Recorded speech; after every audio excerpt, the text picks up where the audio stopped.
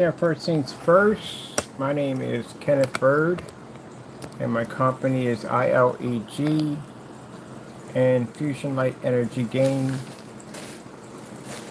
Technology Streams. I am doing more, I got more work to do on the website, of course, not getting around that one. So I got at least most of it done yesterday, which I'm happy about. I got a good chunk of it done yesterday. Building our whatchamacallit page. What the heck? Where's the rest of my freaking oh, it's on this side. It opened up a whole new different tab. Building the showcase page right now in the search engine optimizer, still tweaking. I gotta get this thing in sync. Let me see. Tile projection stream. This should be, this is here. I have to go in and change this.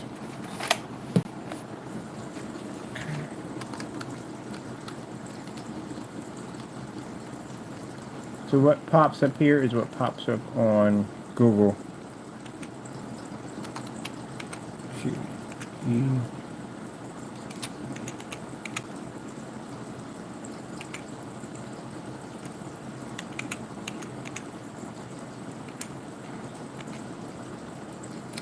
Transparent.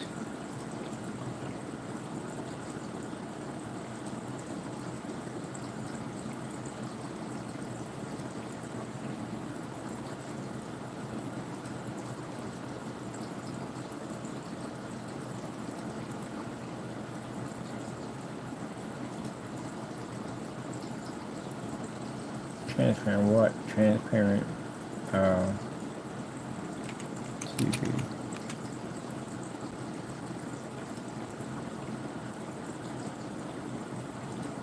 No. Transparent.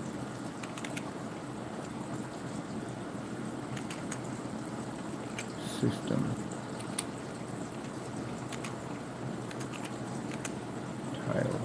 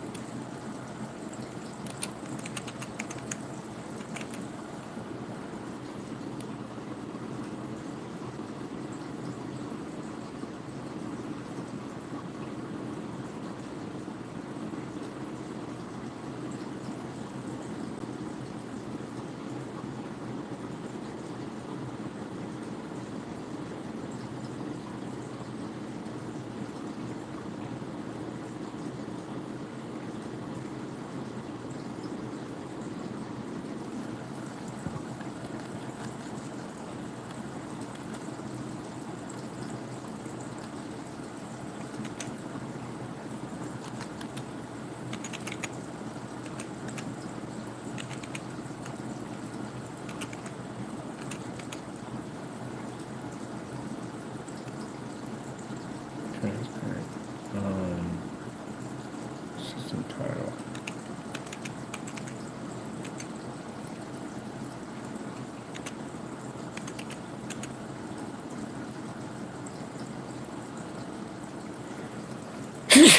Excuse me.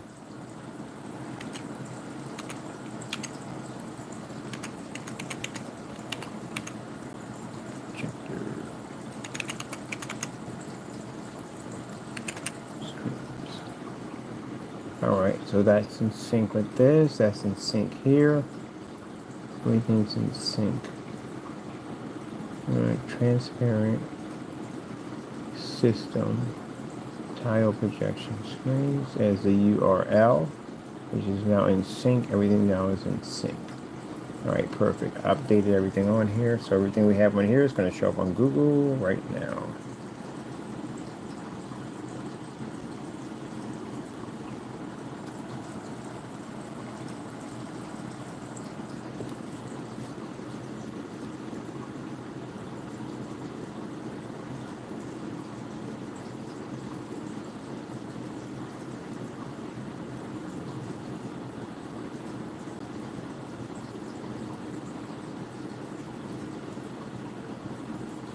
And where's the big boy specification sheet? Do we have it here or we have a Facebook? I think it's Facebook. Facebook's on a different tab. Why do you put Facebook on a whole different tab? Edit, post. I don't think it's on this one. I doubt it's on that one. It's probably on one of the older ones. We have... One of the things you got to watch out with Facebook for your business is that Facebook, and I don't know why they do that, but I think it's entrapment. They will basically give you a bunch of choices if you want to add music to your post. Let's see. Post, it should be on this one. It's supposed to have the sizes. Coming soon, transparent. No, it's not on that one. That's too late for that one. Discard. Let me see. So on one of these, we got the measurements on here.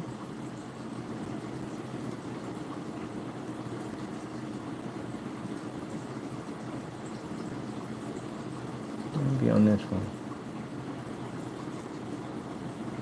Coming soon, window technology. I don't know either. Man, you gotta put an update in here, man. You gotta put the measurements on this thing. Let me see.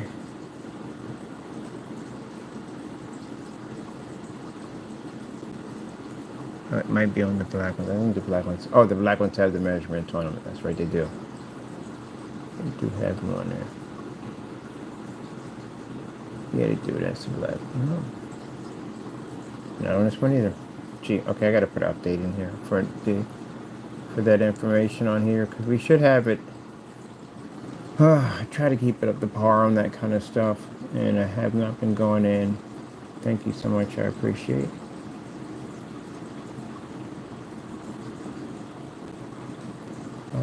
Actually, this is a physical projection screen. Let me see, no dark environments, blah, blah, blah, blah, blah. This is one of the summaries, large summaries, but not the one I'm looking for. I'm looking for is a much larger one than this. Let me see. No, that's not it. That's not it. That's not it. I just put this thing on YouTube only? Like, really? Where's the full measurements of all the stuff I have on here? We're going to have to repeat that process about 100 times on here because, man, it's supposed to be on here. Here we go. This is it right here. Like, this, we only have one of these on here? 100 made per month. We're going to have to change that number. All right, let's grab all of this. This is what we're looking for. I'm going to have to put that down. Remove this. That here. Take that off of there. Go back to the top of this. Go back underneath this. Ah, come on. We're not doing the whole disconnection, reconnection nonsense. I don't get it. It's like one or the other. I got the Fire Stick to finally work in here. Because the Fire Stick doesn't do well in here. And now I'm fighting with the phone basically connection. I'm not going into Bluetooth, because if I go into Bluetooth, it takes me hard to get back into Wi-Fi. And it's easier for me to upload and download stuff. So we already have the screen. Really? Let me disconnect this. There we go, right over there. There's one of the panels right there on our 50 lumen projector, which we can operate in a fully lit environment. There's one sitting over there. Those are the smaller ones. We're still getting the sizes for those because we're going to use smaller ones that you can sit on top of your desk. And that's what I'm using right now. I got a nice little desk display of my fish, my aquarium, up here on my desk.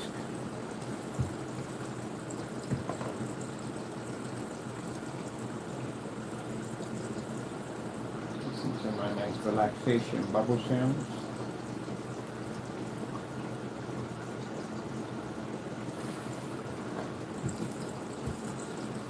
Surface or the flex.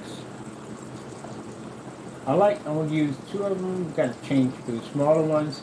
We're going to have the flex and the flex dark. The flex dark is the one we can put up the PCs and game and stuff like that. So let me see. I'm probably going to do some demonstrations on the dark flex. Let me get my sample sheets out. Hello, French fry man. How dare you call me French fry, man? I am not a French fry. I'm a cat. A cat. I am a cat.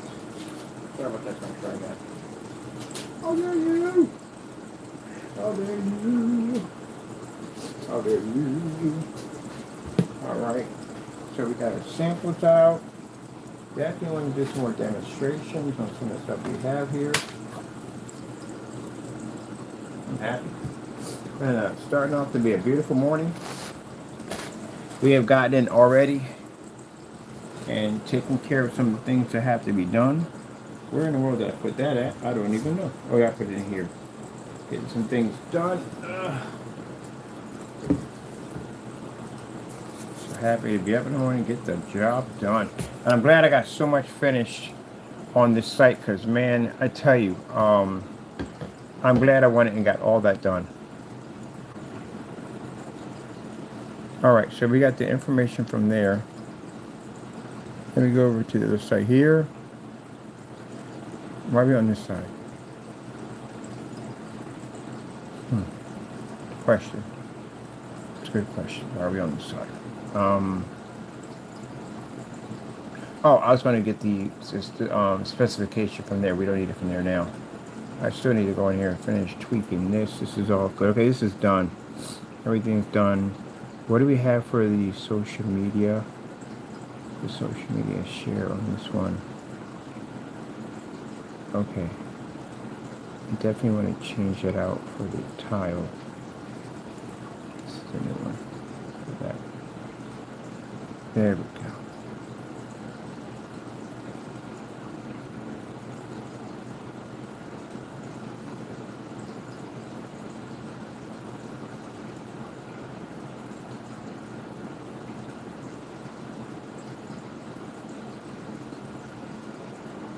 I look at the most advanced home or business projection screen technology on the market. That's perfect. That sums it up. So anything we put here comes up on social media.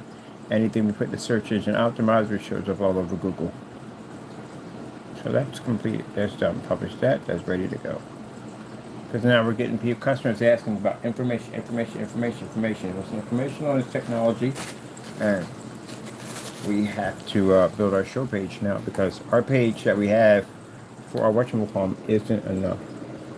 I'm about to put my music on so I can listen to my music and work because I get more work done when I'm listening to music. Let me see. We need to go back to our show page. Where's my show page at? Oh, we are on the show page. Let me see.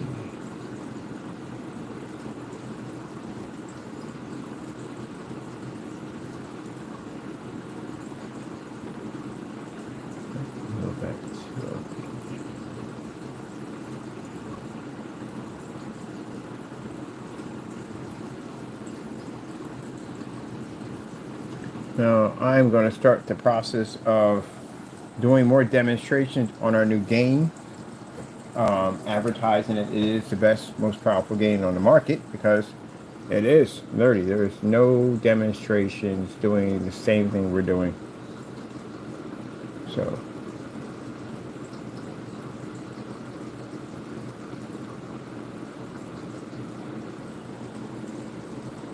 here's a new page. We just finished yesterday.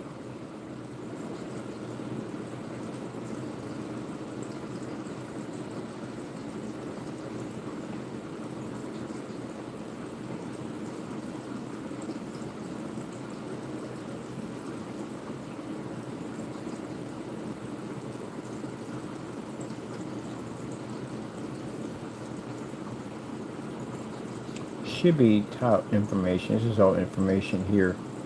So this should be information. So I'm going to change that out to information because that's what that is. That clearly would be information.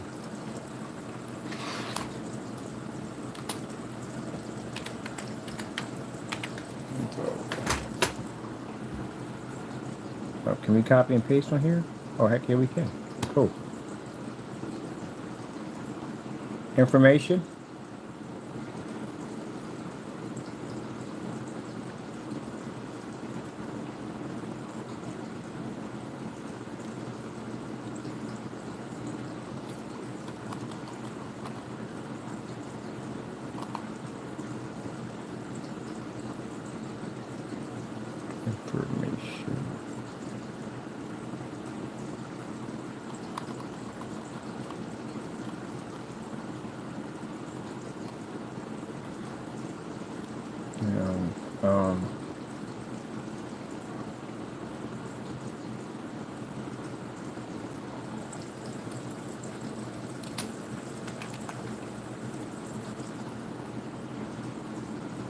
TV tile, TV tile, TV tile, information.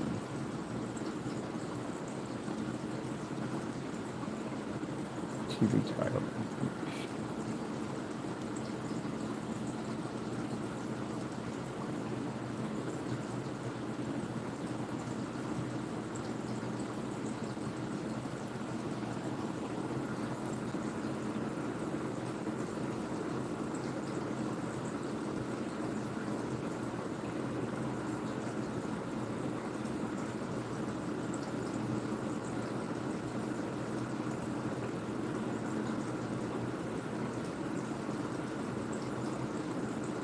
Come on, be nice.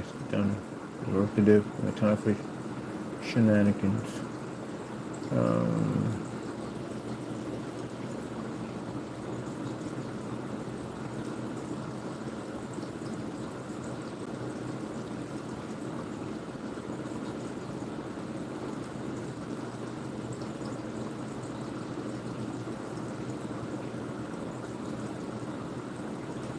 Right, where is it? Where is it? I just dropped it. There you are. Why are you dropping low? Way over there.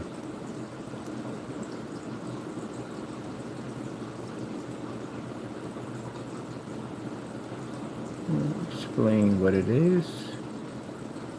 I have here.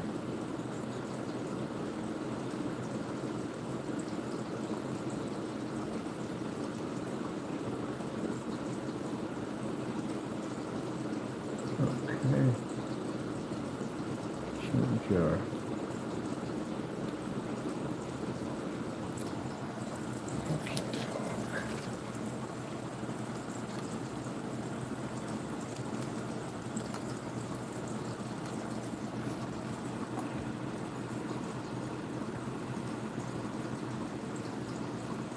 Visual effect aquarium system.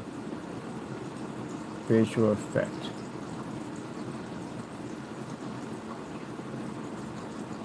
Visual effect. Projection. Happening in there? Nope.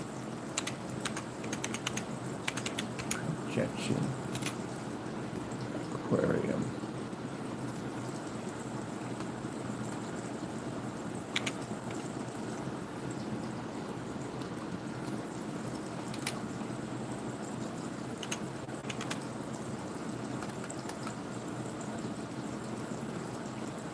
Visual effect.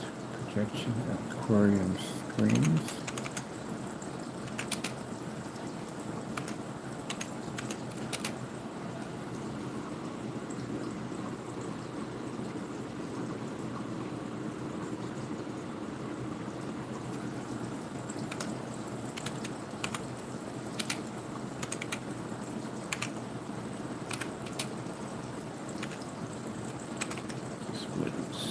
Display. Displays.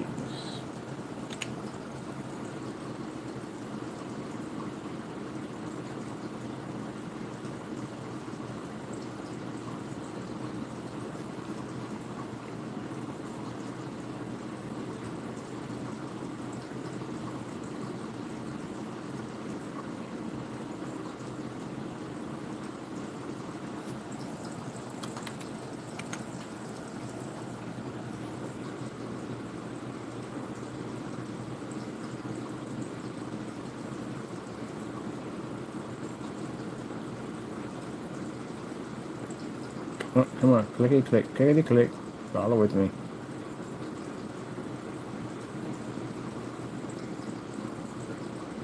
Move with me, move with me. Sheesh.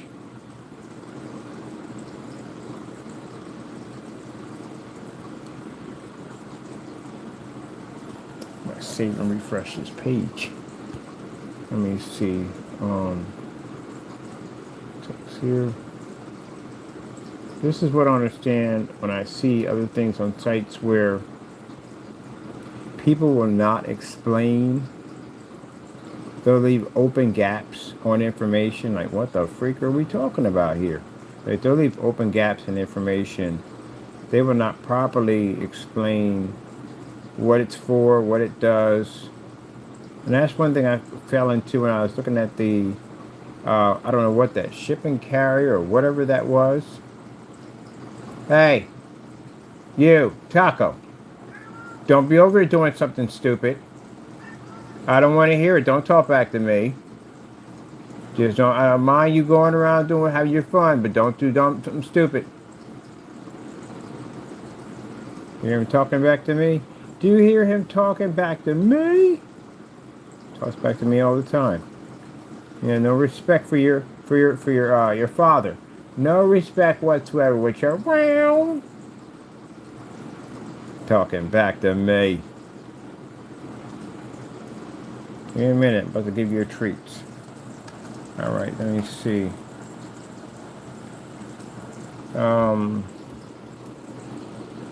Let's see.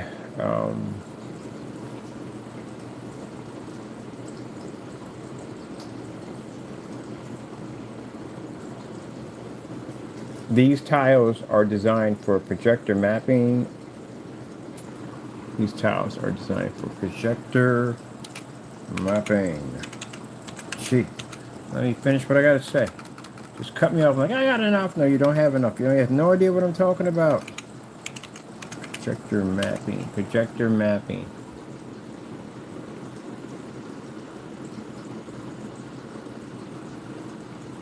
Huh, we're already in there.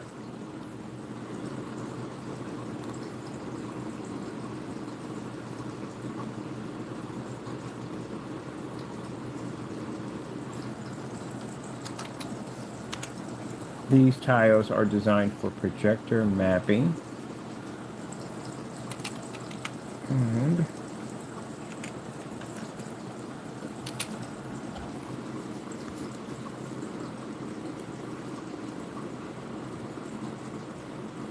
special effect displays.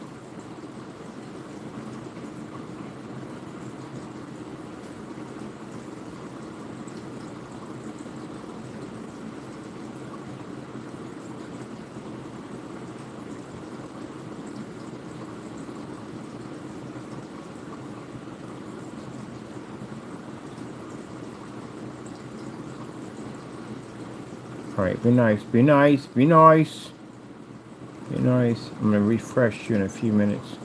I'm going to save you. So you're good to go. There you go. Publish. So you're good to go. Take down some of these pages we don't need. You can go. You can go. I have nobody has nothing on that page. You can go. You can go. So here you can go. Using that. I think so many Google when YouTube's open up on here. Save that. Oh, we don't need that. Where's that at? It's right here. That can go. Anything else we have in here? That else maybe you see site. We got two of these up here. That definitely can go. Alright, cool. We should have enough there. And let me go in and refresh my page.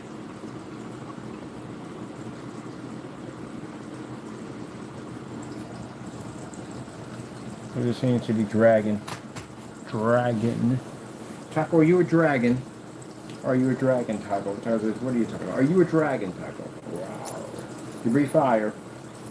You breathe the fire, Taco. I do not breathe the fire. Do you not?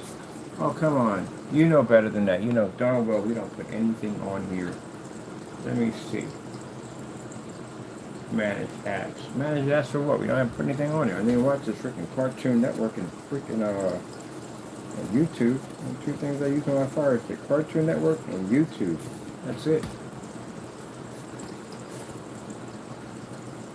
All right, let me get you done. I'll listen to some of my Frank Sinatra.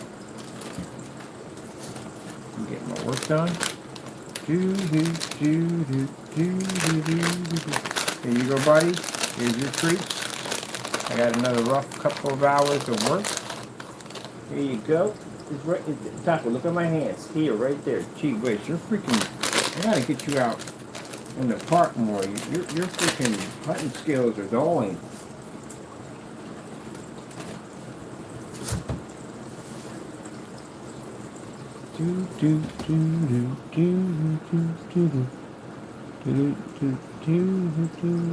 Okay, let me see. We're going to be on this section over here. There we go, a lot more better. Let's see. Tile transparent TV screens. Bum, bum, bum. Dum, bum. I love those emails you get where they send out to you and they tell you, hey, your website needs fixing. I can help you fix your site. What, am I stupid at the end of the day? I'm going to give you like remote control access to my page with my passwords attached to it so you can lock me out of my own page and take my site. Oh, heck no. Don't ever do that. When you get that dumb nonsense that pops up that tells you that they can get you on Google first and all that stuff, man, you can do that yourself. You don't have to pay for that. That's a scam. That is definitely a scam. These tiles are designed for projection screen mapping applications. Don't even do that. That is just a total scam. If they're tell you they can get you first on Google and all this other nonsense, man, don't even bother with that stuff. You can do it yourself. You can do it yourself.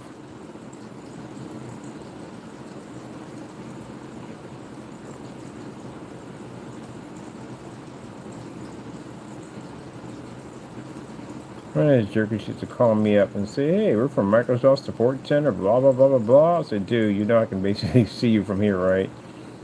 They'd kill me with that Microsoft Support nonsense. And the emails that I love, man, I miss the emails. I used to get these emails, man, that had me cracking up. My personal fear. There's such drama emails on how you collected all this money and you got locked out because of the military coup. Now your father doesn't have control of the country, but you have millions of dollars in your banking account. You can clearly have it if you give me your routing number. That is funny. People fall for those things too. I don't know how. How? It's more like the elderly that they trigger at the end of the day. I had to stop my mom from buying a couple of things online. So yeah, maybe toward the elderly at the end of the day. Man, if your job at the end of the day is ripping off old people and stealing from them, you deserve everything. You deserve all the bad things of life. Because that is just awful. I remember the landlines get so many scam calls, it's not even funny. Because majority of most people are going to have a landline are basically people that are, I don't know, just not in touch. I don't know, I would get a landline. I guess a backup line, I would definitely get one, because definitely communication, so at least get the landline. But, most senior citizens are on landlines now, and yeah, they're filled with freaking scam calls. I have to have a ball. They call my mom's phone, and I just mess with them all day. Let me see, extreme beast mode. Can we, can I get this one piece right here? Because I want to put beast mode in red. Get out of the way. Can I just do beast mode? And just put it in red? Oh, I can. Awesome. But that's not red enough for us. Alright, that's perfect. Beast mode.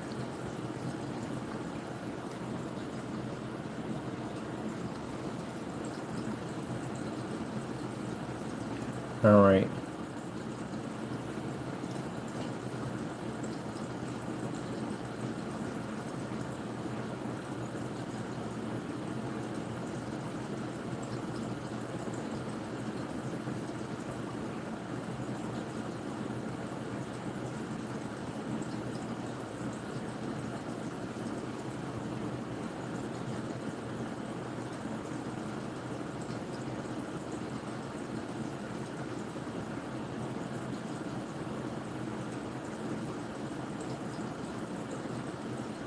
It's better.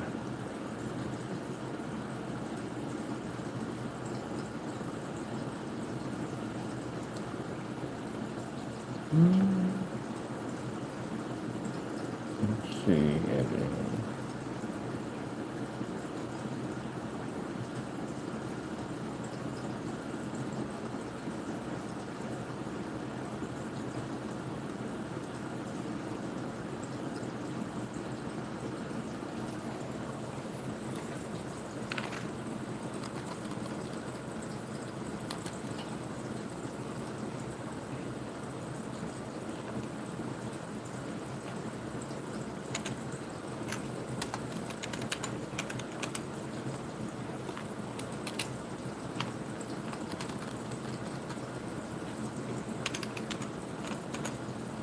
Really? We just capped that? Really? Hold on.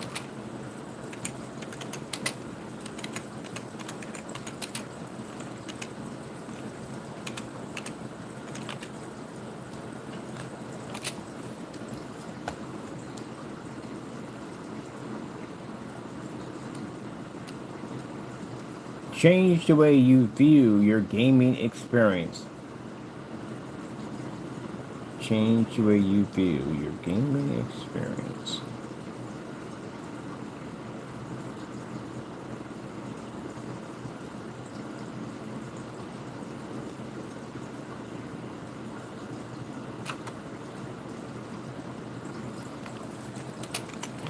%. 100%. Bum, bum, bum, bum, bum, bum. What is that? 100%. Guaranteed. Guaranteed.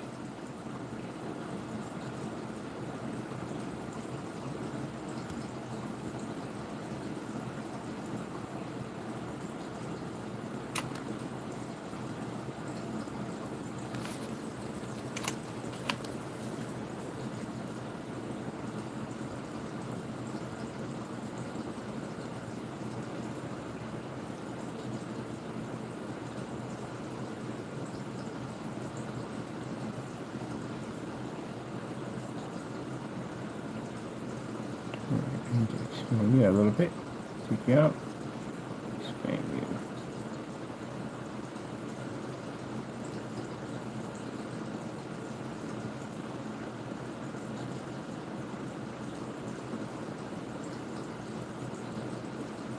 you. Get back in there. We're right where. Right here. Guarantee. Alright, let's bring you down here because you're doing way too much.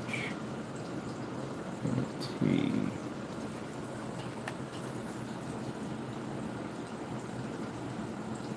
Without the requirement of expensive PC parts or expensive monitors. Without the requirements of expensive PC parts and expensive monitor. Wait till you see what my new build is. My new build is super cheap. My gaming PC is super cheap because it is technology. It is super cheap, baby. Super cheap. Because I ain't got to spend the money now because we got one of these, get these screens in here. I'm going to basically be talking about the 1050. The 1050, how old my 1050 graphic card and what it looks like on this freaking screen is absolutely insane. So no, I'm not spending any money for my PC build. I'm under $400 on my next build. Yep. And my buddy has a PS5 Pro, right? He has a Pro.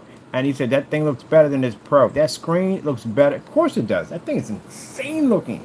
He was like, what kind of graphic card are you running? I'm like, I got a 1050 in here. He was like, no, it's a 1050. He was over that day to come check it out. Yeah, I told you in person, they're weird. They're crazy, insane. He was like, I'm done. I'm done. I'm done. I'm done. I'm done. I'm going to build myself a cheap PC and go at it. Yep. He's going to be one of our beta testers. He signed on to be a beta tester. So no more expensive PC parts. No more.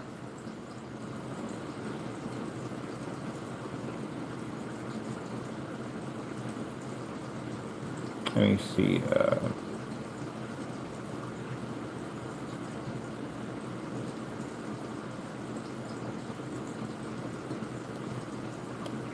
see, no expensive, without the requirement of expensive PC parts, expensive monitors,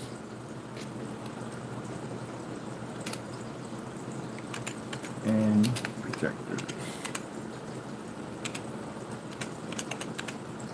I'm going to be doing some more demonstrations on that today. That's just a lighter version. We got the new gaming screen tiles coming out soon. I see without the requirements of expensive PC parts or expensive monitors and projector setups.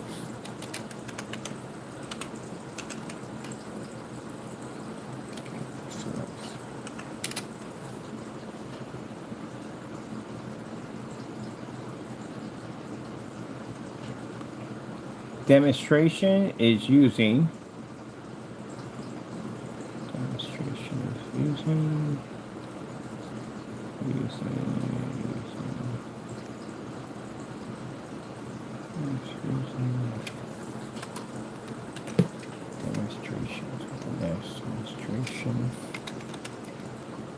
are using, that is using, are, that is, what the freak is using, duh. Demonstrations are using, let's see, cheap built PC.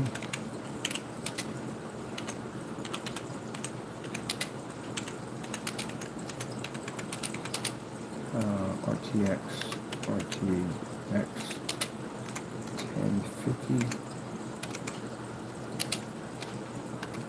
and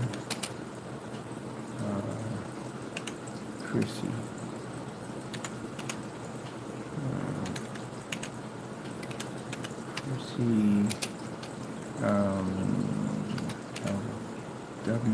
W400.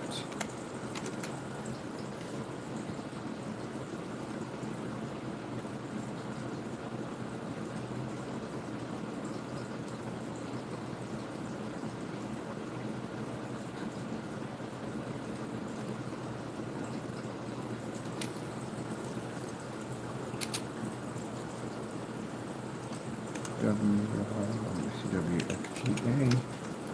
720p eBay costs, our eBay costs.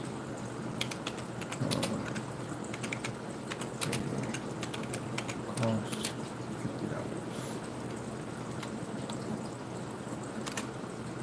Nope, wrong one, buddy. Wrong one, buddy.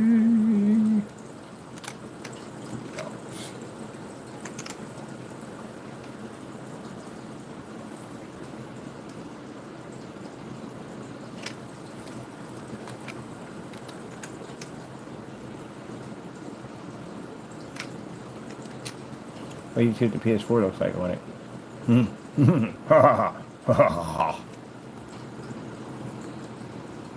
Let me see. So everybody's going to bring down this PS5 Pro, PS5 4 Pro on the screen, and ours on this screen right here. Watch and see what that thing does to it.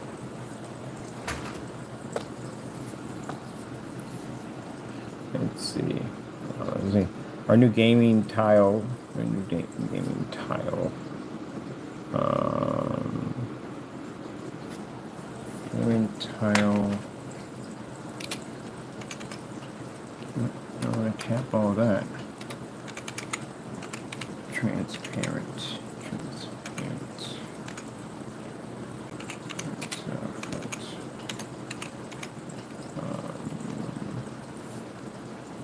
Gaming tile transparent. Or should be our gaming transparent.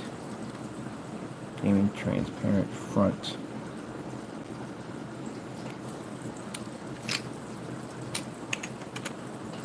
Let's see. Projector. Tiles. That sounds better. Tiles. Change the way you view your gaming experience. 100% guarantee without the requirements for expensive PC parts or expensive monitors and projector setups. Demonstrations are using cheap build PCs with a RTX 1050 and Christie 720p, Christie LW400 wxga 720p projector. Our eBay costs $50.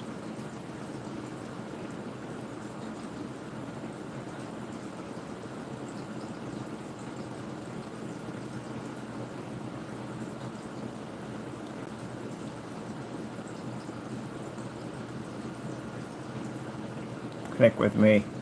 Here you go.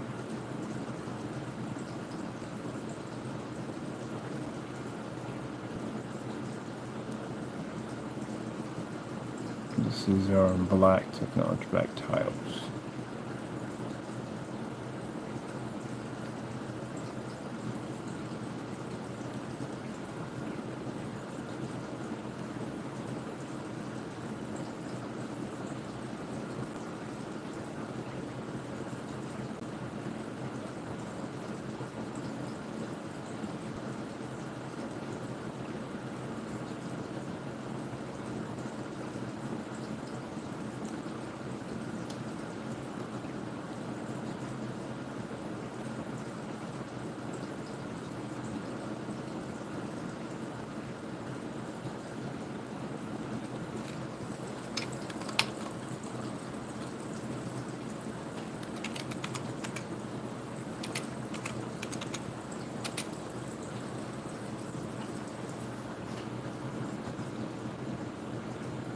Let's see,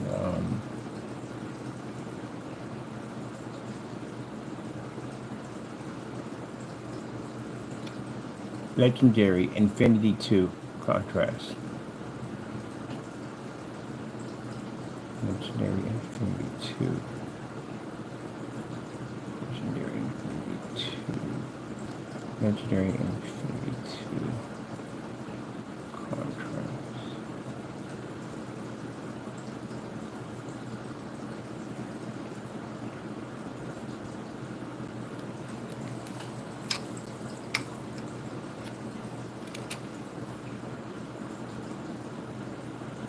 Are designed with the deepest, darkest contrast. Where'd you get that from? Are designed with the deepest, darkest contrast levels. No, not art. R. Sheesh. R. And she's AR. Not that. Are designed with the deepest, darkest contrast levels.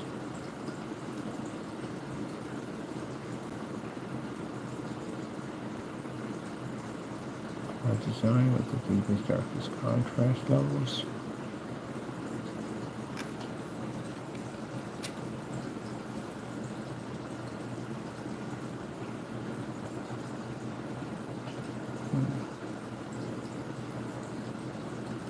And an outstanding white level capability. And outstanding white level capability.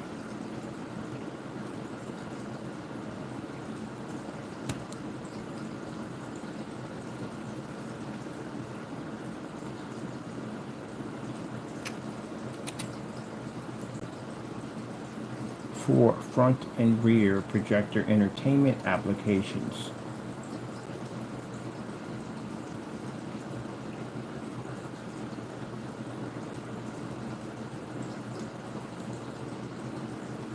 Black tiles are front and rear because they're used for hiding ultra short throw projectors.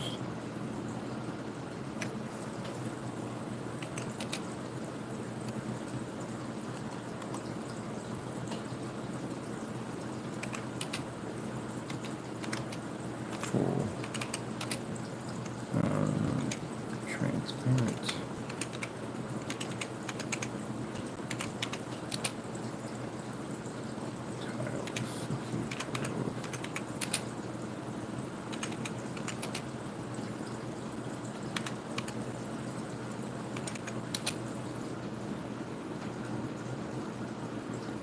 Your bulky ultra short throw projectors.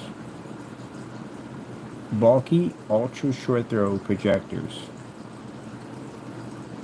Let me get this correct and wrong. multi-ultra short throw projectors.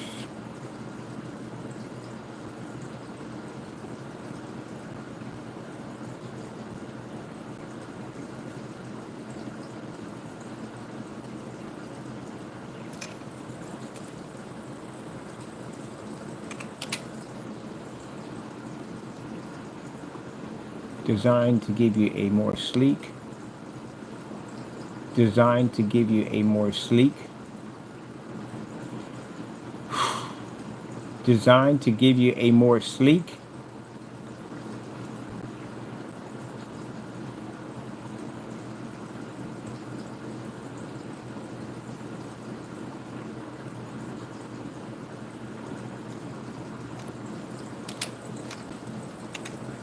TV.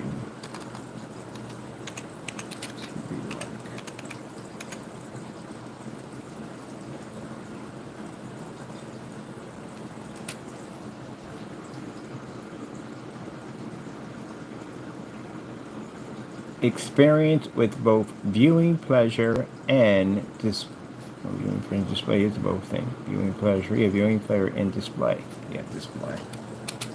Display would do the same thing. Display.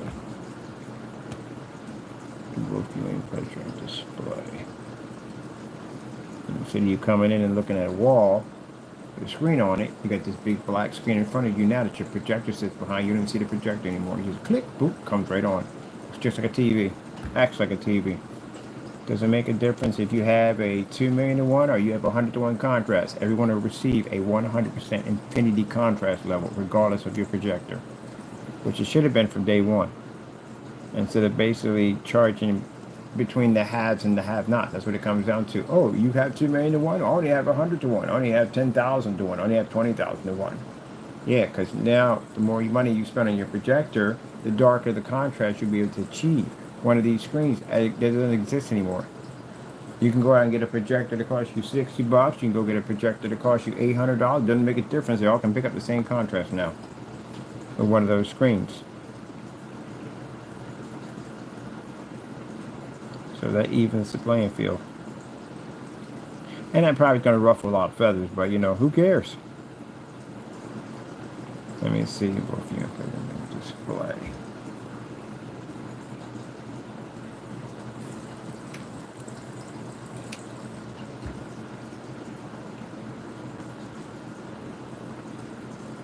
Well, I swear if you got any companies in here, they're going to be ticked. Like, what? You know what that's going to do to our projector costs? Yeah, it's going to drop your cost by a lot.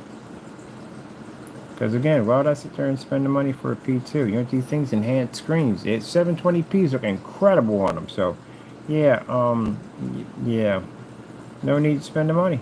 If you want to spend the money, go ahead. Some people spend the money because they figure if a 720p looks that insane, or what 4K would look like. We're going to answer that question because we've done that. We've done 4K next to 720p. You can't tell one from the other. This is a whole different version of that technology that has a capability.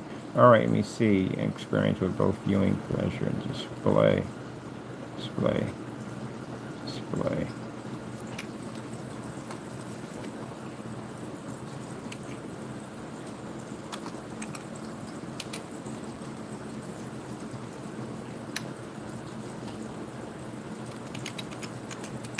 Or new,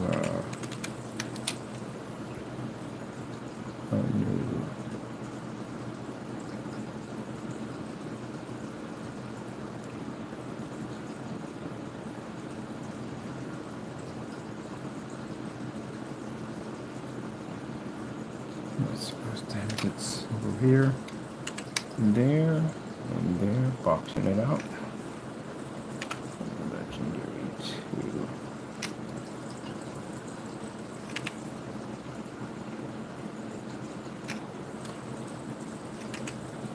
Legendary 2.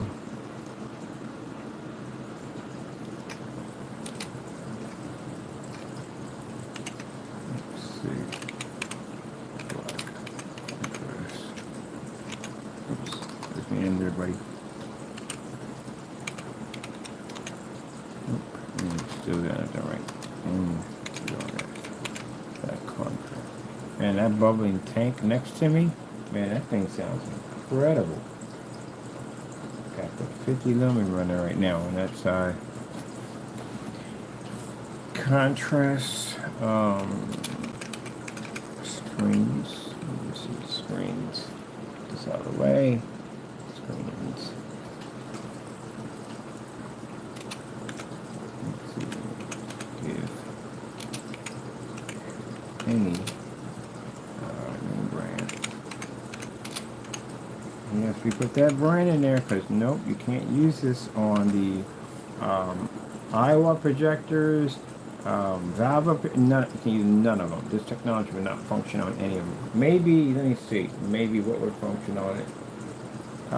The front, those would do it. Those would definitely pick up on them with no problem. Because again, there's no heavy black contrast. The heavy black contrast those in there would disrupt that projector like crazy. But yeah, those front ones you see right there, they'll work on those projectors easily with no problem. And pick up the contrast level. Actually true, because it has that strange invisible contrast technology. So yeah, it would basically enhance those projectors. I didn't even think about that. It would definitely enhance those projectors because light's traveling through them, that's why. Ah, interesting. I thought they have an enhancement now with their projectors. Ha ha ha ha ha ha ha ha. Sorry, that's my happy laugh. Because yeah, if you put them up, even their own screens don't even work. Because that technology right there would be to pick up perfectly on it with no problem. Let's see. I didn't thought about that. The black ones here, no. Because they're straight black. But those right there, yeah, they would. The transparent, those clear ones would pick up with no problem. And they're built differently. It's a different setup for the screen. We can't tell you how it's set up. It's a different setup for the screen. It's a very easy system to put together. Is the right taco? Because it's a tall piece of leather, so well put together. Call me Amelie. Let me see. Our new legendary 2 Infinity Black Contrast screens give any name brand projector.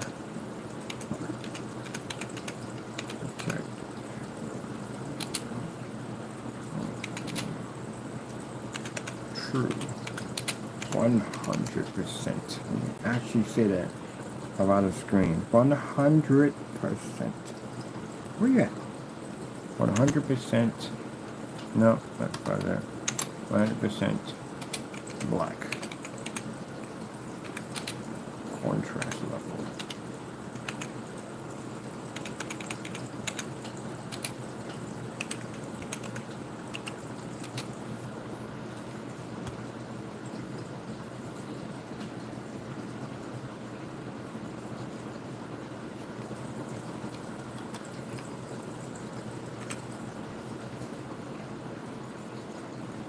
Now, I write all this down because everybody, first of all, I get a chance to see exactly what I'm doing in my site, what I'm working on.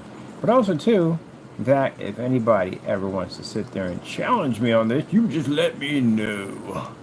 I got no problem with it.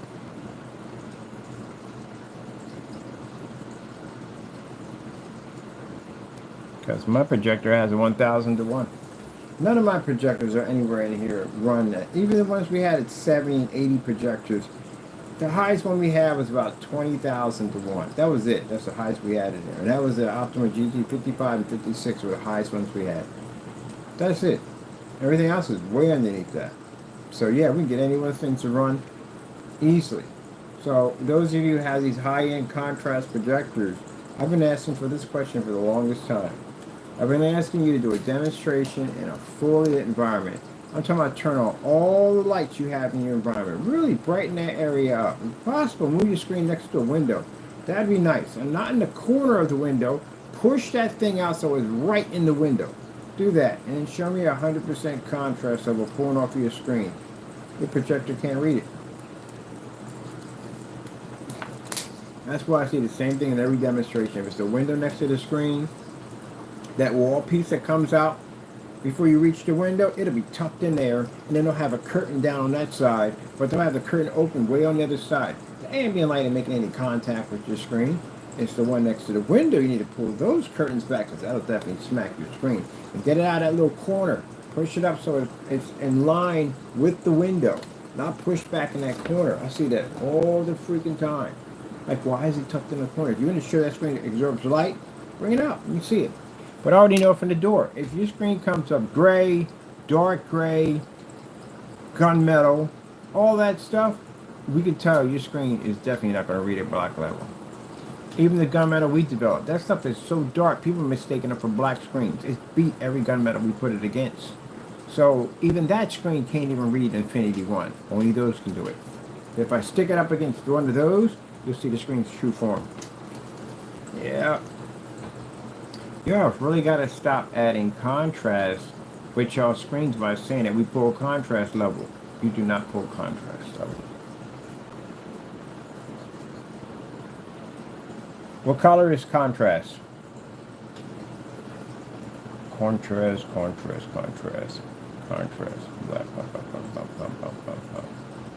Contrast is black. You don't see contrast. Come pick it up.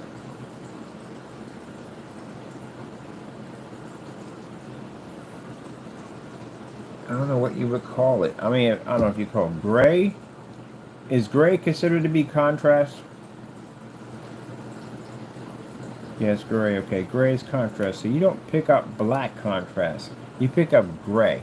That's what you pick up. A gray contrast. You're not picking up black. I can't wait to see one of these gray screens claim that they put up an OLED contrast level.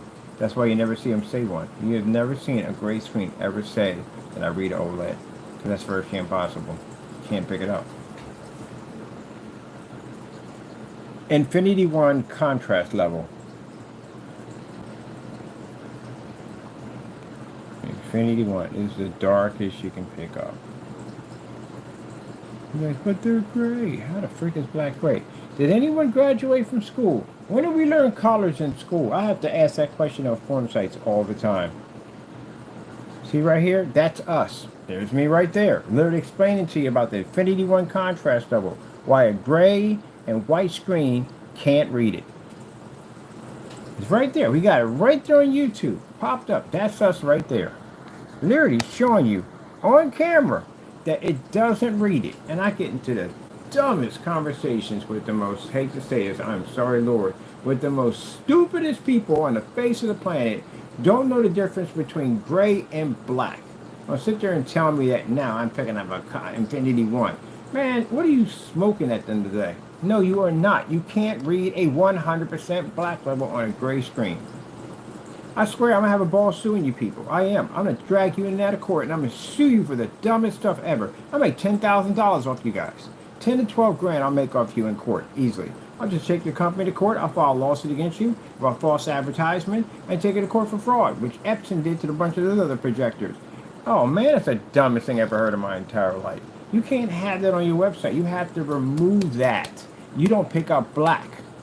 And I always see people say black contrast. No, you do not see a black contrast level. You pick up shades of gray. Depending on how dark the shade of gray is on your screen, is how dark a shade of gray you'll be able to receive. But you cannot see black.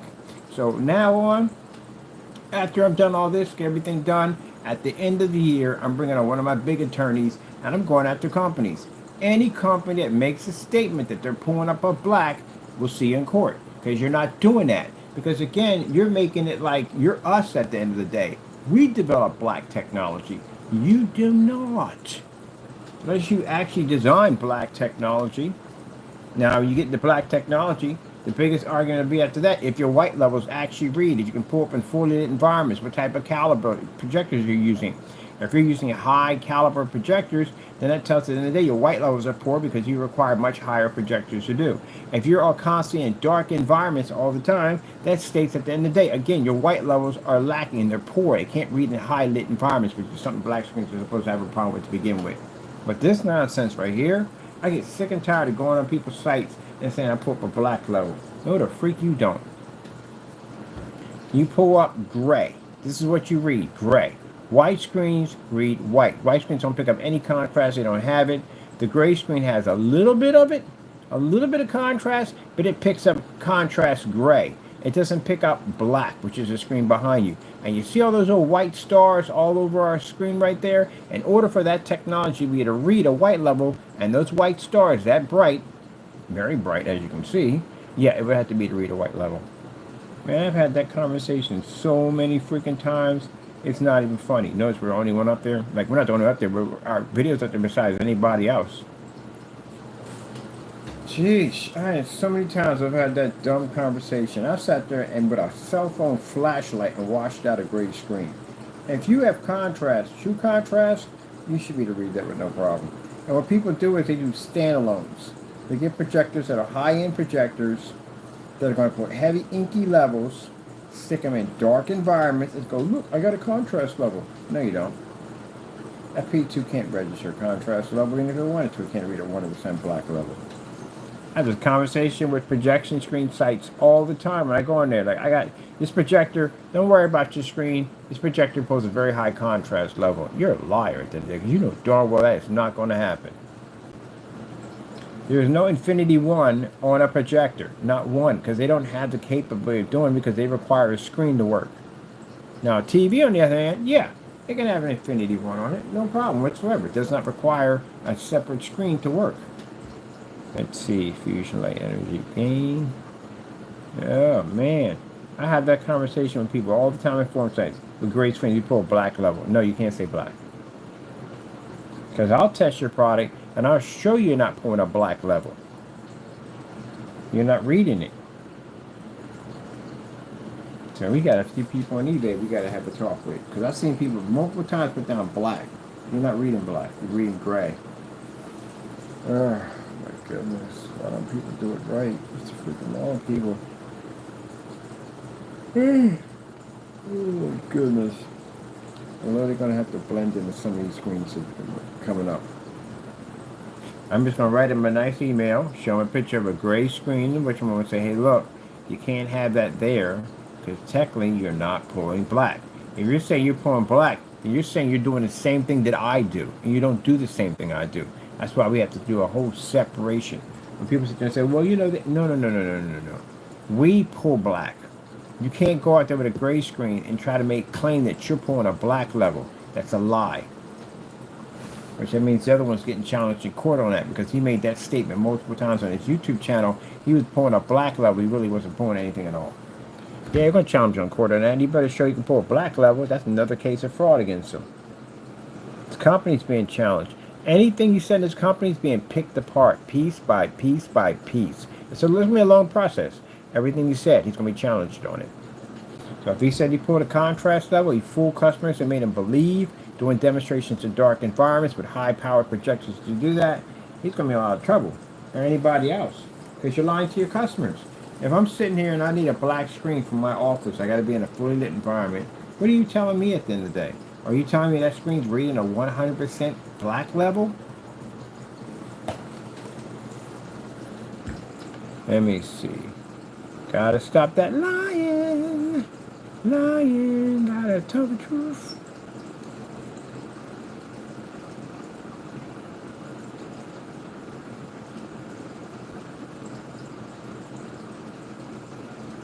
I can see back then, when you first start off, because there were no black screens. They didn't exist. At the time, I didn't see any gunmetal screens at all, period. At the time, there were no darker screens. The only screens, everything was light screens. Every single screen was a light screen. So there were no dark screens. There was none of that at all, period. Everybody was copying after Goo Screen, because Goo Screen had these really light gray screens, and that's what everybody was doing. That was the traditional screen to do. So there were no gunmetals and none of that stuff didn't exist. But now, knowing that black technology does exist, can't make that statement no more. At one point, a dark gray screen was considered to be a black screen because it was the darkest screen out there. Can't say it anymore either, because they're not black anymore. You have a gray screen. That's what you have. And if your screen is really dark, you got to do something called pour outs, which means you have to do side-by-side demonstration pour out to make sure that you're not trying to pass off a dark gray screen for a white screen. And that's easy to do. You pull up a screensaver, all black. See if you read it.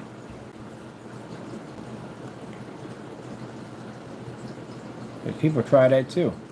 Like that other nonsense, that screen that kept turning gray. That screen was gray the entire time when he was doing that demonstration. He knew it was gray the entire time and making claims that posed a high white level. Even the other guy was sitting there when he was doing a review on that product.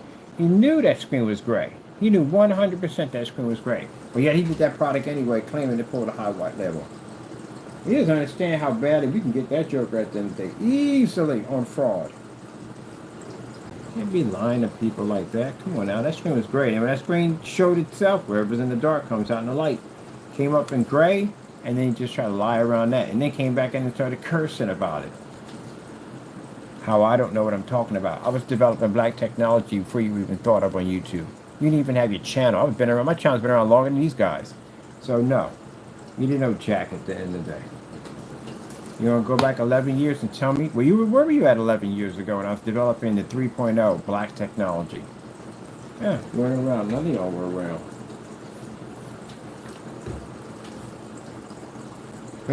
Let me see. We got here, let me see.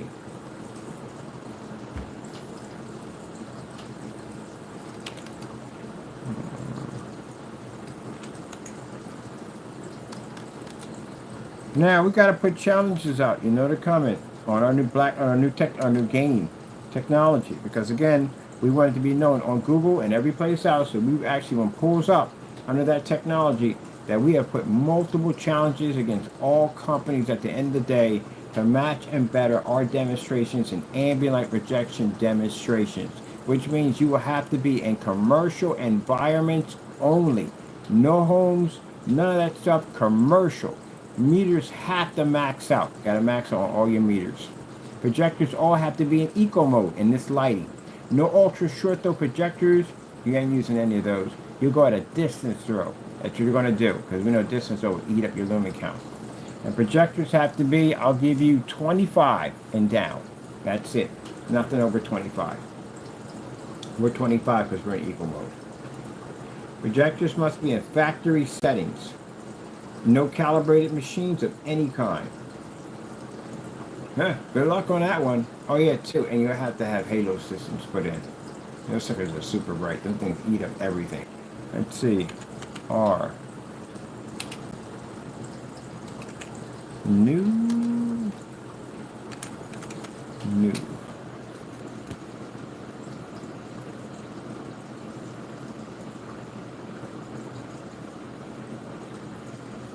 Superior ambient light destroying technology.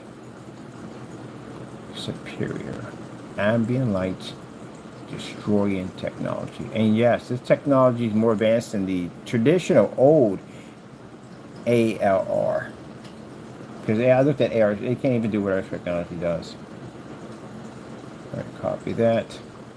I got you guys all zoomed up. Copy that. Copy that. Now, anyone, the only people get their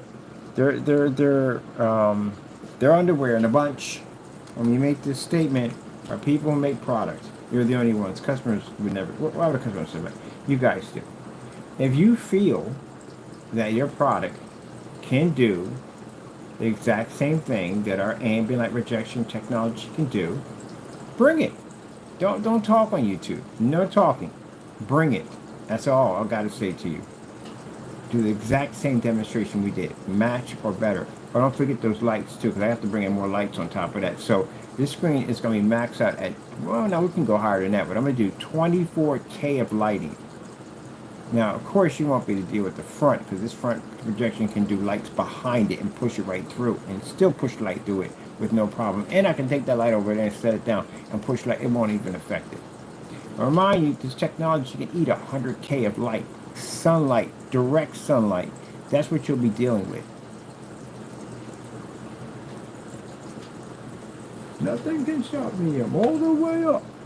You ain't killing no sunlight. So that makes our technology the most powerful game on the planet. Because there is no company that can eat 100,000 lux of sunlight. Only we got that. Which means if a screen can eat that much light inside, cakewalk. That's why we can throw all these lights against the screen. It don't phase it because it can eat sunlight. That's why. We can take it anywhere we want. That'll make a difference. Anywhere in this environment, it'll fire up. Can you say that about your screen? You got to worry about windows, doors, lights, ceilings, all that stuff will take your screen out easily. A flashlight on my cell phone will take your screen out. So again, no, no, no, no, no, no. Our new superior ambient light rejection, ambient light destroying technology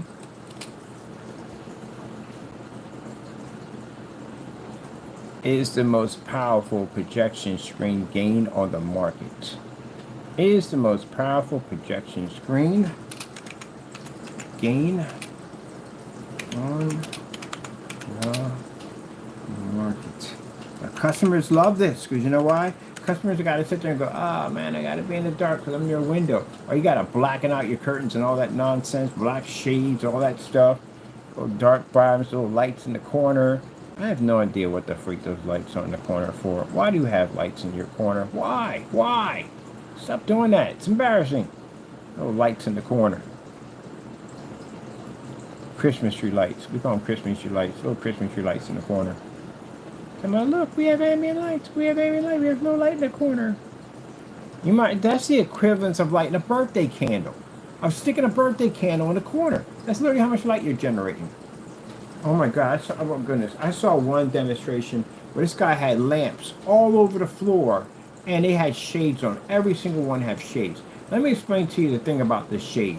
Light goes up and down. If you notice, when you put a shade on a lamp, the light triggers to the ceiling, triggers to the floor. That's it. It blocks majority of the light that's going from left to right. And then these customized rooms that they put these screens in, there's like 2 walls on each side of each lamp in the middle that blocks the light from side to side. Even more, they're just pushed up and down to give off some well-lit environment, and then the screen's tucked away in a pocket in the wall.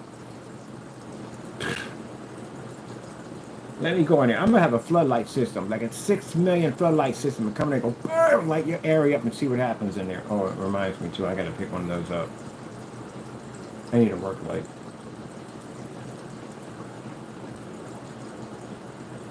Yeah. Yeah, fake, well, ambient light controlled environments. Gee whiz Louise. And you have a nerve to call yourself ambient light rejection technology. Our new superior ambient light rejection technology, so ambient light destroying technology, what, let's see, let me see, this is not what I wanted.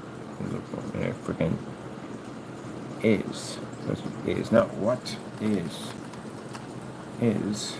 the most powerful projection screen gain on the market.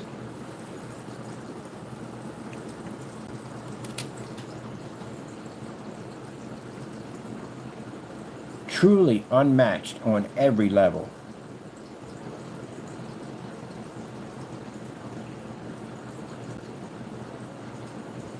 Yeah, we're going to build a screen. If people want to talk trash, I will build a screen and sit outside at 12 o'clock in the afternoon.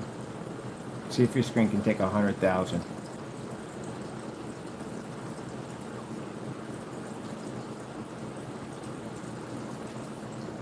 Nothing can stop me. We're all the way up. So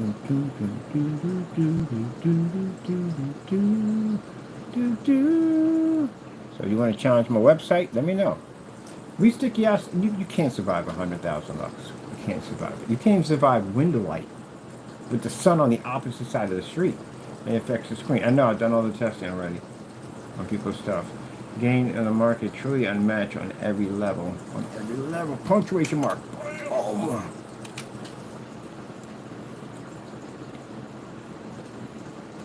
We challenge any projection screen to match or better our demonstrations. It's right there on the website. Bring it.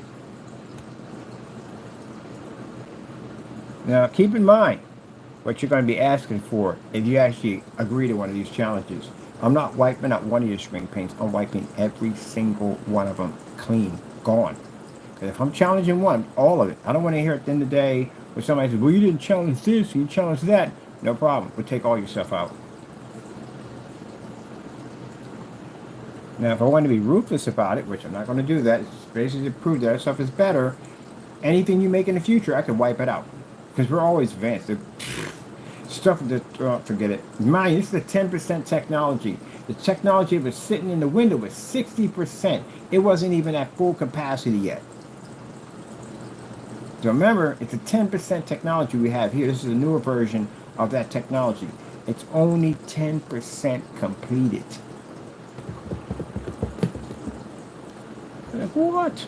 That's what I told the guy. I was talking to the guy on the phone. He's like, oh my goodness, that freaking front projection, I think it's insane how beautiful that thing looks. I said, yeah. I said, they're only 10% complete. He said, you got to be kidding me. I said, yeah, 720p projector. We're using that RTX graphic card over there. The 1050, the one that people were sitting there busting on my card. You know, my Lord blessed me to have that, right? See, that's the part that these naysayers don't understand. Yeah, I'm going to say naysayers at the end of the day. Is that all those parts, everything you see on that machine, that's a blessing from God right there. He blessed me to have my business. He blessed me to be able to make my money. He blessed me to be able to get my parts from my machine over there. And you're going to come in and make some statement of how old my parts are. Yeah, guess what? That screen on those parts right there look better than your screen at the end of the day. You can't fire yourself up in a fully lit environment. If you could, I would have saw you on YouTube. Since I don't see on YouTube and I just see our stuff, that means your stuff doesn't work. You're sitting up there with some freaking, what, OLED TV? Man, please, man, at the end of the day, we can crush an OLED easily. That's easy to do at the end of the day. OLED ain't taking 100,000 lux of sunlight. You know what happens if you hit OLED with sunlight? You know what that does to a screen? An LCD, it dulls the image. That's what it does. It burns it out. That's what it does. How I know this? Because I remember one day I bought a window display TV. It was cheaper. And when I got home to play Gears of War, the blood was looking really, really fainted, like really, really dull. I knew something was wrong. I took it back and got one in the back, and you can see where the blood was nice and bright as it's supposed to be on Gears of War. And yeah, you stick that stuff out in the window, it'll tell you can't stick those screens in direct sunlight. It'll damage them. Top of that, your size, man. Your size for your screen. A 100-inch of red technology is far cheaper than a 100-inch of an OLED. And keep in mind, that's formatted. Your aspect ratio is formatted. That's why it says formatted for this projection TV setup. You don't have actual 16:9 or actual 235.1 capabilities. Your TV would cost you too much money. It's almost like $100,000 for 100-inch. You're having to deal with a 235 and 106 inches will cost you for that screen. And an actual 235 or actual 16:9? Yeah, you're watching a format. That's why when you watch a movie, it says formatted. Yeah.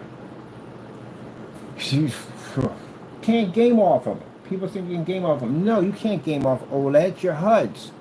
Any of them little HUDs you have in the corner, the little readouts you have, they burn into the screen. They're called screen burn-in.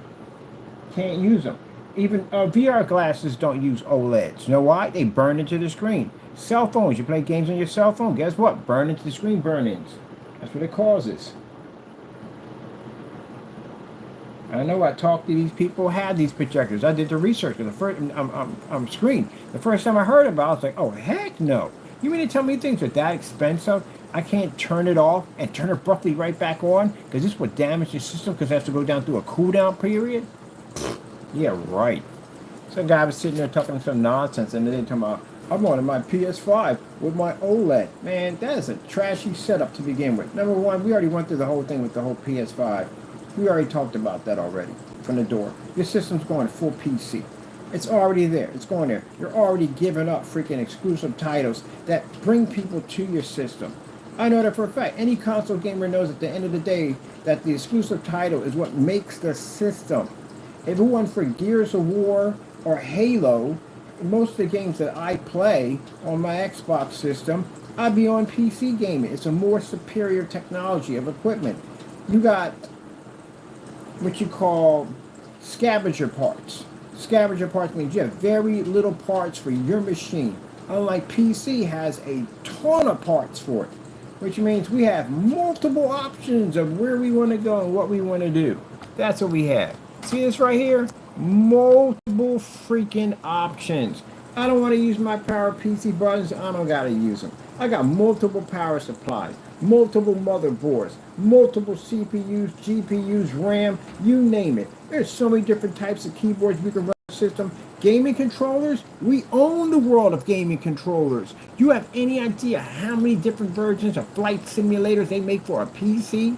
driving game steering wheels for a PC. And then on top of that, not only can we game with our stuff, but we can game with your controllers too. All your controllers. I can run your PS5 hardware on here, your VR glasses, everything on here. There's no problem whatsoever. It's a more superior technology. But the price that your system is going for, that $800, $900 price tag, the tagging system, they already know from the door they didn't get enough feedback, good feedback from that system costing $700, that you guys are not willing to pay that money. That's the reason why they're marketing their games to third-party companies, because now they can make that money roughly right away. Whatever they're going to lose on the system, they're going to make it back in games. So sooner or later, you're going to find out that they're going to sit there and say, the dumbest excuse ever heard in history was, the reason why we're putting games on PC is to make PC gamers come over to console. Why would I do that?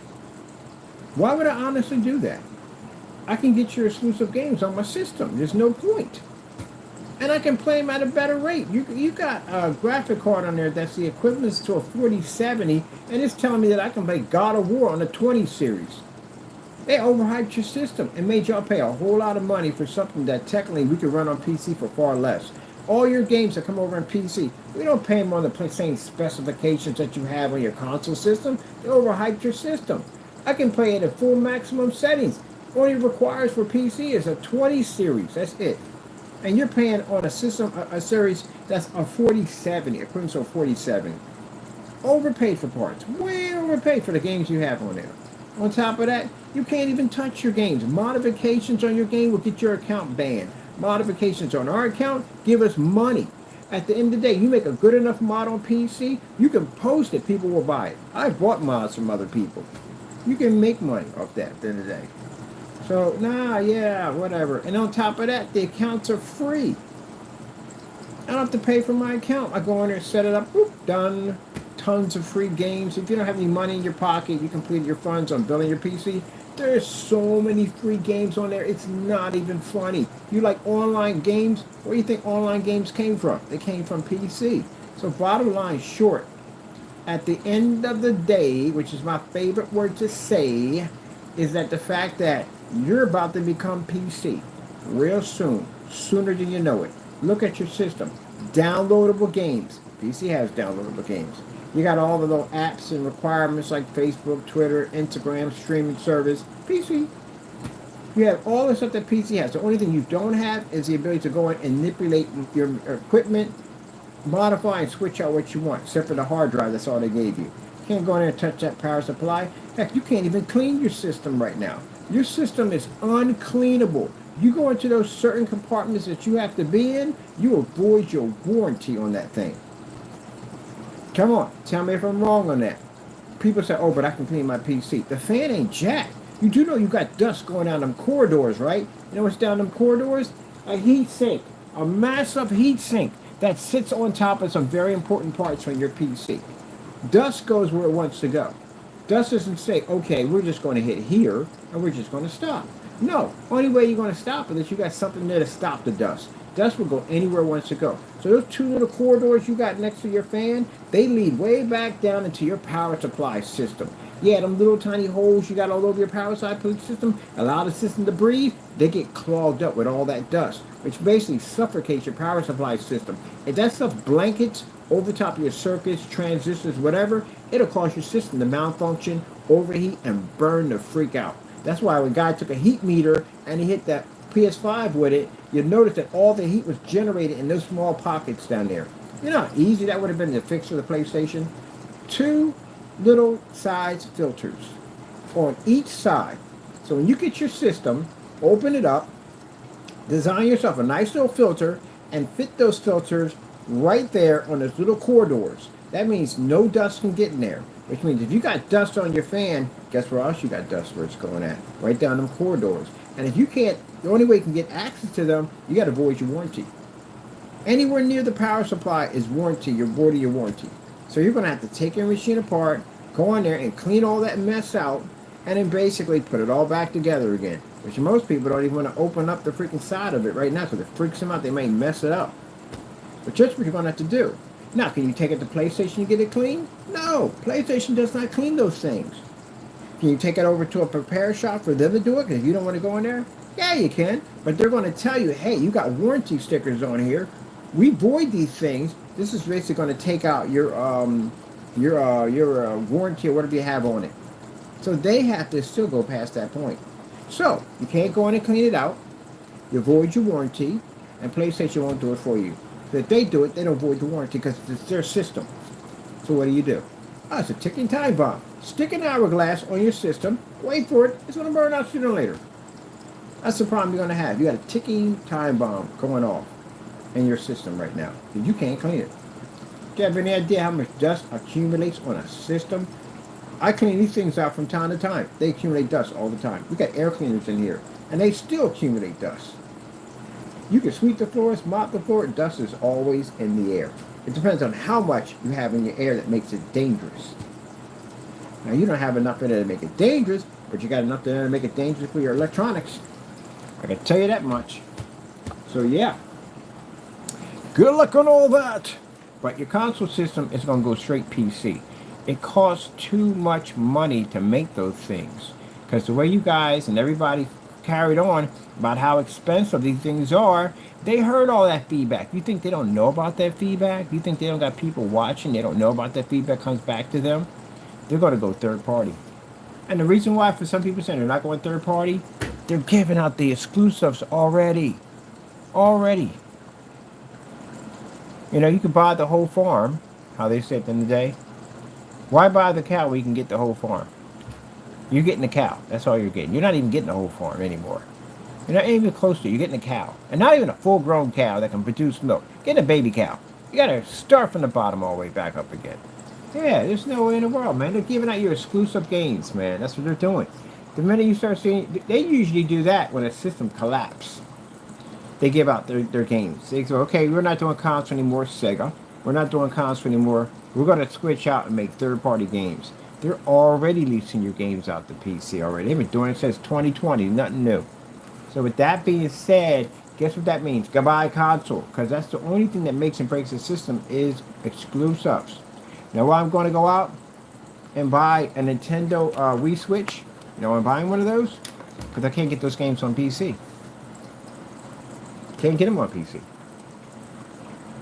So since I can't get the game on PC, that means that I'm going to go out and buy myself a Nintendo Switch. And I'm going to go out and I'm going to pay for their subscription costs and everything that comes with it, because I do want to play it online. Because they were smart enough not to give out their freaking exclusives. If their games were going to be over on PC and they gave out their games, why would I buy a Nintendo Switch? Same thing like Xbox. Xbox games shows up on our systems all the time. It's Microsoft. Of course it's going to be on there. But games like Halo were forbidden on PC. Now we got so many versions of Halo, it's not even funny. And then them coming out with a console system, a handheld system, that's a waste of money. I mean, who the freak's going to spend money for a handheld system when you can literally play the games that they have on your cell phone, your tablet, your PC, whatever, you know what I mean? You ain't paying no money for a freaking handheld game. That's crazy. No. See? There you go, people. You're about to come full PC.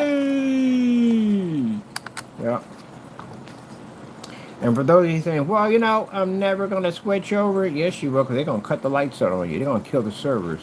That's what they're going to do. Going to kill the server. Which is going to suck, because I got some games on there I do like for my PS4. Ugh, what the heck are we talking about on here? Oh, here we go. This right here. Yep. So console gamer, yeah, your day is coming. Your day is coming. Sad. It's sad. Hopefully, something else comes up. But you know what? Systems going out is good. It's an opportunity for new systems to come in. A chance for you to experience something new. That's the era we went through with the TurboGrafx 16, the Philips CDI, the FM Marty. What was the other one they had at the end of the day? Panasonic 3DO, Neo Geo, games like that. Because you had, keep in mind, the two stable games you had was Genesis and NES. That was it. But then all these crazy games were coming out. ColecoVision, Odyssey, all those strange games that they didn't really last so long. Atari was around a lot longer than those games. In that era, when Atari came out, that's when you had the ColecoVision, the Odyssey, all those strange games were coming out. Atom. That great big huge computer system and all that. Bet tracks, they're on that time. But, you know, Atari kept their place, and the Atari 5600 came out and all that stuff like that. That's when you get those weird games that come out. You get a chance to experience those at the end of the day, which is pretty nice, again, because it gives you something like refreshing. I got tired of playing NES. Genesis fan, big Genesis fan. Then I switched over from a Genesis to NES because I wanted to see what kind of games they had. I liked their system. I played with them for a little while. Then these other systems started popping out, and I was like, huh, I might just change and get a whole new system because I was just tired of buying these games off the system. I'm going to try something new. That's the great thing about it. But you've had freaking Sony, well, at first, with Saturn coming out of the picture, Nintendo still stayed, but Nintendo's the only company that actually has been here. Been here the longest. Because it was them and Genesis at one point. Sega. And now Sega's out of the field and they're doing third-party games. They are the original old-school gangsters. They're the OGs. They are. From console systems, they are. They're the OGs. Y'all newer systems that you're having, and they've been able to keep up. Can you imagine that? They've been around longer than Xbox. They've been around longer than Sony. They have a library that's way past you guys at the end of the day because they've been there longer. They have the most successful handheld system on the planet. The Game Boy is the most successful handheld. A lot of companies and gaming companies, when they invest in handhelds, they really don't last that long. Like the Nomad, the Game Gear, they don't last that long. But they literally had a successful system. Matter of fact, the system is a handheld system. It's like a console and handheld. I used to have one of them. I had it when it first came out. There wasn't a lot of games for it. Now there's a ton of games for it. I want to get one. But still, you think about it. And if you think about all the systems that wanted to make a thin version, they made a different versions, they never did that. They still got the same version, and it's still doing what it's designed to do.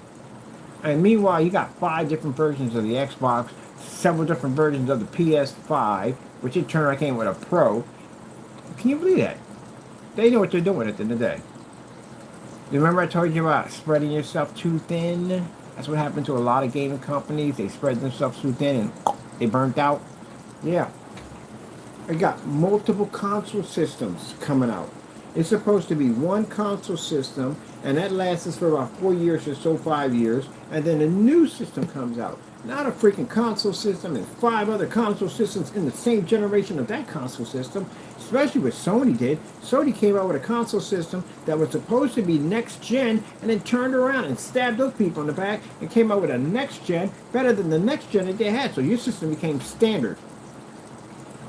Oh my goodness. I've never seen that happen in console ever. I've never seen it happen ever.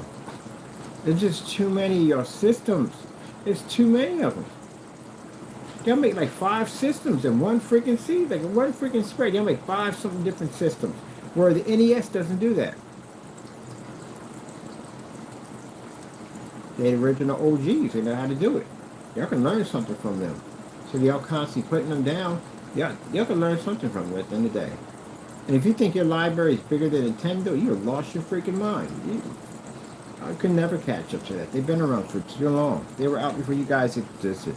I remember Sony came out. Sony wasn't out around the time when you had freaking when you had the first NES that came out. What Sony wasn't even heard of. It's funny because when Sony came out, everybody thought Sony wasn't gonna make it, because Sony's not a gaming system. Microsoft, yeah. Xbox, when it came out, yeah, everybody knew Xbox was going to do well because, it's Microsoft. They designed PC games at the end of the day. But Sony, nah. Anybody believes Sony was going to do well at all? What does Sony know? Sony knows laptops and VCRs at the time, remember way back then. TVs. What do they know about gaming systems? So I'm surprised they lasted that long. Did a good job, though. I can't say they didn't. They did a very good job, an extremely good job, keeping it up. But again, like I said, you guys are turning PC. There's no way around it. You're turning PC. 2 ways that can keep your system afloat. They give you all parts like we have. A lot of parts. Like you're compatible with all the parts. If you're compatible with all the parts, guess what that makes you? You don't no longer console. You become PC. And they can't do that. They have you changing out your system and upgrading. That means they don't have to bring out a new system every year because you can just upgrade and build your own. And just go down that route. Yeah. And that's going to be messed up because now they're going to charge you for a service that you can modify your own PC and put together actually a console system like a PC. You can have all the parts we have, but you're still paying for the service, so that sucks. That means you're just going to come over to PC because you're building one anyway. What's the point of paying for something for an online service when you can get it for free over here?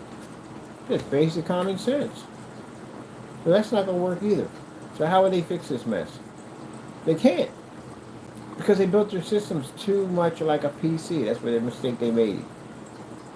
They should have kept it console. But you don't got no choice in that either. You know why? Because the more they advance games, the better they make games, the better they require heavier parts.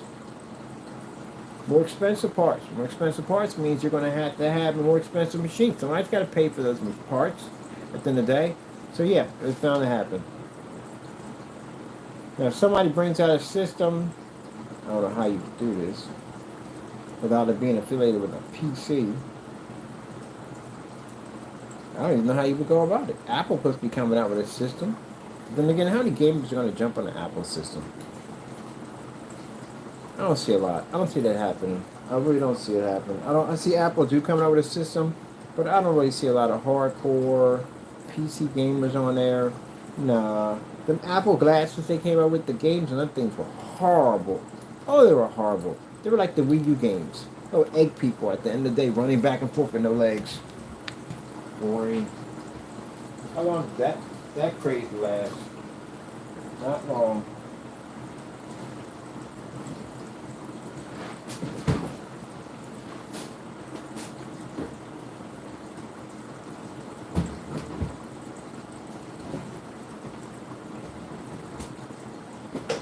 Okay, what happened to you? There you go. Yeah, everybody talking about the Apple VR glasses, the next gen in gaming, the new experience. How long did that last for? How many games they got for that thing? None. They got a bunch of games in there with a bunch of people kicking a ball around and throwing the ball back and forth. It's like the equivalent of a watered down version of the Genesis Connects. I'm sorry, the Xbox Connects when it came out. The first Connects that came out. Remember how? Oh, I'm just saying. The Quest 2. The avatars you get, they look like that in there. Have you ever been in big screen mode? How they look just like that in the game. You spent all that money for that system just to go in there and just basically multitask off your PC and VR. Yeah, that didn't last long. People got bored of it quick. So, yeah, whatever. But yeah, console's gonna go PC. It's hidden there. I'm just curious to see what comes up in between that when the Sony goes out. Xbox isn't gonna be around either. If you're what about? No, you're not. You're not gonna be around. And the reason why you're not gonna be around is because you've been porting your games over for the longest time, and now you're trying to come out with a handheld system again. I guess YouTuber explained it, and he was so crystal clear in this. Why in the world would I pay $400 or $500 for your handheld when your games are on my cell phone, they're on my PC, they're on my tablet? Why would I pay for that? A tablet is a handheld game system. Cell phones are handheld game systems. Why would I pay $400 for a system I can play already over here? Pay a little subscription fee, that's it. I'm good.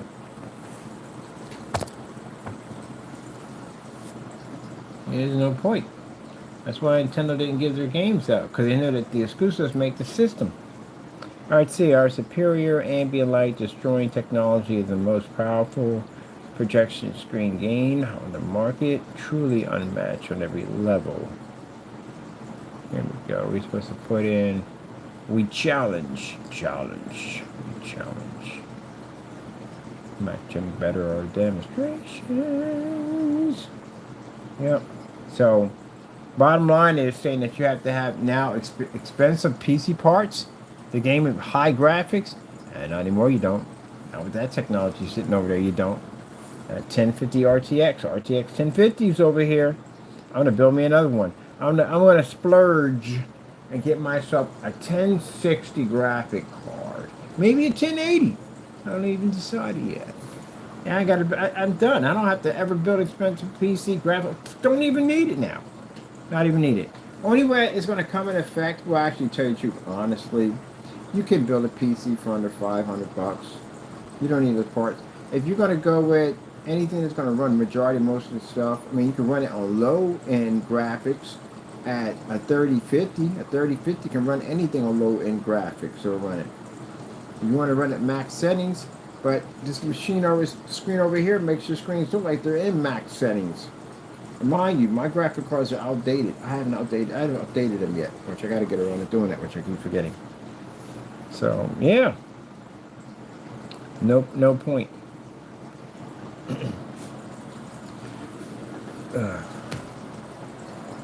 No point in going out and buying. I saw that when I saw how good that screen looked on the 10. Man, I get myself a PC. I do a 4970. That's all we need. Or if I wanted to do, if I really want to go behind, I can go with a 770. A 3770 will run anything. And a 3050 is like all I'm gonna need. That's a cheap bill. That's like under $500 a bill, something like that.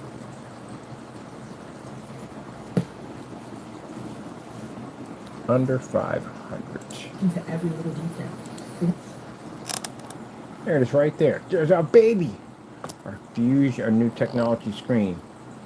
Boom. And I got it over here on the 50 lumens over here on the desk. That's the smaller one right there. Watching that over here. Ain't that right, Taco? He said, what the frick are you talking about? What the frick are you talking about?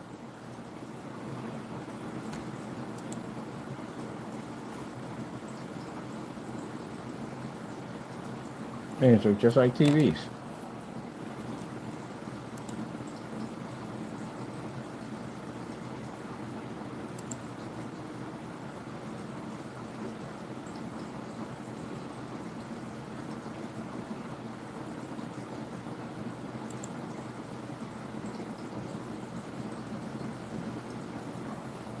Just like a freaking TV.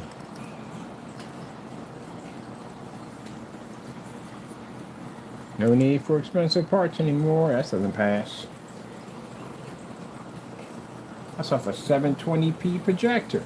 I paid 50 bucks for that machine. And a 1050 graphic card. And I did gameplay on here too. It looks absolutely breathtaking. Xbox! Go, Joe. Oh, we knew Microsoft was going to end up on there. I was curious when I got the Xbox. When I first got, like, can I play PC games on here? Which I was curious that you could.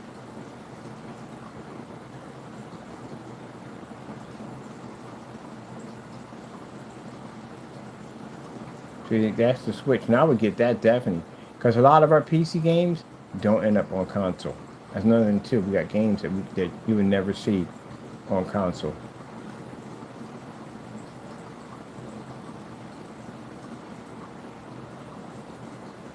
What game is this?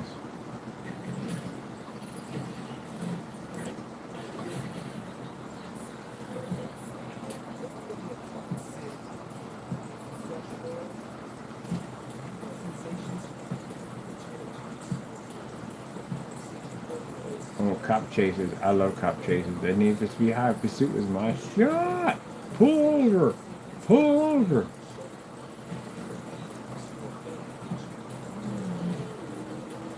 Oh, it's the steering's good, man. I can't stand games that have wonky steering.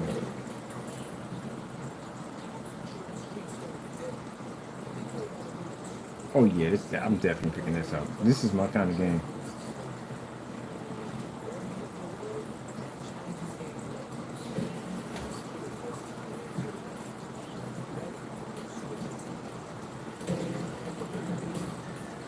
Boost!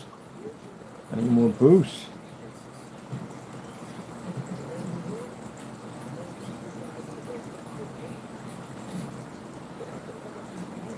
Remember that Burnout Paradise? I need more boost.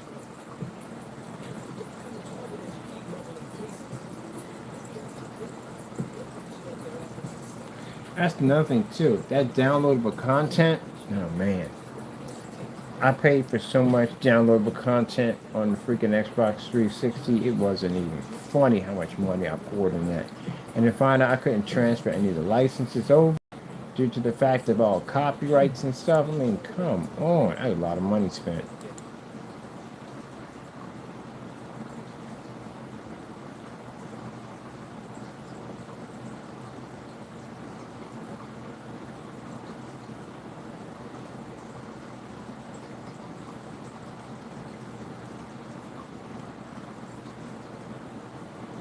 The guilty gear.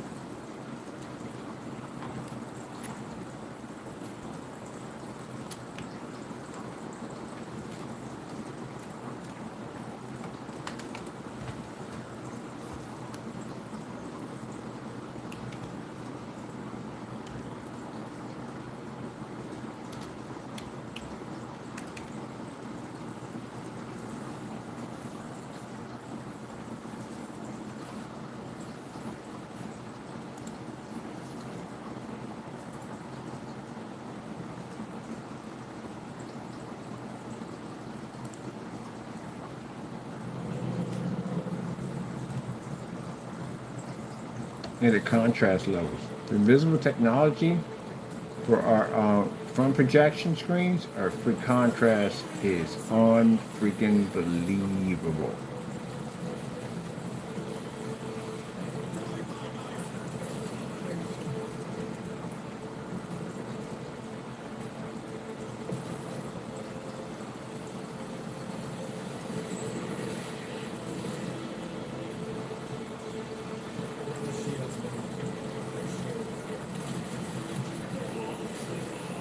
Yeah, so there's a beast. It's a 1050 running off of it.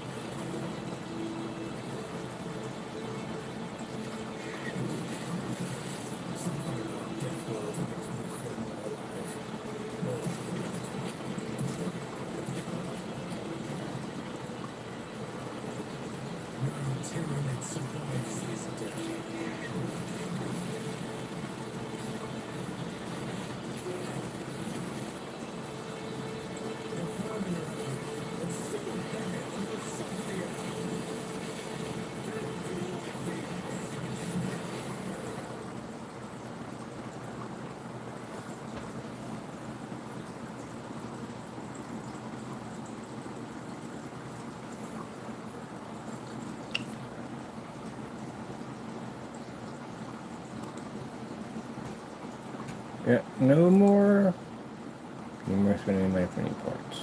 Okay.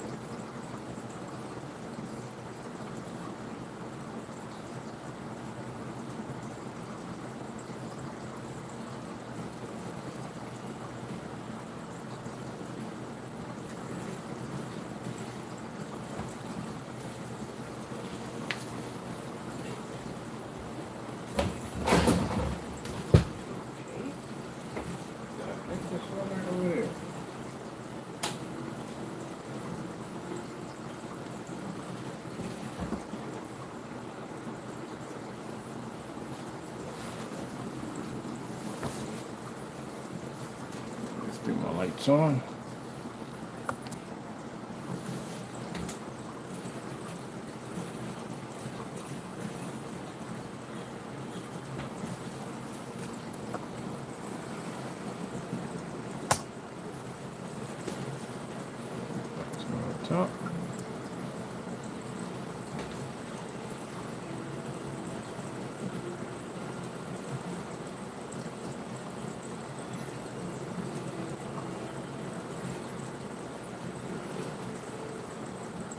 My screen's reading 100% contrast on every level. I mean, the detail in it is going to be outstanding.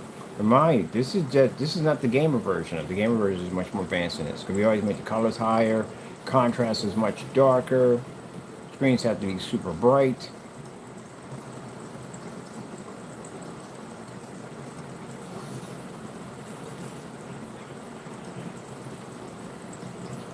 That means that my customers at a $50 projector can produce this in 720p.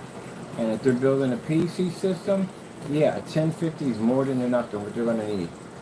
Unless the game requires more, then that's a different story. But at least you don't have to go top graphic card, because you never do. If you're playing a game and it requires a certain graphic card, it'll give you the minimum requirement and it'll give you maximum requirements.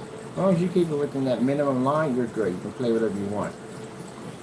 You don't have to pay money for expensive parts. But now we get this new technology. This changes a lot for me.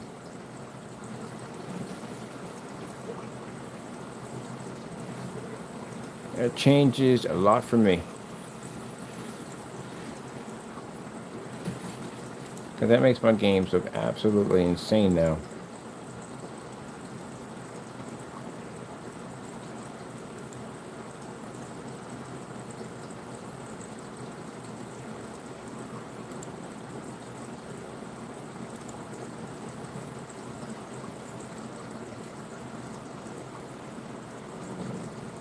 Oh yeah, that Coke bottle shows that the screen is transparent. This is front transparent technology.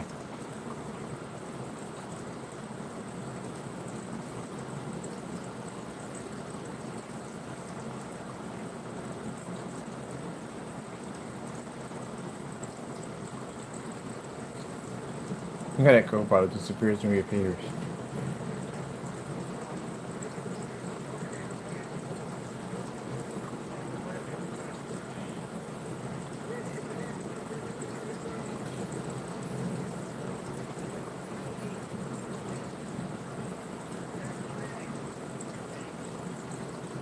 Taking me a little break. I'm almost done with my page anyway.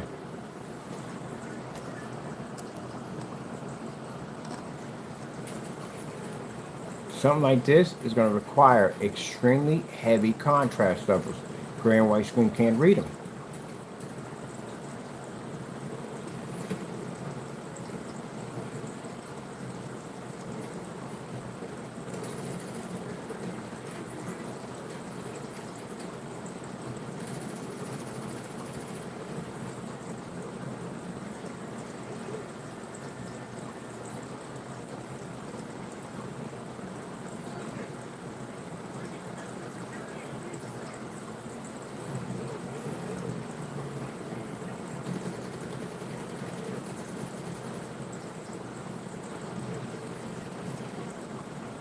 And that's what I keep telling people, make gray screens and white screens. Oh, I'll tell you this every day.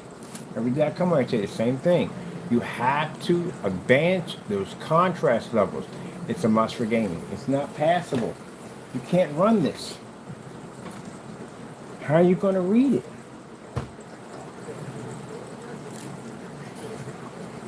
See, if you get a contract to be at a game expo, how are you going to run that in an expo? You know what the lighting they have in this environment? That's why they use monitors in there. We can come in there and get those contracts.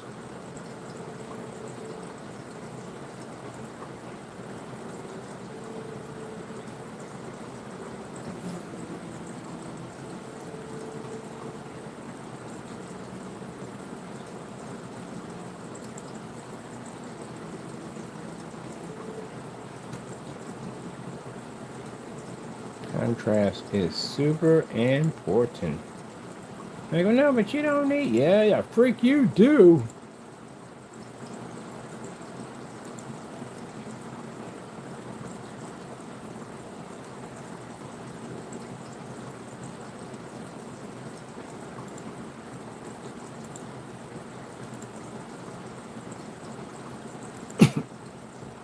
My favorite games, smashing into people.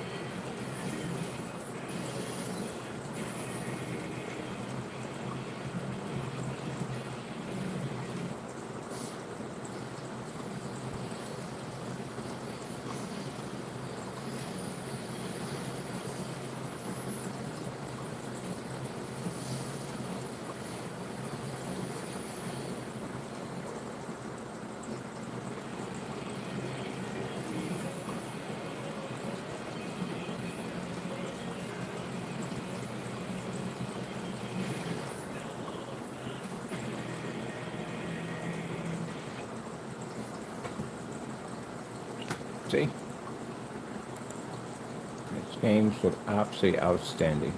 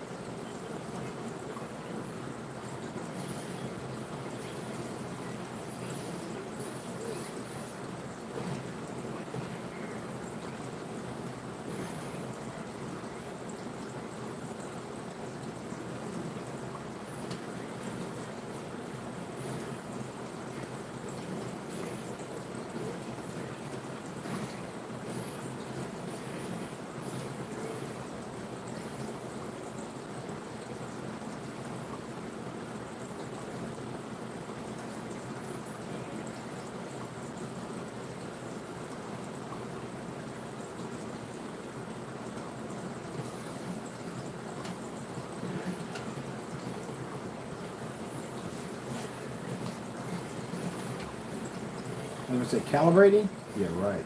Nope. This technology right here is tireless. Take your game to the next level. And again, like I said, 50 bucks for the projector. So, yeah, you won't be spending much for anything with this technology. It does all the work.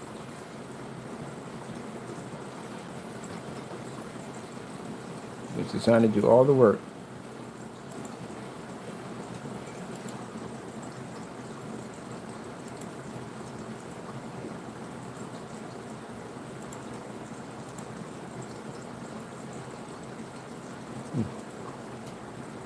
Oh, here it is.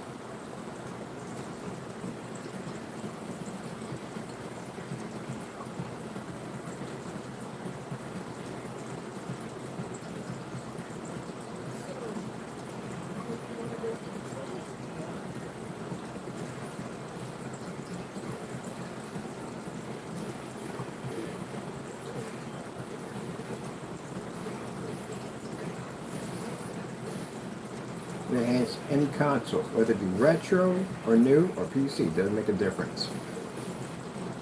So like I said, when we finish the gamer version of it, it's going to be way beyond this right here. I can't wait. I'm getting myself a nice screen set up. So as soon as we get everything back from the government, we'll be good to go. And you can get samples of it before you buy the screen. Check it out for yourself. Guarantee you, for you gamers out there, you won't game with anything else.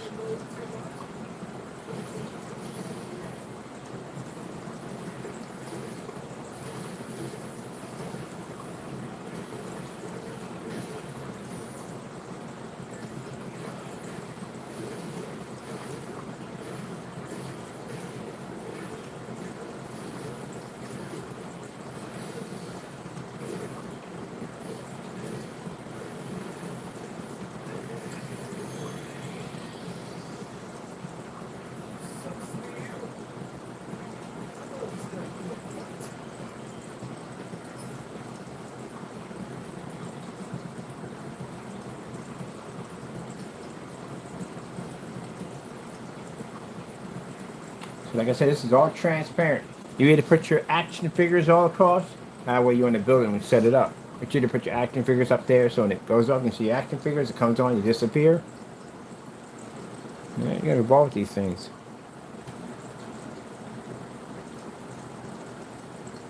These will come in the massive tiles, the 48 by 96, the 36 by 72s. They come in massive tiles, or you can build them with these tiles, right? The medium tiles.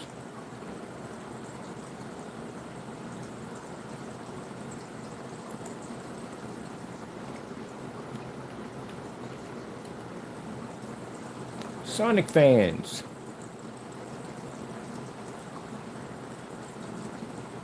Ooh, let's go with the retro.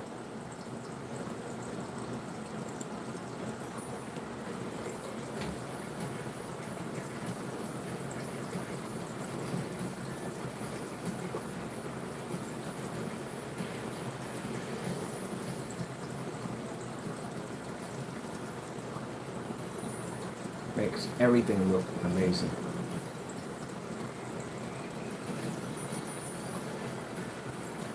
But you want to be Sonic now.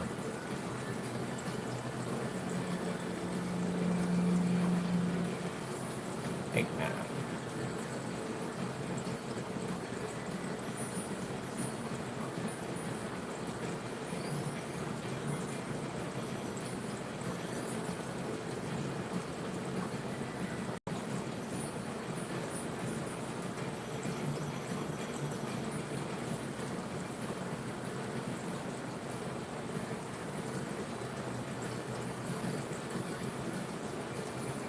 Yeah, that's classics. Anyone ever beat Sonic? I'm pretty sure that. Oh yeah, I got a buddy might beat all this. He beat him. He's a big Sonic fan. He beat a lot of them. I never did beat that original. Never did beat the original Sonic.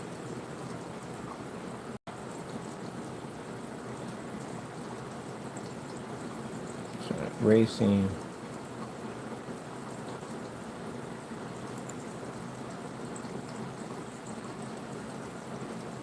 Oh, Sonic Generations. This is actually a pretty good one, too. Yeah, Sonic Generations. I gotta get back and finish this real quick.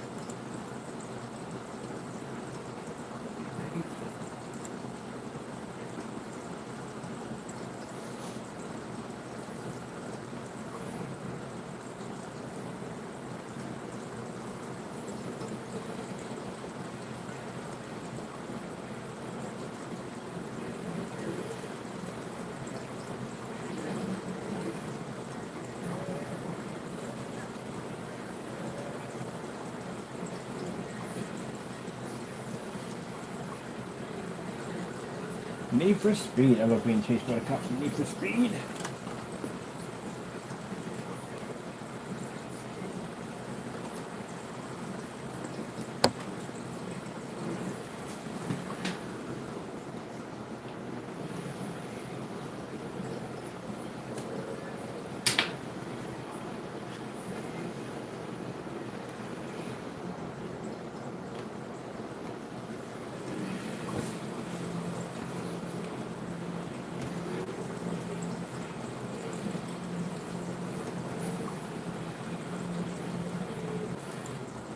There we go.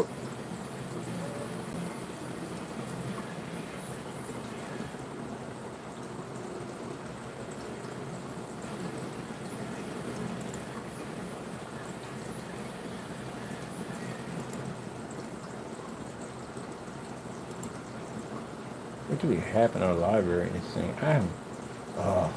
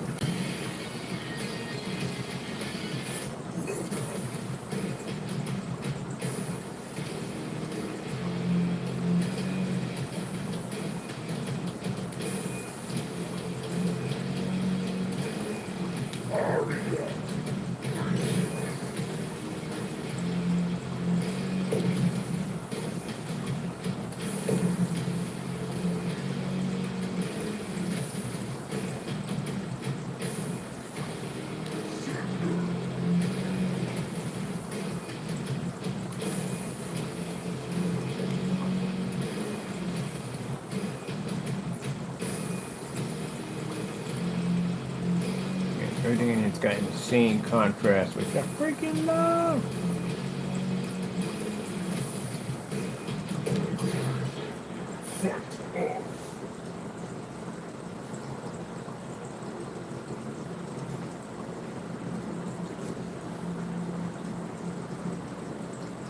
And it just shows you the videos we're showing play the same way.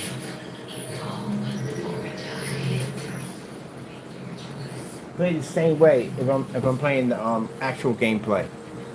Because sometimes the cinema looks better than the actual gameplay. Not on this stuff.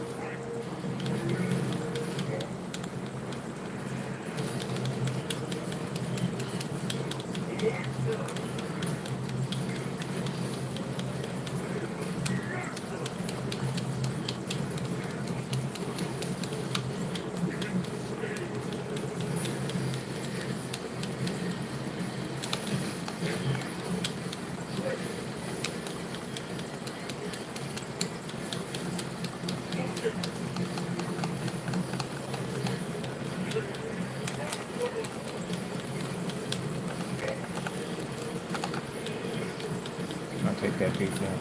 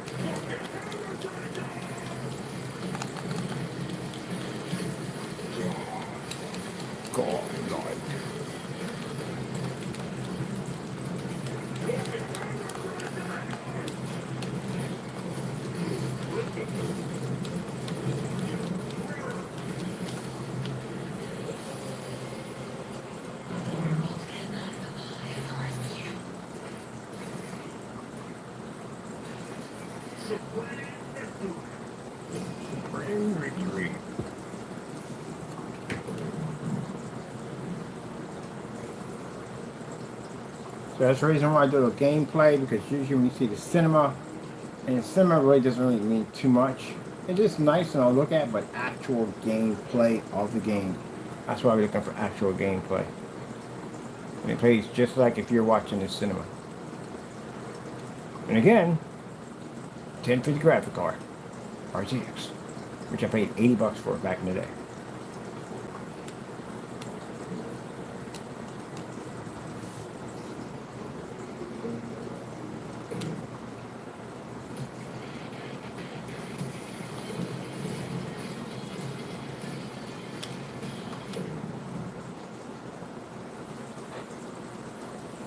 Yep.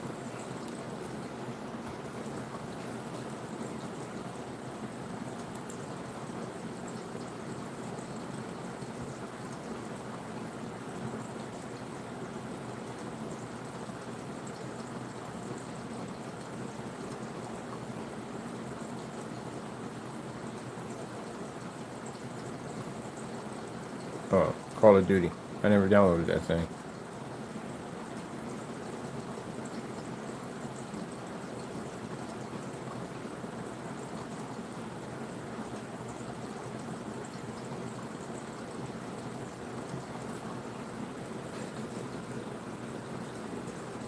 What game was this? See, this is where we downloading stuff, man. I really forget that I downloaded half this stuff, like stuff, Rampage. Well, that's for the Rampage. Rampage is on that PC.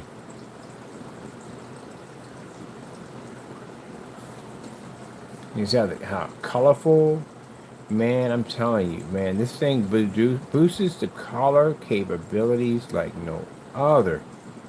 But like I said, this is not the gamer version yet.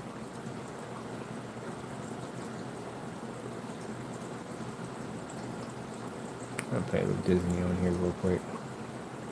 We got an update. Oh man. Updates, man.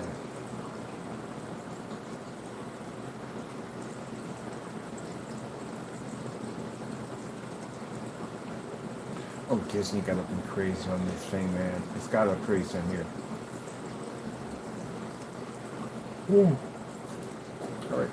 I'm waiting for that to update. Let's get some work done over here.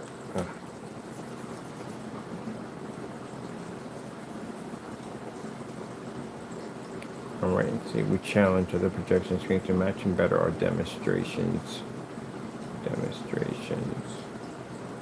We see. We challenge. Let me see.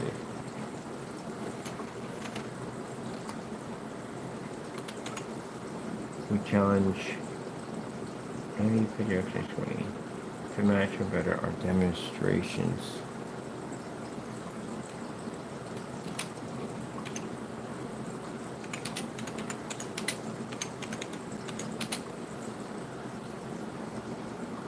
Oh, that's going to take a while. Powerful projection screen gain on the market. Give it to me. Powerful projection screen. Okay, go back on that one. That's got me screwed up on that one. On the most powerful projection screen paint on the market.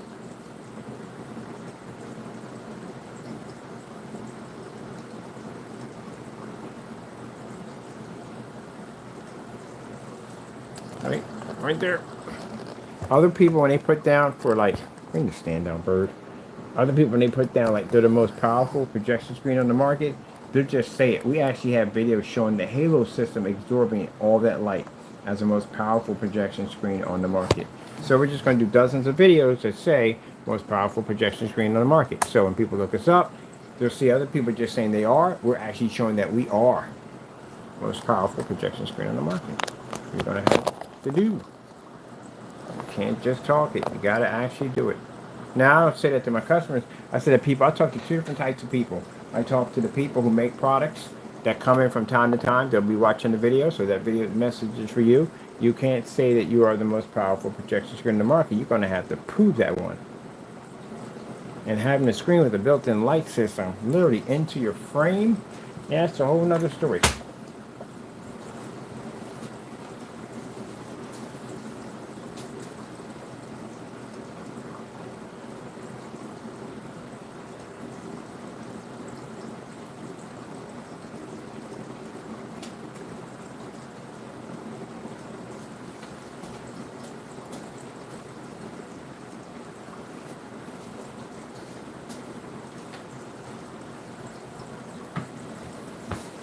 why you can't make those statements. We can make those statements because we literally have 6K of LED lighting behind the back of that screen. Which means, and including the lighting we have in here, which is like being under a UFO all day long. It is super bright in here. Meters don't even pick up in here. They don't register in here. So even if I'm not running those lights that are in that screen right now, the meters don't read in here. That's how much light we literally take up in this place.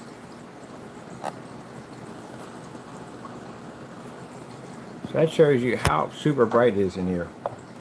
Get my stand to tighten up a little bit here. There we go. And see my desk? You can see everything crystal clear in here? Yeah, it's literally that much light in here. And then that screen has all that light pushing through it at the same time, and it can still generate. See how far my projector sits right at the screen, sits back in eco mode? Yeah, and you want to make a statement that you have the most powerful gain in the marketplace, you're going to have to show demonstrations like this. So instead of those lights sitting behind the back of your screen, they should be in your screen.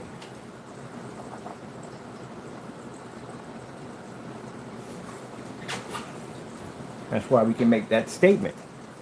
This is no gain range over here. This is the real deal. We don't have time to play those games at the end of the day. If I'm going to make the screen the most powerful screen and make that statement, I got to do something that no one else is doing.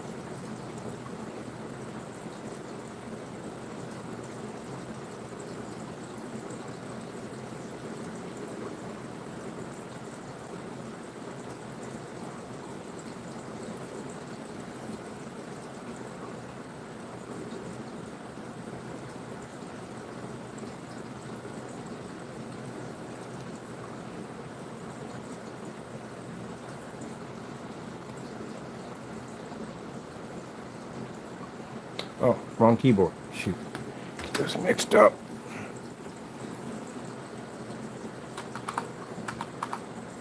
Working on the website and doing this.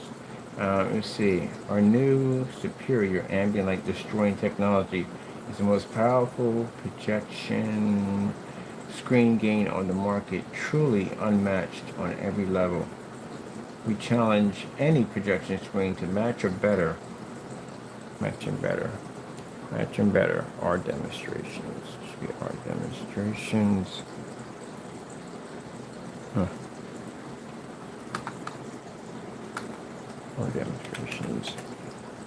Our demonstrations on the most powerful projection screen gain.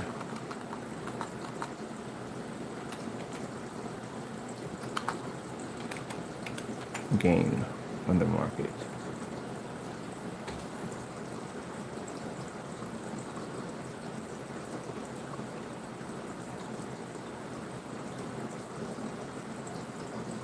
Loading data. So I had to do an update on here. That's when I get people come and say, you can't say that. You're looking at it right there. And yes, we can say it because again, it's right there in front of you. Show me any YouTube demonstration right now that's firing the screen off with that much light taking the screen. There's no one doing that. We got demonstrations inside, outside. Just all of our demonstrations are designed to be in these crazy environments. That's why I have people sit there and say, oh yeah, you do lighting in abnormal lighting. We were supposed to do it in abnormal lighting. Because if you have to be in an environment like this, like an office workplace, your stuff has to work.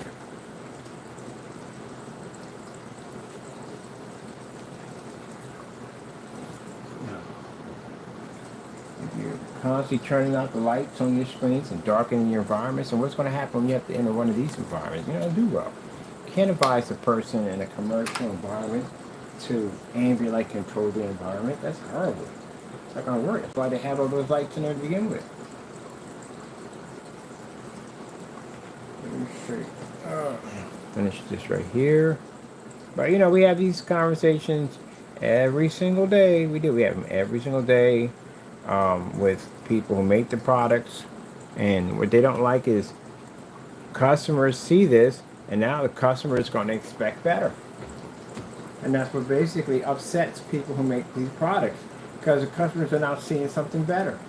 Well, you've been telling them all this time that it's normal. You're supposed to be in a dark environment. You're supposed to, you know, calibrate your projector. You need a more expensive projector to fix the problem. Your problem, not theirs. All kinds of stuff. And now you can't say it anymore. Now what are you going to do? And say our demonstrations are not real? You can go to court on that. So what else you got? You don't have anything else. Either you upgrade or you cease to exist. And you should know that. That's the world of technology. I can't deal with all the crybabies and Karens that I find out in technology. It has been the cycle of technology. Either you roll with it or get crushed by it. That's how it all works. That's why you have the new technology today. Are we using brick phones anymore? Bag phones? No. So those companies who made that technology, AT&T, other companies made that, knew that when new technology came out, they had to upgrade. If not, you can get rolled by it or you can get crushed by it. It's up to you on how you want to go about it. But sitting there crying about it, breaking the law, and doing dumb stuff at the end of the day will not help you. Imagine if AT&T did half the stuff that these guys did because they couldn't update their technology. Yeah, they'd be in a lot of trouble. That's how it works. And you can't sit there and say, oh, that's heartless. No, that's business. If you can't understand that part about business, don't bother getting involved in business. Don't even bother with it. It's a dog-eat-dog world. It's the strongest survive. You have to update your tech. If you don't, you'll get crushed by somebody else in the process, and you have to keep updating it. Look at Apple. Look at how many times they bring out a different cell phone or something. I know it's crazy to do, but they have to do it. They're in competition 24/7 with all those other cell phone companies out there. They have to do that. It's a must. And if you have advancement in technology where you can go as far as you want, there's no ceiling, then you have nothing to worry about. The only people who have something to worry about who have ceilings, who hit ceilings. They have something to worry about.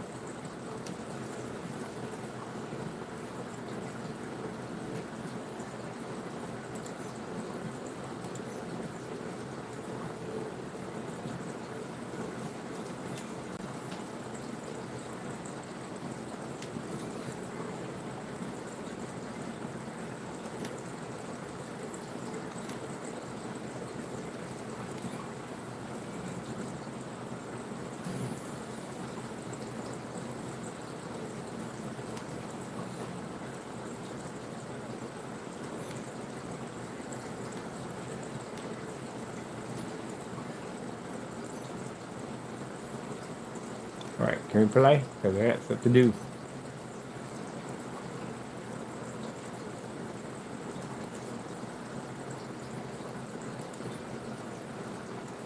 Should have put in big screen mode. Big screen mode is mouse and keyboard.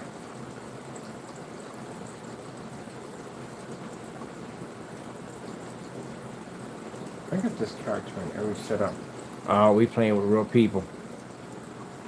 We are playing with real people.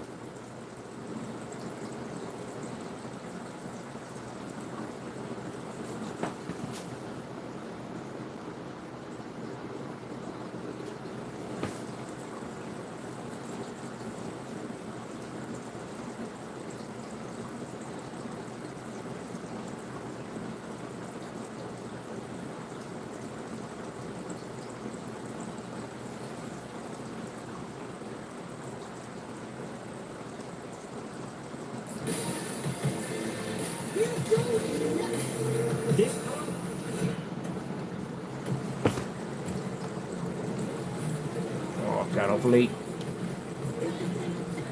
But I got my hover wheels on. Oh, everybody got hover wheels. Is that free?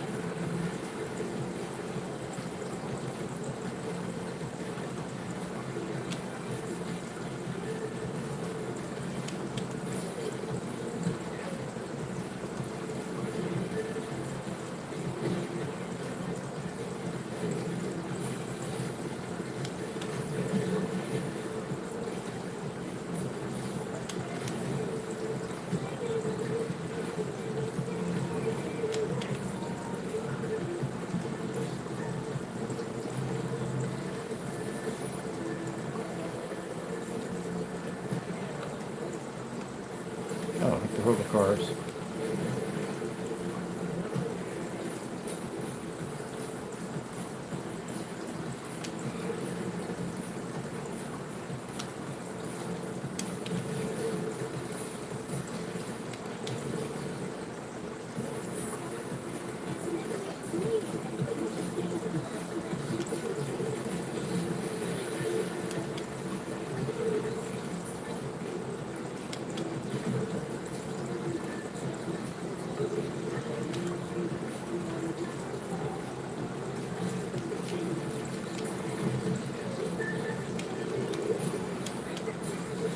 Oh, that messed me up. I didn't hit that which one right.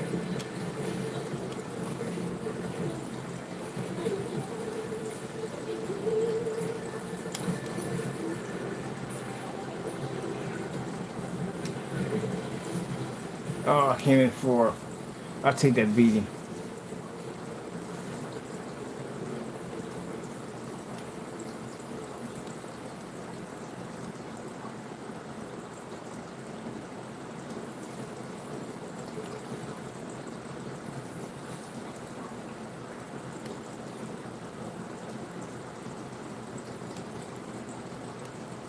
Right, I gotta get back and work.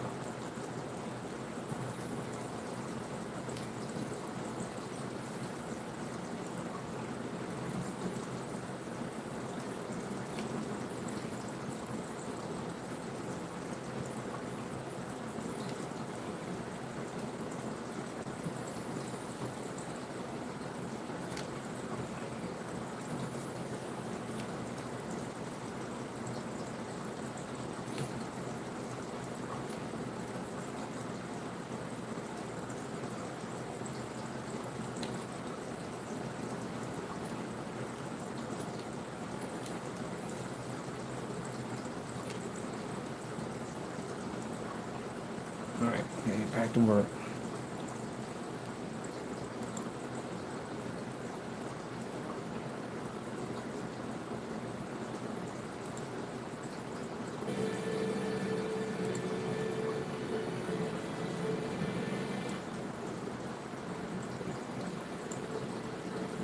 See, not even affect it in any way whatsoever. Nothing affects it.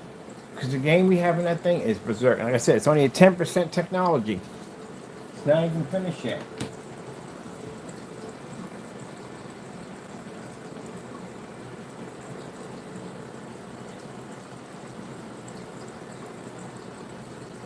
So this evens the playing field for all our customers. Because again, at the end of the day, no expensive projectors, no dark environments, no calibrating, no worry about contrast, none of that whatsoever. They can use a 720p projector to get an outstanding image. They need 4K? Nope. Need 1080p? Nope. It's fully weatherproof, ultra short throw compatible. It does everything.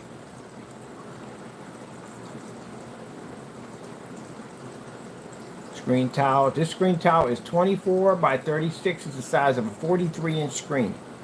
That's how big the medium tiles are.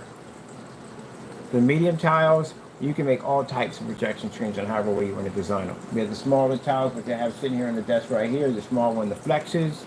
And then we're going to have the big boy tiles, which are going to be 48 by 48, 48 by 96, 36 by 72. They're the big tiles. Or they're just screens. You just use one screen. But somebody wants to hang them as one big giant screen. That's what they want to do with it.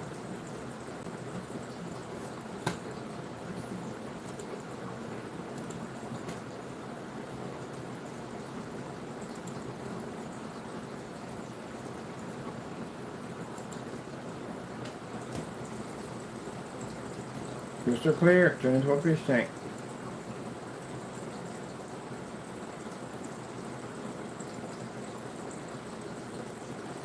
There is no, this is, on top of that, this is a front projection technology, which means that light's traveling back and forth through it all day. And you got screens today, if a little bit of light touches your screen, it's gone, it washes out. And that means transferring light. And of course, you can see that Coke bottle on the other side. So, you know, when we sit there and say we have the most powerful game, and we got people that are sitting there running their mouths about how we're not, And you're sitting in these super dark environments. Like, really? That's embarrassing. I don't know how in the world you can get the nerve to mention my company's name if you're sitting in a super dark environment, and I literally have lights behind the back of my screen. How are you sitting there making these comments? You know, people can see the difference between my ambient light rejection technology versus yours, or anybody. Even the certified screens at $5,000 can't do this. I've seen the screens they had set up for the Elite. They had a little light in the corner. They had little lights behind the back of the screen, lights under the screen. That's it. Really? I've seen one of them has a rear projection technology.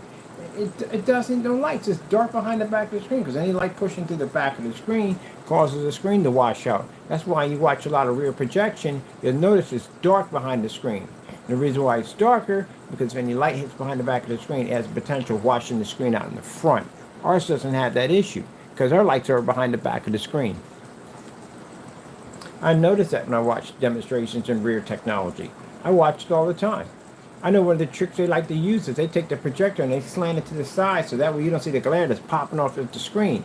Because again, on screens that transfer light a lot more, like a screen that has a much more clear surface to it, you can't use certain projectors on that because the lamp glare will push right through.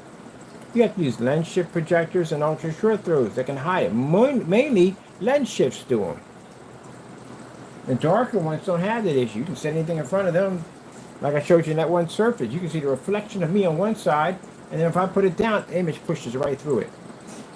Let's enjoy my fish tank over here, my wonderful fish tank. So, you know, when I talk to my customers, I talk to them, but particularly I'm talking about individuals at the end of the day that are on Facebook and on YouTube, and you're showing these super dark environments, and you got to understand, it's ambient light rejection technology.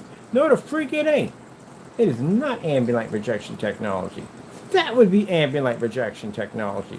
Stuff we project off ceilings, ambient light rejection demonstrations, walking in fully workplaces and operating, ambient light rejection technology, but we consider ourselves now to be above ambient light rejection technology. And ALR, we were way beyond that now. We're way beyond it. Mr. Bird is, well, you know, here's it there. You want to either back yourself up and do your demonstrations equal to ours. If you don't want to do that and you want to be on your channel crying and whining and whatever the freak you do over there, I'm not talking about that, I'm talking about anybody. Not just him, anybody. If you want to be over there crying and whining, sign the contract. I'll see you in court. That's it. You don't want to do that? Then do me a big favor, and everybody a big favor. Just shut up. Nobody wants to hear doing my website and showing you this. I can tell them to shut up while I'm doing this. Are you backing your stuff up? No. You're sitting in this dark environment. I don't know what's going on in the environment. It's so dark. I mean, the corners are dark. Everything's dark in there. How do you find anything in there to begin with? Gee whiz Louise. A little bit of light sprinkled out in little areas. I'm like, oh, it's ambient light rejection technology. No, the freak it ain't.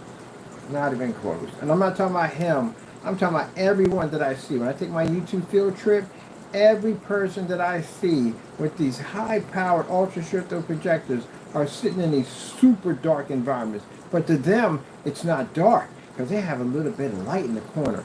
Man, you might just light a birthday cake and stick it in the corner. That's all the light you're generating right now. Show me something. They show me nothing, Taco. They show me nothing. The customers are tired of it. You're ripping the people off at the end of the day. Tell them that they have to be in the dark. You have to spend the money for 4K. You have to spend the money for inky projectors. You have... Ain't nobody doing that nonsense. I'm not doing that nonsense. That's why my customers are outside. Look at my demonstration. The majority of my customers are outside. And they're inside hiding from window light.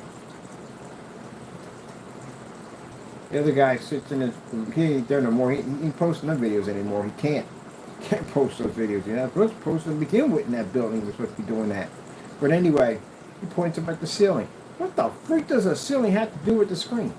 Unless you got light coming from the ceiling on top of the screen, but apparently he has a white ceiling. He just keeps... That has nothing to do with what you're doing, man. Do something. Just what you do. That's what you do. Anyone's going to claim you have ambient rejection, that's what you do. Oh.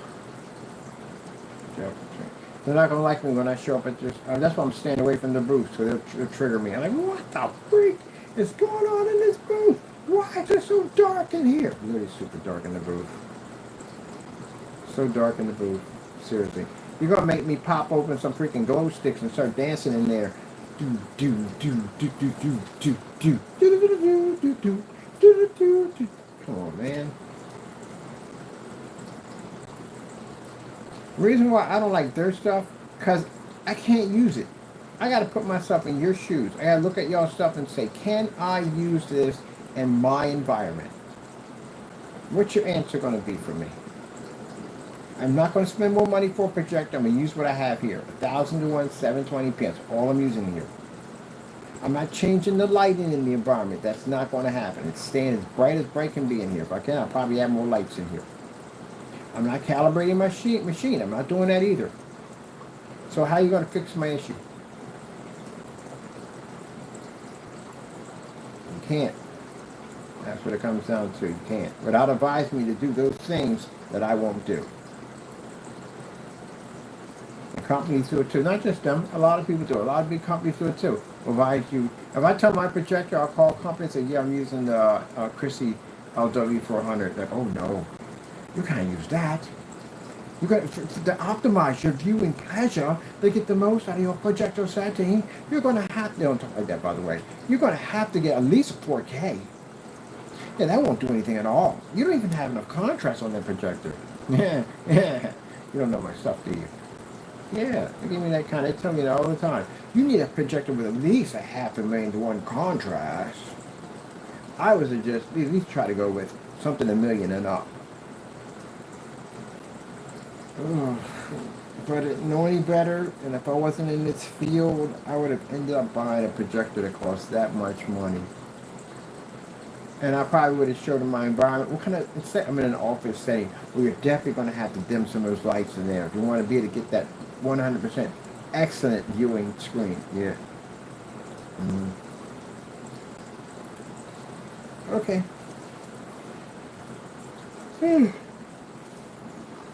That's why I feel sorry for people going there and buy, or any place to get ripped off.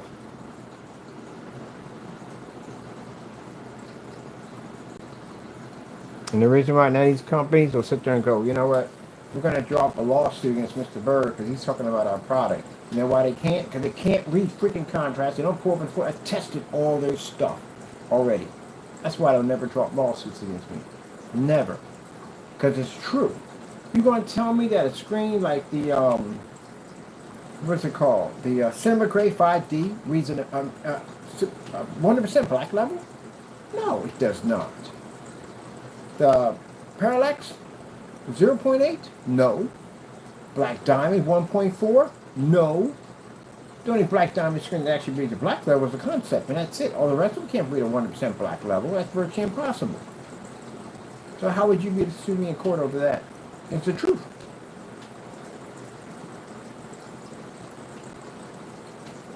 Okay. Contrast levels? You don't meet our contrast levels. What about our ambient light rejection technology? You see other screens doing this at the end of the day? Absorbing sunlight, screens stuck to ceilings, masked up 250-inch screens at 4 or 5 o'clock in the evening. You don't see any of that stuff with them. All right, then there you go. That's why they don't challenge me. They know who I am. I can't even call and get a sample sheet from them. Everybody else, I bet you can get one, but I can't get one. I can't call them up and get a sample sheet because they know who I am. You can go get one because you're not considered to be a threat. That's why. That is the reason why. Because you're not considered to be a threat to their products. They probably already tested your stuff already. They don't come near us with a 10-foot pole. Like, nope. That guy over there, he is dangerous. His technology is absolutely insane.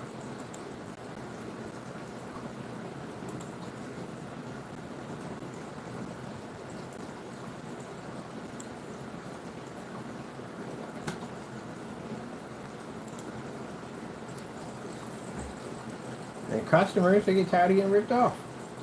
I talk to them all day.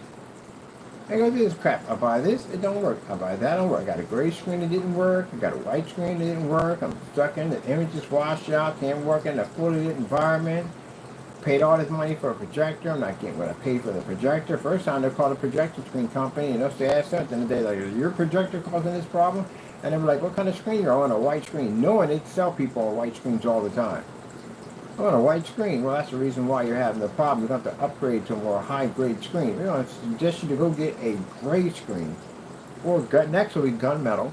So you've already spent $3,500 for projector, $3,000 for a projector, $2,000 for a projector, and you got to spend an additional $3,000, lowest one, up to $5,000 for a 100-inch. That is it. 4 feet by 7 feet. That's all you're getting. And you still can't read the contrast symbol, by the way. And you're not taking it outside. And this is ultra short throw compatible. You're probably going to buy a more expensive screen, which is ultra short throw compatible, to fit your ultra short throw compatible screen. And you will be calibrating, because your colors are definitely not going to mix right. And you're going to be enabling like control if I hadn't mentioned that already. Yeah. And my customers will be like, look, we're outside! We're outside! Why don't you come out and play? I can't. I can't come out and play. I just can't. I can't do it. I can't be out there. Why? Why can't you? I can't go out there. I just can't. I can't be out there. No, and now they get mad about it. They get mad. They get upset mad about it. What are you mad about? Jeez. You act like it's my fault at the end of the day that I worked hard to make a better product. That's what the naysayers and people are mad about, because we worked hard to make a better product. Because you decided to cut corners and rip people off, and we decided to basically do it the right way. That's what you're mad about. Well, you know, let me explain something to you. Do enough dumb stuff, and I get you in a courtroom, I get a lawyer to get it out of you. You're going to confess to me in that courtroom why you're jealous over my work. I'm going to have it on court document record, because I know anything you say in that courtroom, it's going to end up in that transcript. And that transcript, you make it public domain, everybody can read you saying that you're jealous over my work. So I'll get you to confess all kinds of stuff. Because you got to remember, all that stuff is documented in that courtroom. Once it's documented, it becomes public domain. You could read everything, and you'll hear them, basically, they'll write down, if you cry in court, they'll write down a person sobbing in court. They'll write everything down. That's why if you say something that's not true, they said you got to strike it off the record. So you can't actually put that down if it's basically hearsay. If you're making something up and it's not really true, it's basically hearsay. So you have evidence to support this claim. Well, we don't have any evidence. We're just saying. You can't say it's basically hearsay because you don't have evidence, and then they'll go back and tell the person to strike it off the record. Yep. So you better come with the quick. So I'm going to be in there saying, hey, question, why would you attack my company for no reason whatsoever? You have to come with, you can't say I'm a scam because you're getting sued for that. You have to back that up. That's another lawsuit you've got to come into. That's defamation. So what are you going to say in the courtroom? Say my stuff is fake? It's right there in the courtroom. You're saying that I'm using special camera equipment? You can touch and hold my phone. Do it yourself. Another lawsuit comes by. If you fail that, I'm going to sue you again and file another lawsuit against you. So what are you going to do? You're going to apologize. That's what you're going to do. You're going to apologize to the courts. You're going to apologize to me. At the end of the day, you're going to say you're sorry. Because you're in a situation you can't get out of. And if you feel like you apologize and you show some kind of remorse, maybe the court will have mercy on you. Maybe. Maybe not. Depends on what we want to do. That's what it comes down to. What do we decide?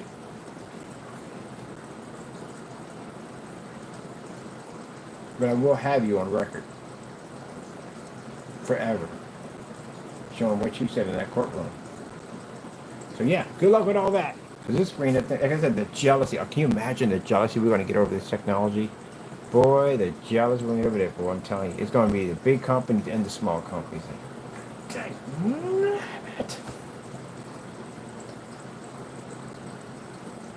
If people buy your screen, they buy your screen. If they buy my screen, they buy my screen. That's how it works. But they want better. And when it comes to customers, customers want the very best they can get, especially if they invested the money into their projector. They want the most to get a projector. Who buys a projector only asking for half a machine? Oh yeah, I'm gonna spend $3 for the projector, but it's only gonna work halfway because that's all I'm just wishing it works halfway.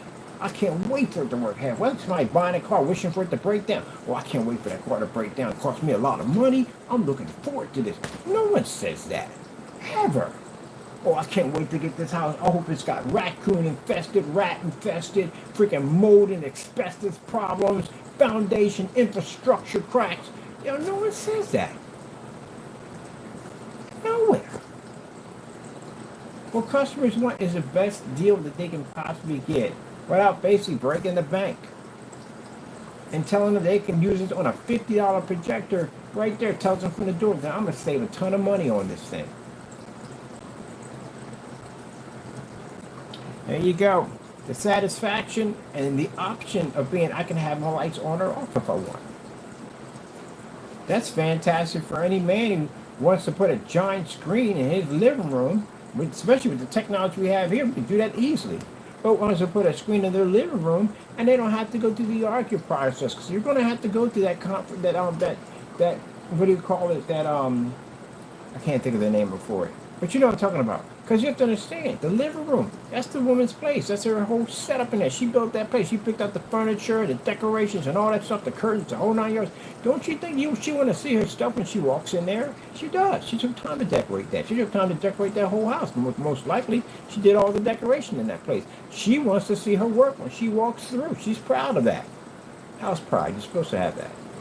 So she didn't want to sit in the dark 24/7. No one wants to sit in the dark 24/7.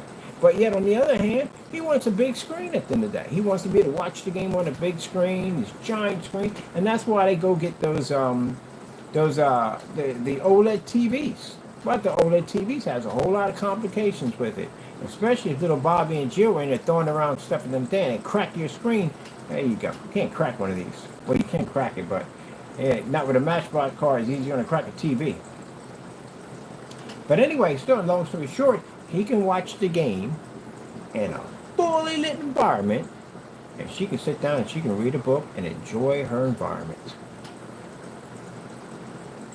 Compromise. There you go. So guys will come up and tell me, say, hey, I'm going to show her this. I know she's going to be with this.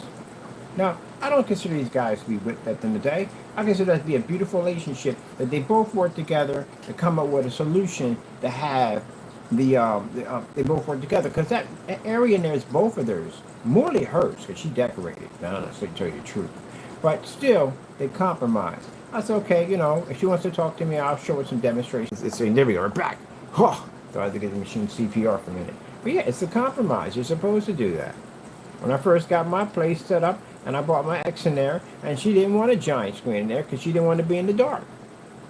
She didn't want to be in the dark all day long. We got a beautiful house, plenty of windows in there, light pushing through all the time. She didn't want that section to be dark. I had to tell her, like, look, the screens work in fully lit environments. I know what you're talking about because I went through the same thing myself. I had to convince her. So she let me go in and paint the whole thing up, set everything up and everything, put the projector in. She looked at me all doubtful and everything. You don't watch none of my YouTube videos at all? She didn't know my YouTube videos at all, none of them. She was not impressed by what I did at all, which I liked. That's what I liked about her.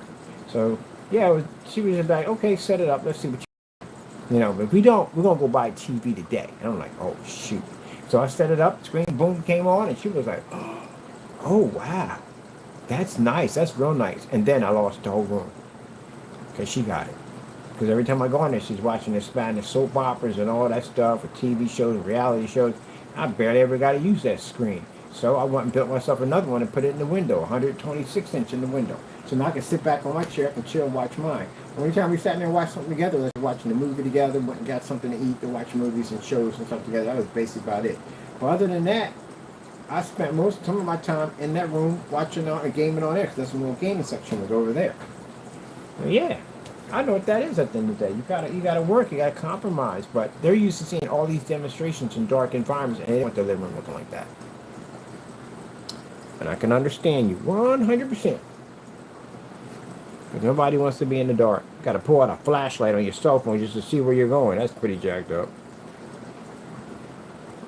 Oh, what the frick did he do? Murder, murder who? You never watch Cat Williams? That's funny one on Cat Williams.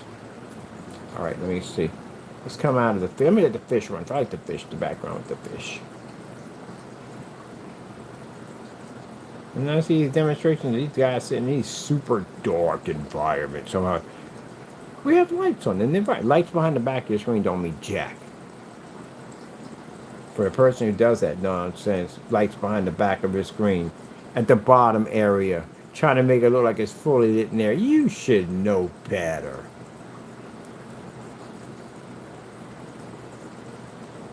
I had one customer, he couldn't even open up his freaking windows without his screen disappearing on him. The guy sitting on top of the roof, trying to watch Batman. That image was so gray and so washed out, it was not even funny. It needs lotion. I have to put the lotion on the screen. It's supposed to be bright and vivid, corner to corner, like a TV. Hey, I think there's a Coca-Cola bottle in the ocean. Now, if those of you wonder what the Coca-Cola bottle there, that's to show you how transparent the screens are.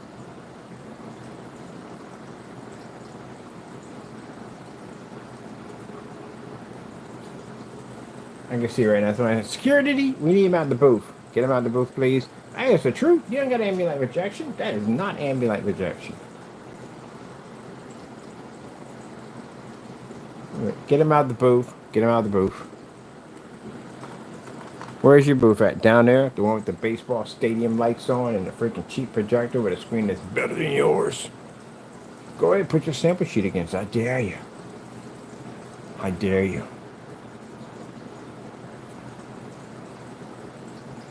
They won't do it. Trust me, they won't do it. You just don't want customers to see this technology, but you have no choice. We flood YouTube now. So they're going to see our stuff regardless whether they're going to see it. And the customer is going to expect better. And that's what they're mad about. Because now you can't do your little lives anymore. You can't tell them to calibrate in the dark environments and try to get them to spend money for more high expensive projectors and all that stuff. You can't do it anymore.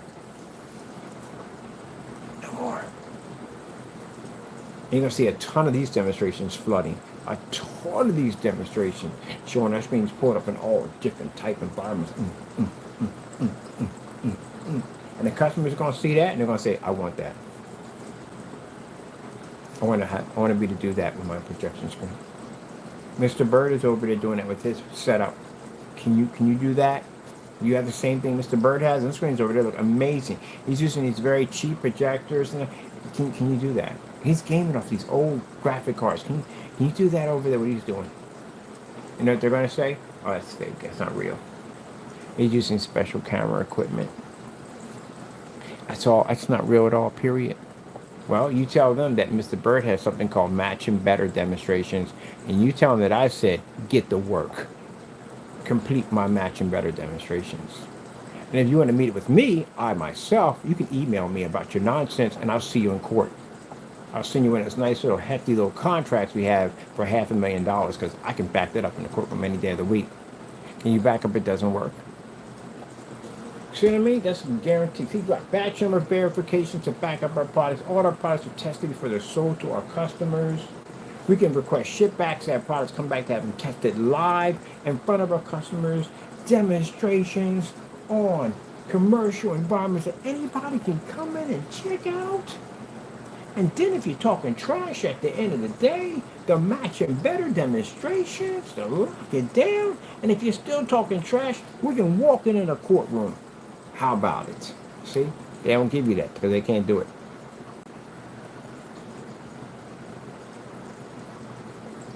They can't do it. That's why. They can't give you those guarantees. They can't give you none of them guarantees. Number one, their stuff has never been tested. That's the first sign right there. None of their stuff has been tested.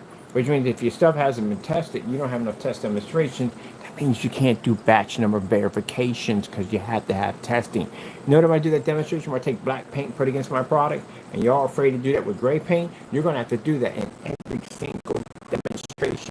Every time you make a product, you got to do those demonstrations. I can't do that. Can you do a ship back? Heck no, you can't do a ship back. You got to do a ship back. You got to do the same test that you never did to begin with when you first sold the product. So if you haven't done tests to begin with, how are you going to do a ship back or a batch number verification? Can't do that. It's gone. Got no way to guarantee your stuff. Walk somebody into a courtroom, you get your clock cleaned in there. I can definitely prove your stuff is house paint, 100% with no problem whatsoever. And I can make your stuff in the courtroom, like I did with the other guy. Imagine if we went to court and I said that house paint could match his product, and I went there with network grade 773, and he painted that screen and it matched. You know how badly that would have went for him in courtroom? Yeah, ain't no point in basically knocking over the camera and jumping from the screen in there. You're screwed when you get in those situations. He'd have to pay a restitution. He would have to go through his PayPal account and figure out how much stuff did he sell to other people, and he'll have to give that money back. Order to pay restitution. Yes.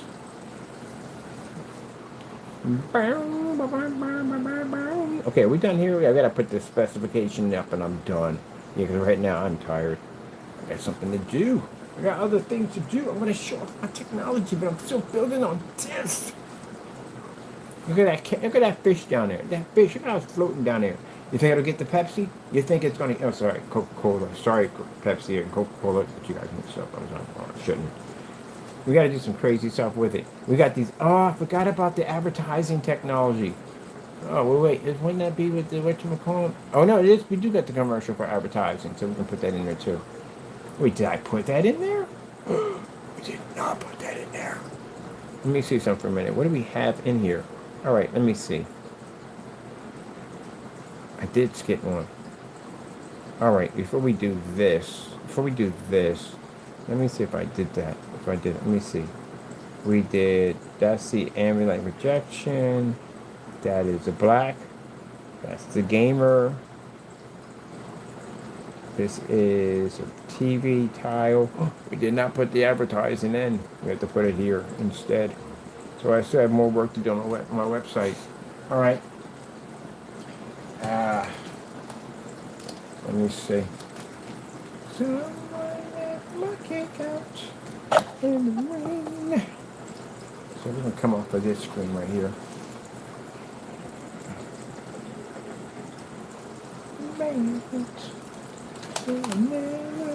Yeah, you got the ad tech, ain't you? Ad tech's the one that started all this stuff.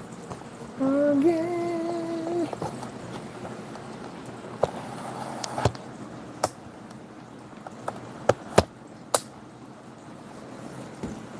I can't wait to get someone in court that says something about we're using special abilities on our phone. Oh my God, you're going to use my phone, you know that, right? That's what we're going to do. I have to use my phone. Boy, they're going to be shaking when they have my phone in my hand, because, yeah, you messed that up, you're going to be in a lot of trouble, man. Make that statement. Ain't going to be no jail time about that. Ain't going to be a lawsuit going to hit you with. No, I ain't worried about that. You're not going to do no fraud with that. We'll let that go. I'll let the lawsuit, I'll let the jail time go, because we can get you for fraud. But I'll let that go. I'll hit you with a lawsuit. So you make that statement that we're using special abilities on our phone to basically heighten our levels. I'll take you to court for that. Mind you, Mayor Giuliani made false statements about a voting machine company saying that they were using special equipment in there to basically swag the votes. And he could not back that up. And he got sued for $149 million. So we can hit you with a pretty hefty price of money. So if you can't back it up by using my phone, which I'll give to you, and show the courts how we are able to make this screen look brighter than how it is on camera, how it really comes out dark in your demonstrations, if you did one of these, saying our product came out dark, and this is what it really looks like. If you can't back that up, this is going to cost you way more than $2 million. It's going to be a $10 million lawsuit. It's going to be a really hefty lawsuit. Because that's a very serious lie to say about our company, that we're using special equipment to do that. And if we catch you, it's going to cost you $10 million. They're saying 149. So if you can't back it up, you're in a lot of trouble. That's where you're going to be sued for it. You see that document come to you with all those zeros on, like, oh my, you know, that's not a joke, I'm dead serious. You see a document come to you and it says for $10 million, we're not joking, that is an actual lawsuit. You can contact a lawyer, they're right there, you can reach out to them, and they'll tell you, explain to you why you're being sued. They gather some information, they got some of your YouTube videos, you're making this false statement. Who made that statement?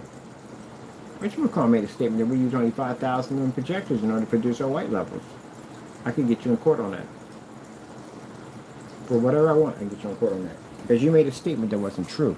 You don't say things out of your mouth that are not true. Now, if you say it around other people, and it's just within that group, which means it's not on social media, that's what people understand the dangerous of how fast you can get sued in social media, is that if you make a statement about a company, keep in mind if you mark the video private, so you're the only one that sees it, that's a different story. But if you made it public and a bunch of people heard you make that statement, you're in trouble. You're sued that fast. That's why you hear me on camera saying, I don't say anything unless I can back it up. Because you can get sued. So this simple statement he just made, I can bring him to court for it. We'll have to prove in court that we're using these high-powered projectors to do it, which I would set you up on Old Faithful, 1,000 lumens in a courtroom, and you'll set that up, and we'll see if that turns the screen dark. And if that projector produces, you're in a lot of trouble. It's going to be a lot of money. Now, if you want to further that by saying, well, he's using special equipment, that's basically hearsay. Unless you can back it up, it's hearsay. But I'll give you my cell phone. And if you lose on that, that's another lawsuit. Any accusation you pull up, we'll sue you for it. So be very careful what you say on camera, especially in social media world. Because meaning, when the minute you launch it, it goes everywhere, which means that's a serious lawsuit.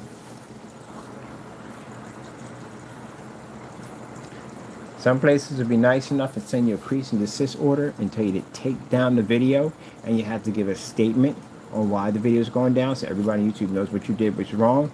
And some companies don't. Some companies will just flat out sue you. All right, now let's get this done. I forgot a whole section of what this technology does. So we're going to have to come out of this, take this out of here. No, I need to take the text out altogether. I forgot to put another section there. You're on keyboard over here. Give me my keyboard when you get down here. I got work to do. Now I got to make up for the time that I lost having this conversation. But I did show up the screen at the same time, so maybe it was a win-win. But in my back of my mind, like wasted time, the things to do. Let me see. All right, let me see. We got way too many lights. I'm getting cooked. Let's take this out. I'm gonna change this to store windows. Yeah. Storefront windows. Storefront windows. Bam! Let me see. Someone left my cake out in the rain. Oh man, what we could do with this stuff, man. All these windows. What we can do with windows with this ad tech technology is unfreaking believable. Man, we could have a ball with these, man. A ball. Man, if you had a window this big for us to play around with, and you had a game store, we can literally put a Dragon Ball Z fight on there. The whole 9 yards, everything, right on that glass. That'd be saying, oh man, I forgot about Comic-Con. Can you imagine this technology on Comic-Con and glass in there at the end of the day? People selling their merchandise and you could bring it to life. Oh, man, we gotta evolve with this stuff. All right, we need a big storefront window to give a nice display. And what we mean on this. Commercial windows.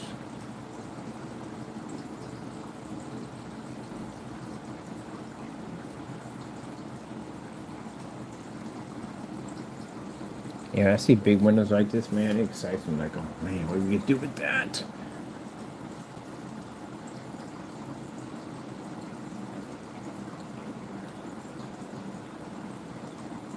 Now we're going to have other stuff too, like we give ad tech out for free to some companies, and you can get that if you're in the Allentown area. You can get ad tech for some people can get ad tech for free, where you advertise your stuff at the end of the day, but you'll have our company's name or what the screen is, what it is, and stuff like that.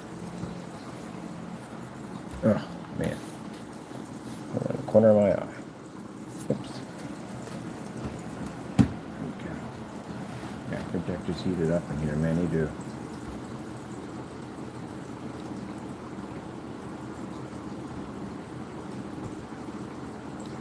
Wow, look at that right there. Ooh, man, we got about fish tank. Literally turn that thing into a fish tank. Oh, man, that is beautiful.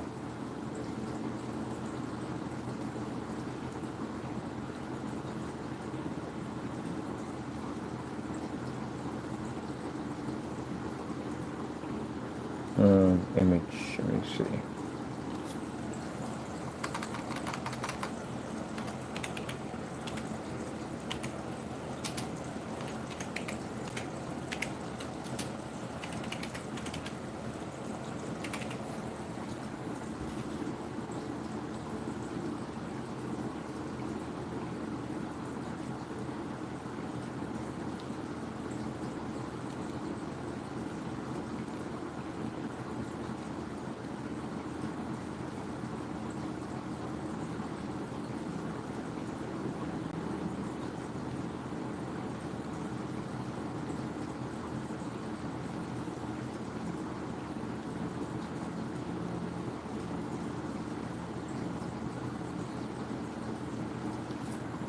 I'm on the blankets, and I'm on the blanket.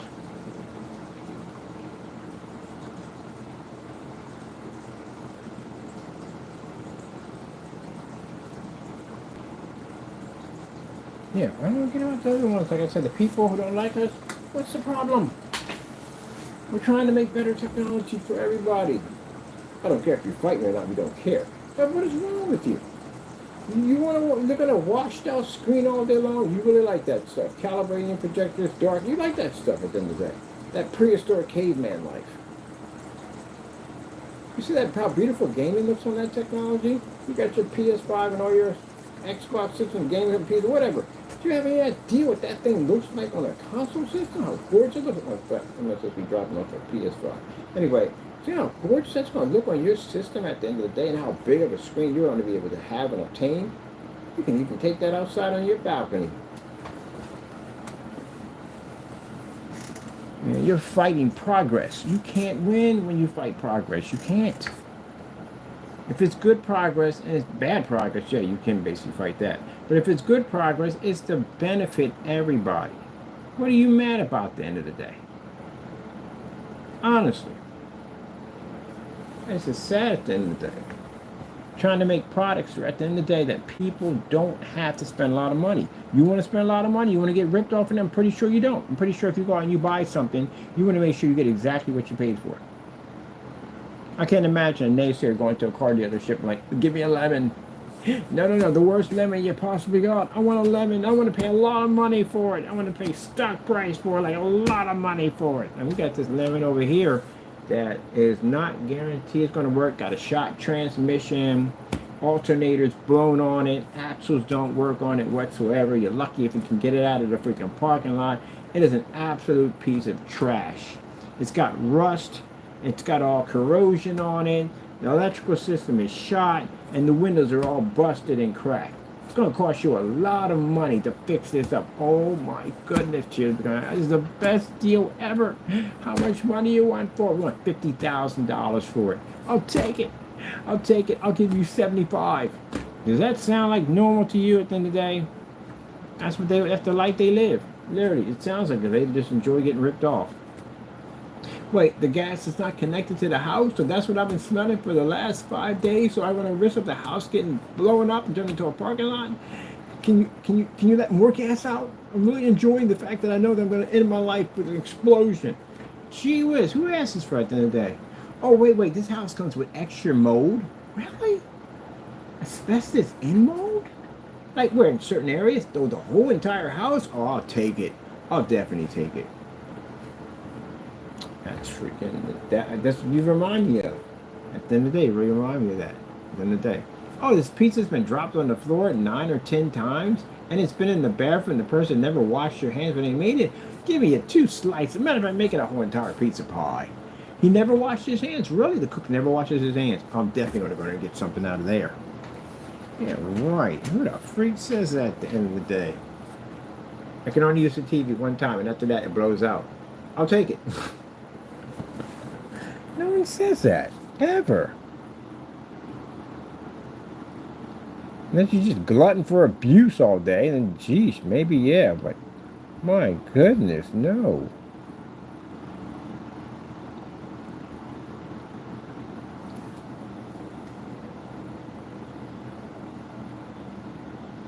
But the problem is that you're bent on hatred for me. That's what it comes down to. They have so much hatred for me at the end of the day.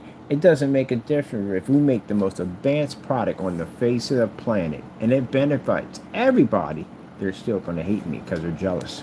That's why the jealousy comes in, the green-eyed monster. That's what it comes down to, the jealousy, the green-eyed monster. But let me tell you something about that. You self-destruct when you do that, because again, you let Satan in. You're asking for self-destruction. That's what you're asking for. And they'll get you to do something really stupid, like these dummies did, and get yourself locked up. That's what's going to happen. Look, by next year, these guys are going to be behind bars. Next year, I'm going to be on another platform. I'm traveling and seeing the world. On a couple of nice cars, my black 57 Chevy, what I'm looking at. I'm going to be living in a nice, big, huge house. Well, not huge house. We don't want that. I keep forgetting. We do not want a huge house. The maintenance, the cleaning, and all that. God, don't want to go through that crap ever again. I keep it small and simple. Like a nice little old barn that I can convert to like a laboratory / living quarters. That'd be hot right there. That'll definitely work. But other than that, yeah, I'll be living my life. They're going to be in jail. If they don't make it in jail, they're going to be sued. No money. Because again, the lawsuits we're hitting them with, they don't have any money. They're going to be broke. So, yeah. That's what jealousy gets you at the end of the day. Because jealousy causes people to break the law and do dumb stuff.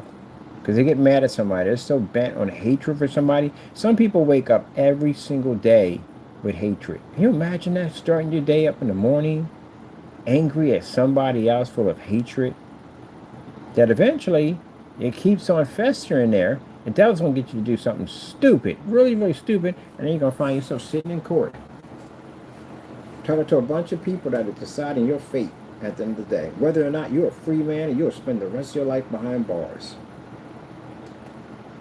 That's what you'll be looking at. Every one of these individuals in this courtroom are going home to their families, and you're going to a prison cell. Even when they take you out of that place to bring you back in court for more charges and more crap you got to go through, you're watching all these people in here. They're all going home. They're going to live the life I used to live a long time ago. And I'm going back to that place. Yep. Really want to go through that dumb nonsense. No, you don't want to go through that dumb nonsense. Nobody wants to go through that dumb nonsense. Keep your stuff, keep the devil out of your head. Stay out of trouble. My friend used to say, it's easy to get in trouble, it's hard to get out.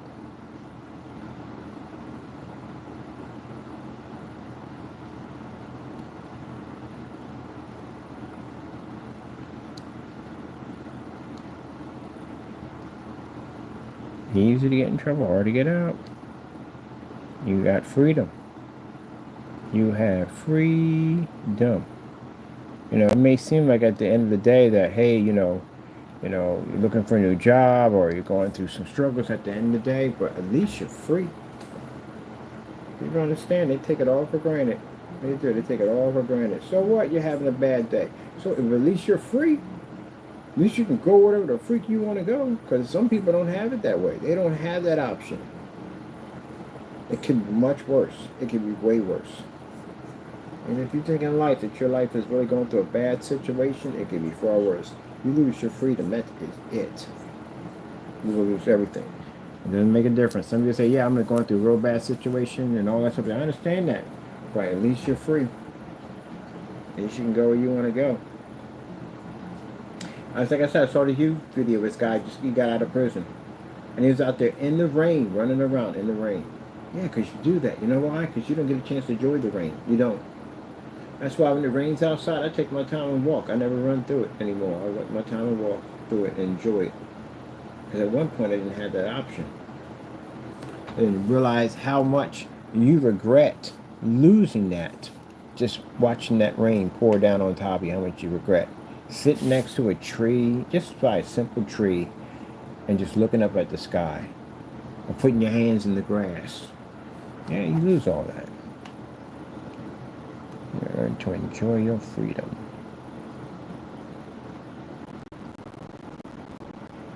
Can't do it that color. That's going to blend in. We won't be able to see what we're writing. I got to change this background. This background is nice. Can we get one big window out of this? Let me see something we can do. Someone left my cake out. Wait. Can we get, I got a better idea.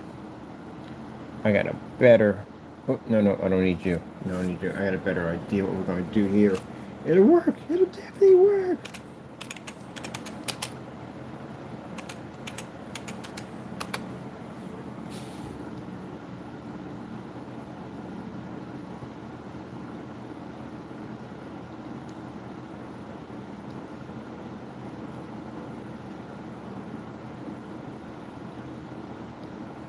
Hopefully we can find it. Glass reflection.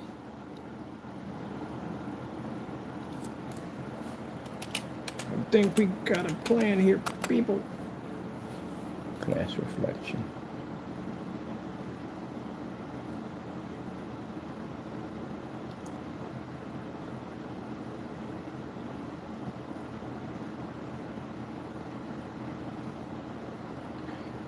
Storefront glass reflection.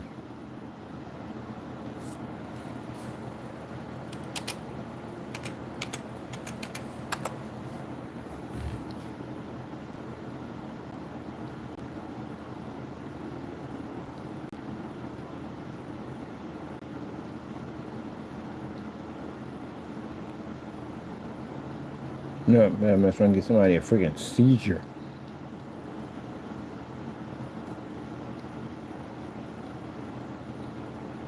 Can we get it to work? I don't know.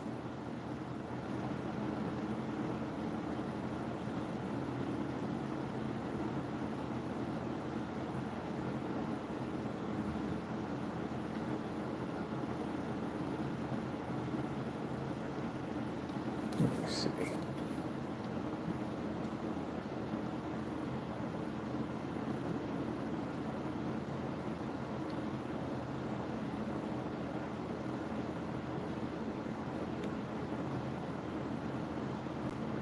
Well, that doesn't move. Oh, alright. So strange though. Building glass reflection.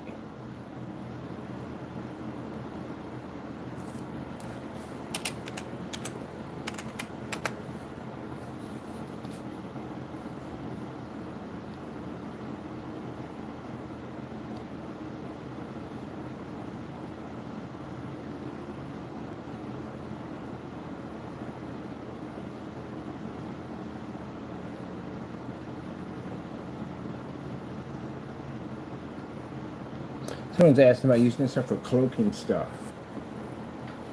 I don't know. We can cloak that bottle behind there when it comes on. It definitely does that. It just cloak the bottle. So that does disappear. So I don't know. Maybe, I don't know. That'd be interesting. You may have to look into that. Cloaking capabilities with it.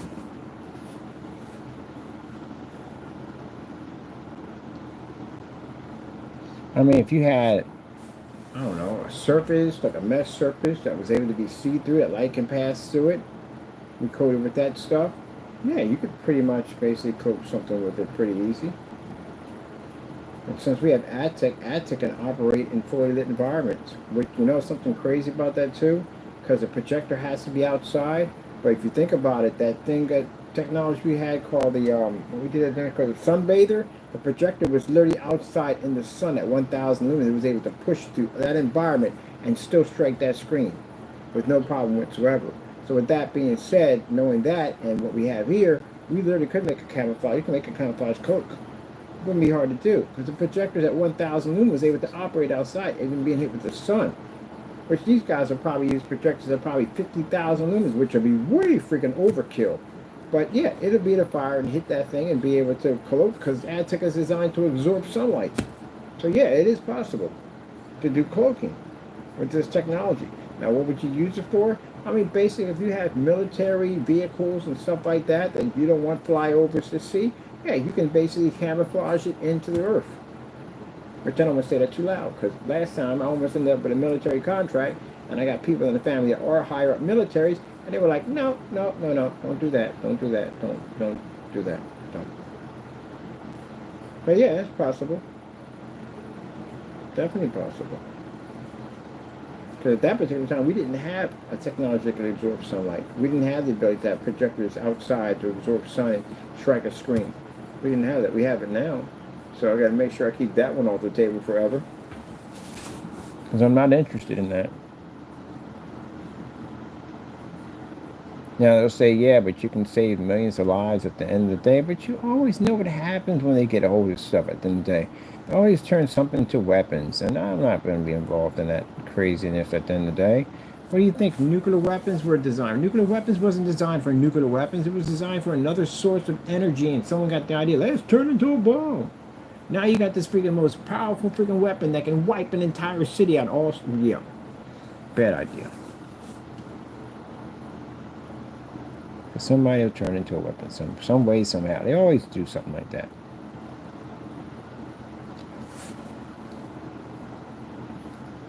Oh.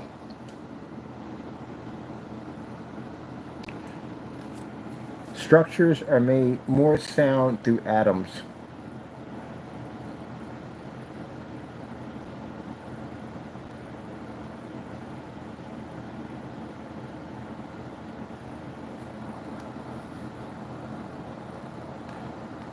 The harder the surface, the more compressed the atoms.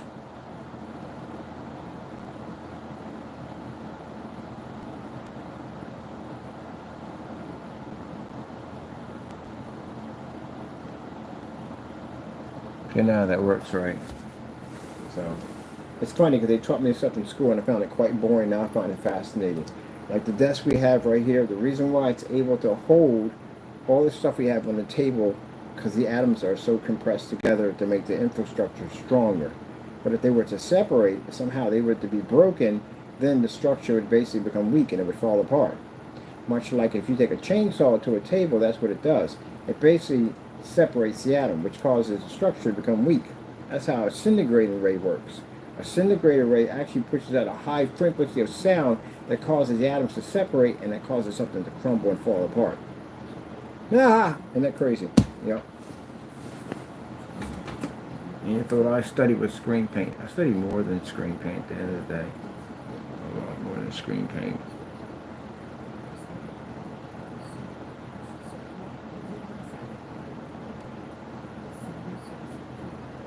Then again, you have certain, even the structure itself, like metals and steel and stuff like that, because they have a much more compressed, be able to compress even tighter, it makes a stronger structure.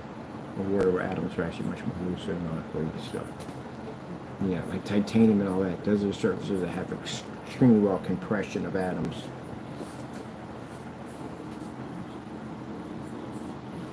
And then you get the molecules and the neutrons and all that crazy stuff.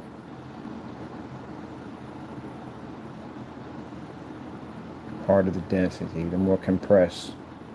And the molecules become harder, dense, increase in the surface of molecules.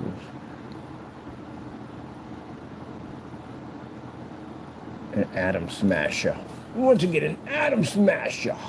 Yeah, atom smasher for? You split an atom in half, it causes a fusion, which causes energy.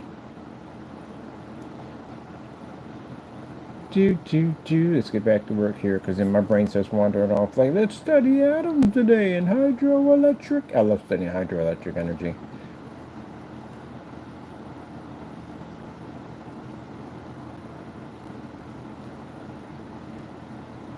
You get power from water. Power from water, people. Where the freak did my water bottle go? Power from water. There is energy in this right here. That is energy. That's pure energy. It doesn't look like, but it's energy. You are drinking energy. You know that? You are drinking energy. That's energy. This makes energy. This makes electricity. That's what's so cool about it. You ever look at a water bottle before? Just look at this. This makes energy right here. Combined with gravity and force, makes energy. If you learn how to direct this in the right direction, you can make energy and power just from this right here.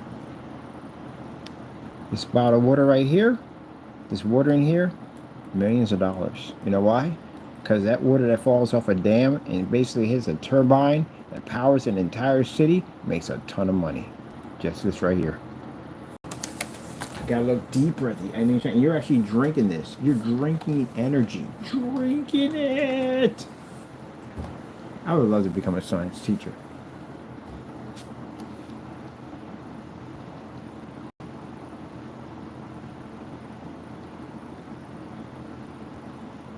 The powers of hydroelectric energy. Oh, one of the things I enjoy to study is the power of water. How water basically can generate energy. Freaking love this so much. You have no idea. You got a brook near you with some water. It doesn't have to be rushing. Just enough water. You can get energy from that. You can power your entire house for free. And it constantly flows. Unless you run into the risk of having freeze. And water freezes, then you can't use it. Because then it won't work anymore. Because the water freezes.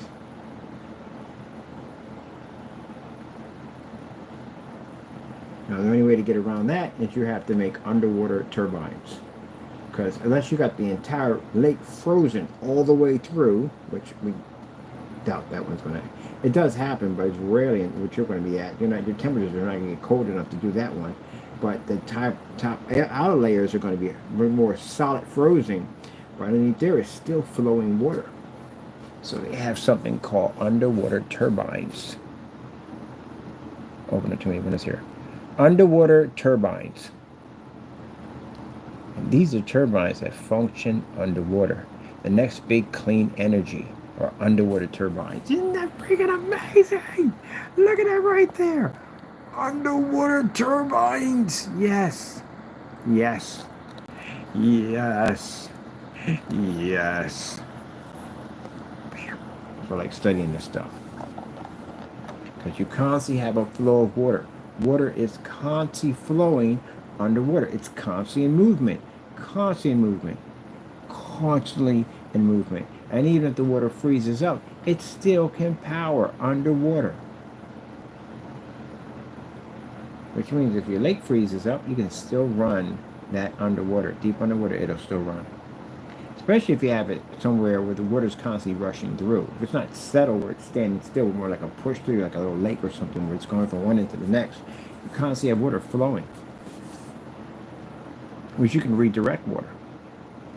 You can make canyons, or basically, and where you have to need a backhoe to do all that, to dig that up. But you want to basically level the ocean, the lake floor off, where the water's being directed into another section.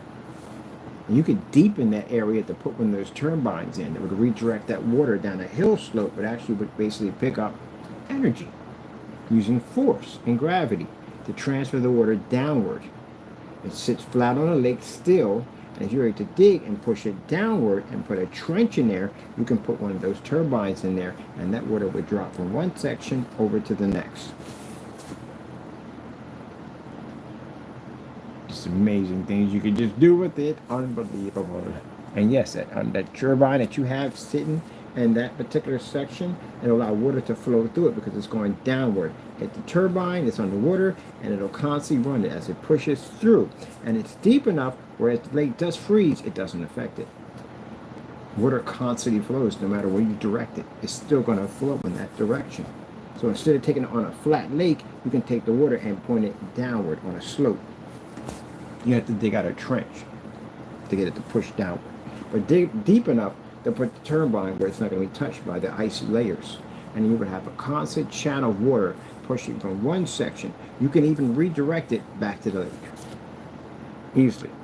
And keep in mind, the turbine system you have down there generates power, which means it generates a pumping system that's going to be needed to actually reflush the water right back to the lake. So it's kind of like watching like a roller coaster. You got water that's flat, it goes straight down to a trench. It's got the charging at the turbine system, or you know, talking about the turbine thing. What do you call it? Thought of the name a few minutes ago. But anyway, charges this up. The turbine charges up power. That powers the generator, and that generator will power that pumping system that will push that water right back up into the lake.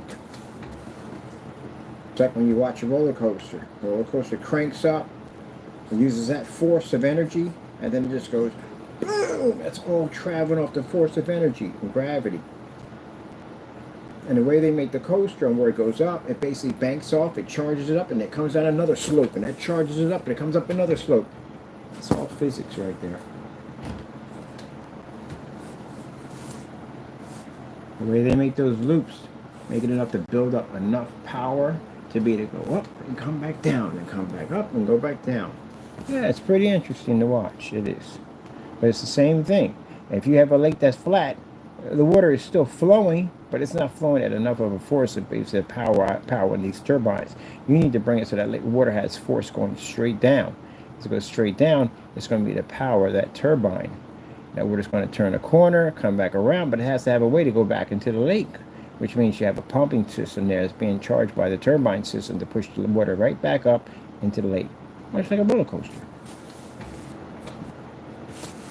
Of course, before you do all that, you're going to have some environmentals and everything out there at the end of the day. Make sure you're not tearing up anything in the water and causing any problems and all that stuff right there. But yeah, other than that, yeah. And you want to have environmentals out there. You do at the end of the day, because you're going to make sure whatever you're designing out there is going to be safe for the environment. Now, bigger question. With those are big turbines they have under there. What's that to stop a whale from hitting that thing? Or some kind of fish or something hitting that and getting hurt at the end of the day.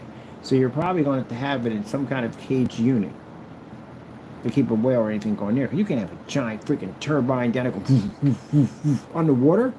You run the risk of basically it's going to suck something into it. You know what I mean? It's a turbine engine at the end of the day, turbine fan. So you're going to have some kind of caging over top of it. The air can still flow through it, but basically nothing can hit it.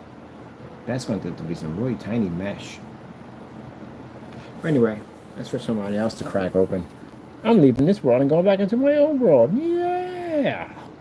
And that's what we do on our off time. Just go back here and study stuff.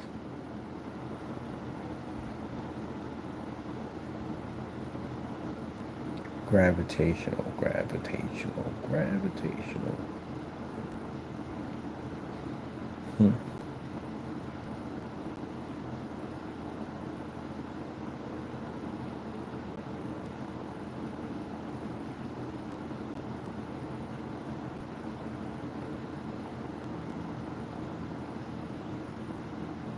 Yep, same thing with the waterfall. And you could have did that too. He had a lake, he had nice little stream, plenty of water pushing through it. He didn't have the drop. He needed a 20-foot drop to generate energy off a turbine. He didn't have the drop for it. But he could have made the drop. He could have easily made the drop. You got to get the water to the 20-foot drop. Wouldn't have been hard to do it because he had enough water pushing through there. He just had to figure out how to get the water from the lake up onto a 20-foot drop to drop down into a waterfall that would actually combine enough energy to push the turbine, which wouldn't have been hard to do. Because again, he could get a pumping system, turbine system. They make them. They put them in actual lakes. They go from one end to the next. And it's a turbine system that powers up, and you could charge things with it. Now, some people are showing them off. But he could have used something to use a pumping system that would pump that water up a funnel-like tube. It'll pump it up a funnel-like tube high enough at 20 feet that will get that water to drop. Now the problem is when the water drops, if the tube is wide, you got water going from left to right. You're losing energy. You're using a concentrated force of energy, as I said before. But if you made it like a tunnel coming down, a half of a tunnel coming down, then that water would be concentrated in that tunnel and it would hit that paddle. You don't want it too short, because then you don't want the water to disperse and miss the paddle. And it's better if you make the paddle system in like a kind of like a spoon kind of design. Like it cuffs the water when it comes down. That way it will collect the water. If it's flat, the water's going to splatter all over the place. You're losing energy. You want to cuff it like a spoon. So it's basically dropping and hitting within that spoon, which adds more force to spin those paddles. Easy. Yep. Now if you made the top of that spout with a little bit of a top back end, this makes the water rush and turn around like a funnel system and spin down. Definitely giving it more power. If you can get that water to give it like a kind of a whirlpool effect as it's going down, you have a more concentrated spout. Or you can start it wide at the top and thinner at the bottom. Much like when you use a hose outside. If you basically use it on spray, you don't get any power. But if you tighten it up, heck, it feels like someone's hitting you in the back of the head with a golf ball. It's like a really hard, powerful spray because water's concentrated. That's why. So when you make the spout for the system, you want to make it wide so it collects the water at the top, but you want to give it gives it a whirlpool effect because the water concentrates much tighter when it's in a whirlpool form. As it comes down, you want to narrow it. So it comes down to a sharp spout, and then you want to make sure you make your system, your turbine that's going paddles, you want to cuff them like a spoon. That's it. Easy McCheesy.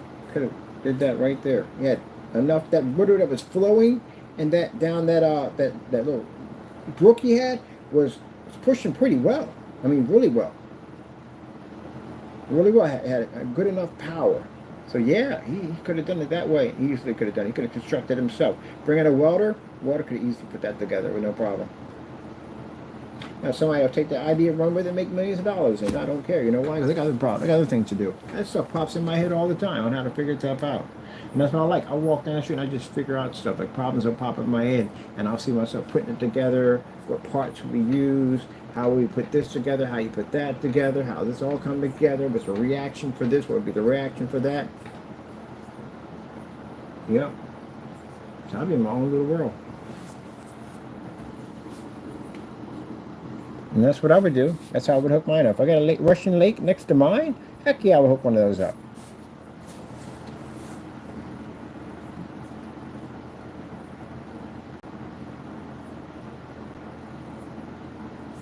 I can use solar, and I can use that power from that lake to charge all my batteries.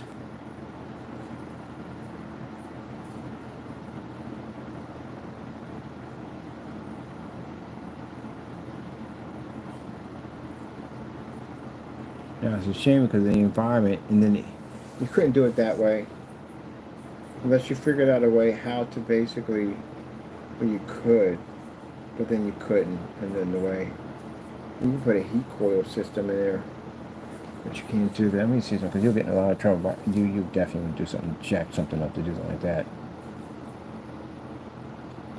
Heat coils that can run underwater. Oh yeah, they do have that. What the frick am I looking for? They do make heat coils that run underwater.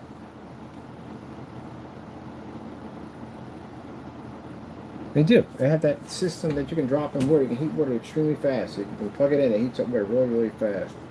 You can use one of them, but you're going to have to need something big that would keep the water, because the water's going to freeze up. That's what's going to happen. Water people do water harvesting. Wintertime kicks in. That's why you see the majority of most watertime harvesting is pretty much out like in Arizona or Texas and California, an area where you're not going to have you're going to have cold, freezing cold weather. But if you live in an area of freezing cold weather, that water in those reserves, unless you got them planted underground, you know what I mean, less of a chance of your tanks getting frozen. But if you have those tanks outside and you're in an area where the climate changes, you run the risk of your tanks getting frozen. Unless you got a heat coil system in there. That's what you have to have, a heat coil system.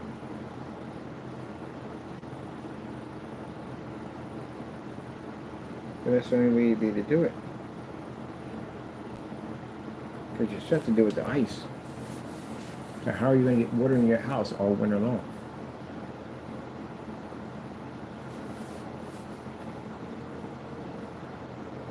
So yeah, heat coil system will heat up the tanks, but still, you got to get water into the house. And there, my friend, is the more interesting possibilities of how do you do this. And I'm not going outside and shoveling snow and put it into a tank system. But then that's where you'll pay for water backup reserves, because you'll save money anyway. You'll have a backup tank anyway. Questions you got to ask yourself. How long would 10 gallons of water last you?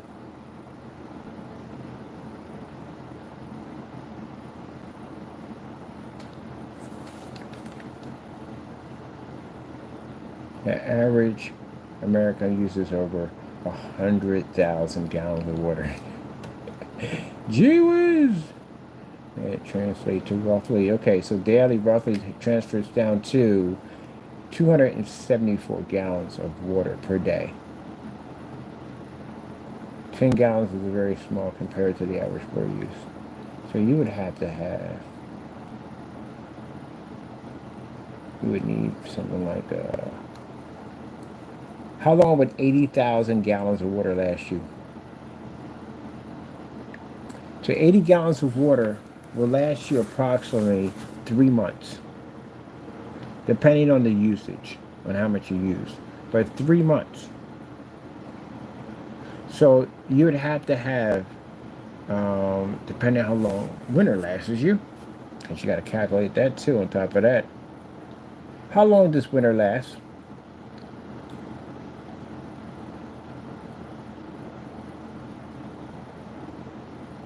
Yeah, they said December to February, but I seen winter in March. They don't March when it said March.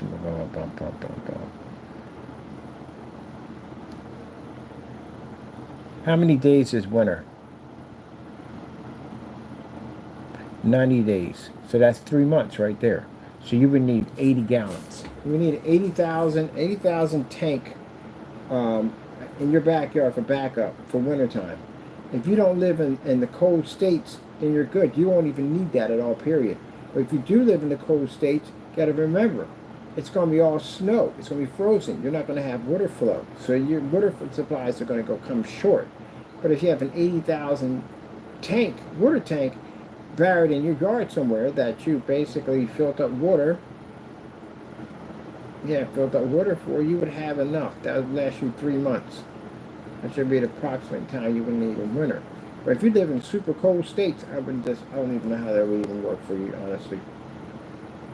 Because it doesn't rain, it snows. Which is now something interesting. Do people in colder countries basically do water harvesting?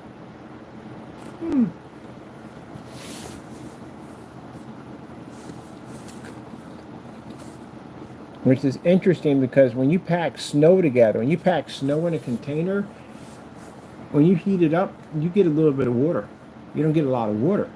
Now you can pack it all the way to the very top and heat it up, and you'll probably get about that much water over a bucket of snow. Where if it rains, you literally get a bucket of rain.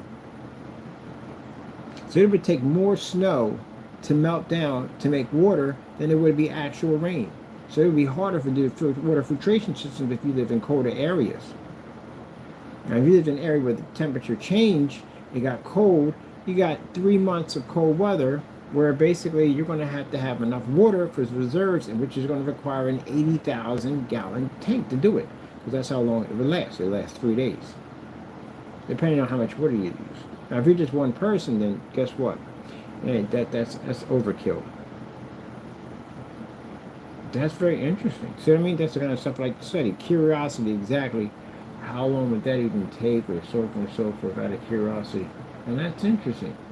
So that's something you got to think about. If you're off the grid and you're doing water filtration systems, because the lake's going to freeze up, everything's going to freeze up. And everything's going to turn to snow. So how are you going to convert that into water?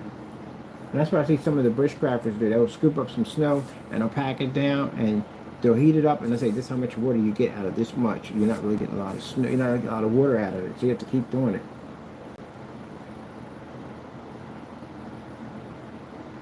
Now, people who you could do water filtration systems and water catching in your backyard, because again, if you go to someone's house and you see this huge container they got sitting next to a drain pipe, they're collecting water. That's what they're doing. And you see how much water you actually do get. Take a 5-gallon container bucket, stick it outside, and when it rains next time, see how much water you collected. That's why I said water. I consider water to be the biggest scam on the planet. It is. It's the biggest scam on the planet. Because you pay for water. You pay for water, you pump it into your house, and you pay for it. You can't drink it. You can't drink that water. That's virtually impossible. Because of the pipes. That's why.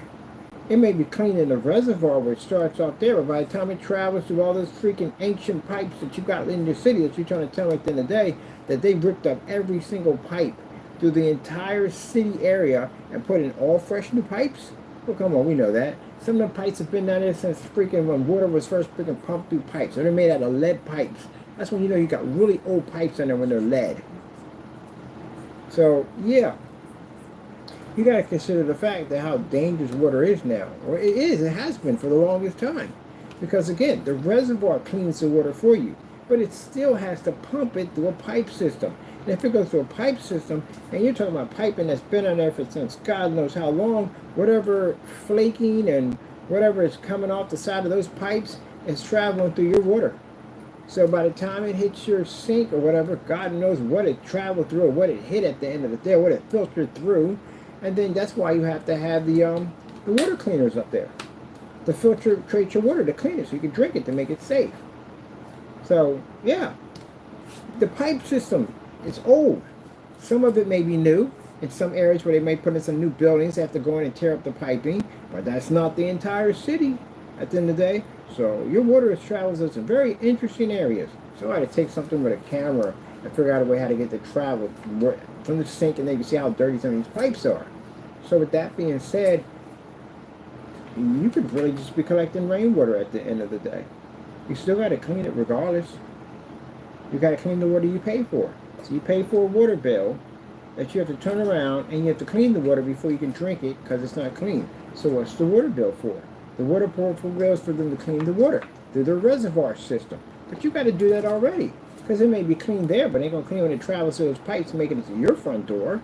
So then the other problem you have on top of that is some people get water softeners put in. Because, you know, they got enzymes and all kinds of stuff that may cause problems with tearing up the clothes or make your skin or anything could happen. And they get water softeners in. So, again, you might just collect it. You literally, how much water runs off the side of your house, collect all that water, put it through a filtration system that plugs up to your main pipe. So the water you have connected to the city, you can have that connected to that pipe that can push water right through your entire house. Easy. I show people how to do that, how easy it is. What about getting water into your pipes? Man, they have a system that you can plug up and hook it up to your pipe. Getting back to this, let's get back. There we are. So basically, it's a little system that you hook up underneath your sink. And it basically gives you hot water. So it's a coil system in there.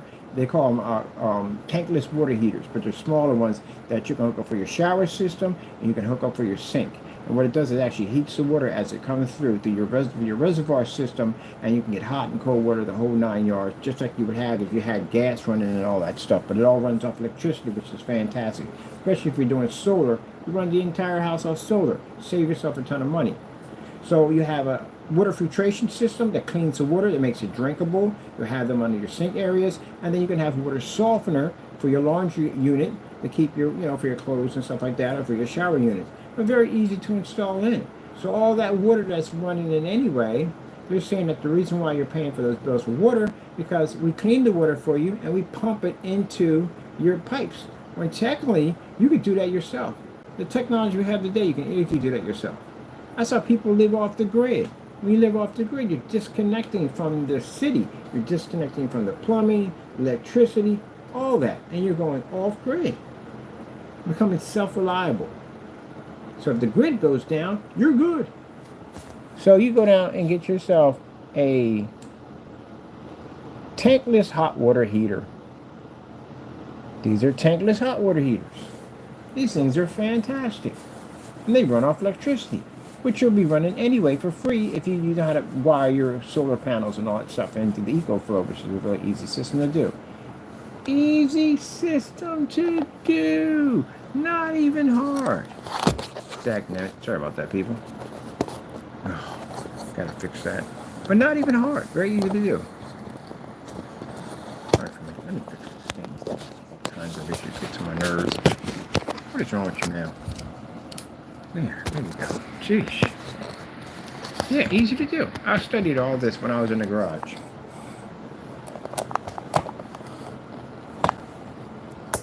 Right there. So that unit right there, easy to hook up a cordless hot water heater. Now, what's the benefits of a benefit of a tankless heater? You don't never run out of water. It's virtually impossible because water flows through a heat coil system that keeps it nice and hot, much like the radiator system works on my PCR to keep it nice and cool. But this one actually heats up your water, and you can control your temperature and everything right through these little units right here, and you have endless hot water, endless. Because the water heats up as it pushes through there. Also allows you to control the temperature. Let me see. Let's see. Tankless hot water heaters for your shower. Boom. Welcome to the future. That's what these things do. So basically, if you have water reservoir tanks on your land, you can hook up these right here. This will go through your pumping station. It'll flush the water into your house. It'll go through all these different pipes, and you can control the water through valves like you do with your regular water. And you can push your water through one of these units right here. Little cool space age setups right here, and you can control your temperature. You can heat the water up as it comes through, or and use your shower head right there. They got them all easy, easy. Tankless water heater for your sink. There you go. See, these little units right here allow you to heat the water up for your sink. They're a little small. You install in. It has a heat coil system in it. Heats up the water for your sink. So you hook each one of these to a sink. They're cheap. They're like $48. Some you get for $48. Some are $70. You can get some over Amazon for $35. They're cheap. You hook them up. You can actually put hot water on, do a heating set, do electricity, and basically heat the water up. So now you got heat and hot water for all your sinks, for your shower, and it's free because it comes from the sky and it's yours, and you can basically get as much as you want because it's free. And on top of that, if you want to clean your water, easy, you go pick up something called a water filtration system. Water filtration system, which is designed to basically clean the water in your home. Bam, right there. Oops, sorry, I'm going to bring it out a little bit right there. Bam, there you go right there. See that? That little unit right there will clean the water. It makes it drinkable. You're paying for it already from the water department already. At least at the end of the day, this is the investment that you pay off on. Now, yeah, they're a little bit pricey. They can be $1,000 and so forth, but that saves you a lot of money in the long run because at least you don't pay for water bill anymore. And when the city has a shortage on water, you're good because you got reserve tanks. So, water filtration system. They got some for $500 here. They got some for about $1,600. Some for $1,900. Definitely worth it because again, it's a way to basically have control. Water softener systems. Now, sometimes the water filtration systems have built-in softener systems that will soften the water. So if there's any kind of enzymes or whatever coming from the water, blah, blah, blah, coming from the sky, you can use a softener system to clean the water. You got to do it anyway because there's no way in the world the water that's from the reservoir is coming through pipes and it's coming through clean to make it drinkable. How dirty are the pipes in the city?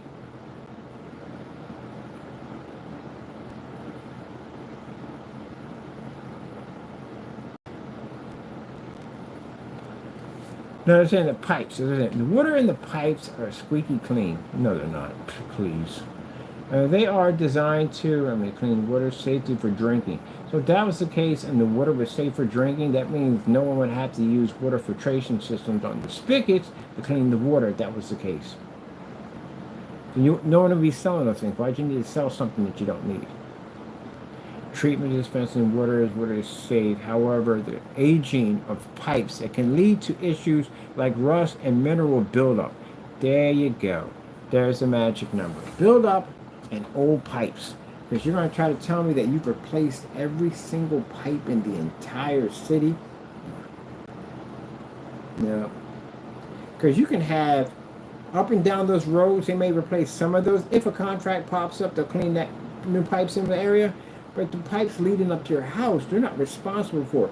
You're responsible for those pipes. So maybe if they do have new pipes, if they tear the street up and they put new pipes in, the pipes leading to your house can be super old. You got to get somebody to do that. The city doesn't do that. You got to bring in a contractor to do that. So it's still running the risk. I'd rather just basically do water filtration systems and then do a EcoFlow system for my power. So let me get back to work over here. I just love talking about stuff. And you learn something new every day. Every day. I learn something new. I try to learn something new every day. That's my goal in life. Try to learn something new every day. Okay, let me see what we got going on here. We want to change this out.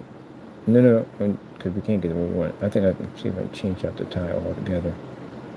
Let me see.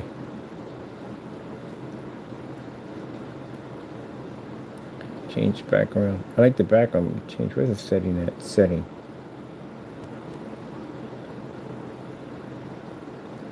Tile. Can we get it down to 1 scale?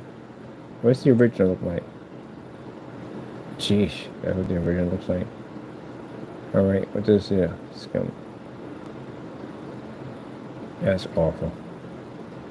Alright, I'm gonna need music to do this. This is gonna drive me nuts.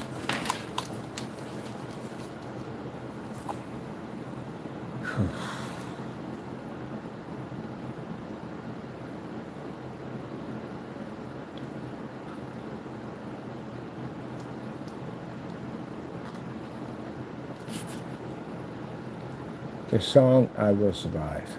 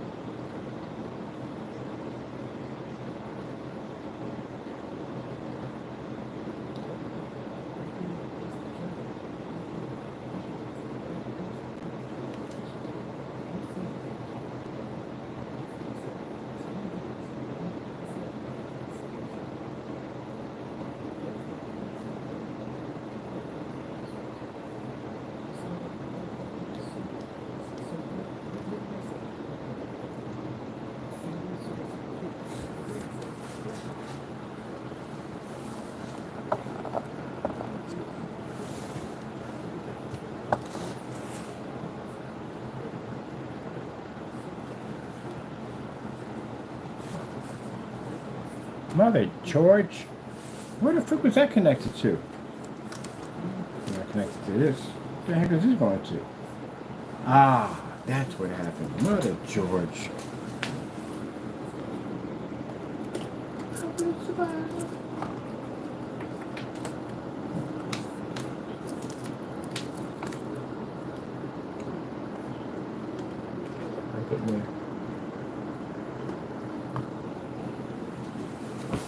Hopefully, we're running. Fire stick was a pain in the neck to get to activate. But hopefully, it's running.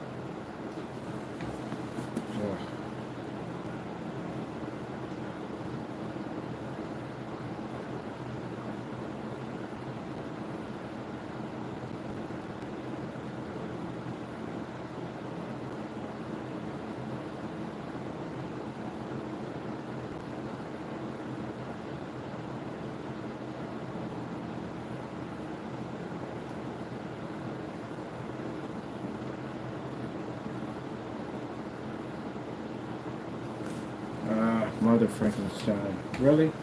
You should have did that right away. Because we could have got that information right away. And I waited on that. To do this right here. Could have got that information done.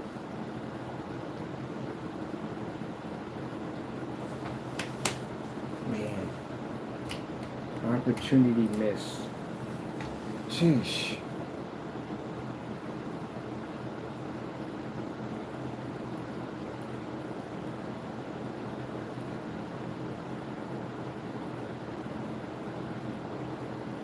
Fire sticks are finicky in here. Can't give them the run for jack. I get one to fire up. I should have went to the window and did the test to see if it was going to push to the window. I got caught up in this right here.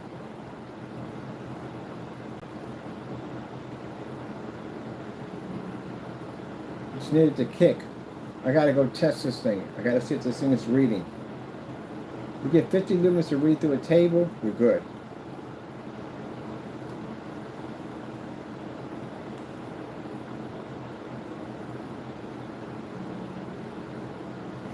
I'm curious. I gotta see something here. What do we got for battery on this thing?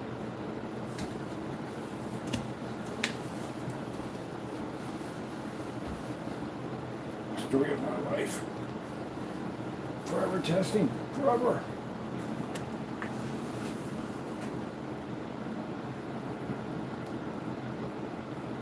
I got one charge on the battery. So that's still good right there. I'm going to walk out in the hallway and see what happens.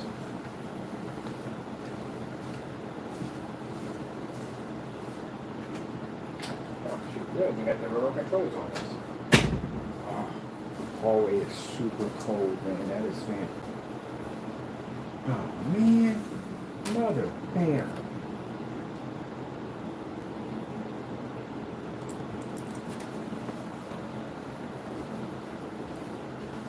Mother bear, people. Mother bear. Look at that.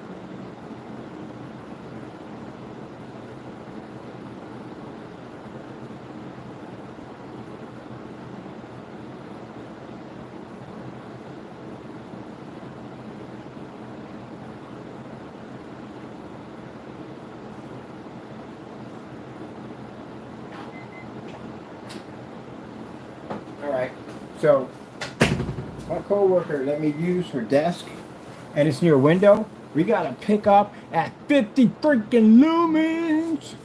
Oh my goodness, hold on for a minute. I gotta get this thing to read correctly. Come on baby, I need you to read. Should have went out there and I had the opportunity. Right there I had the opportunity and it was running perfectly fine. Gotta get this thing to freaking work. I need to see this. I gotta see it. I can see the letters and everything pushing through. 50 lumens read through. Sorry I can't show you because again, like I said, we got stalkers. So I'm gonna record close to the window, pre-record, and go from there. I gotta go, people. I gotta document this.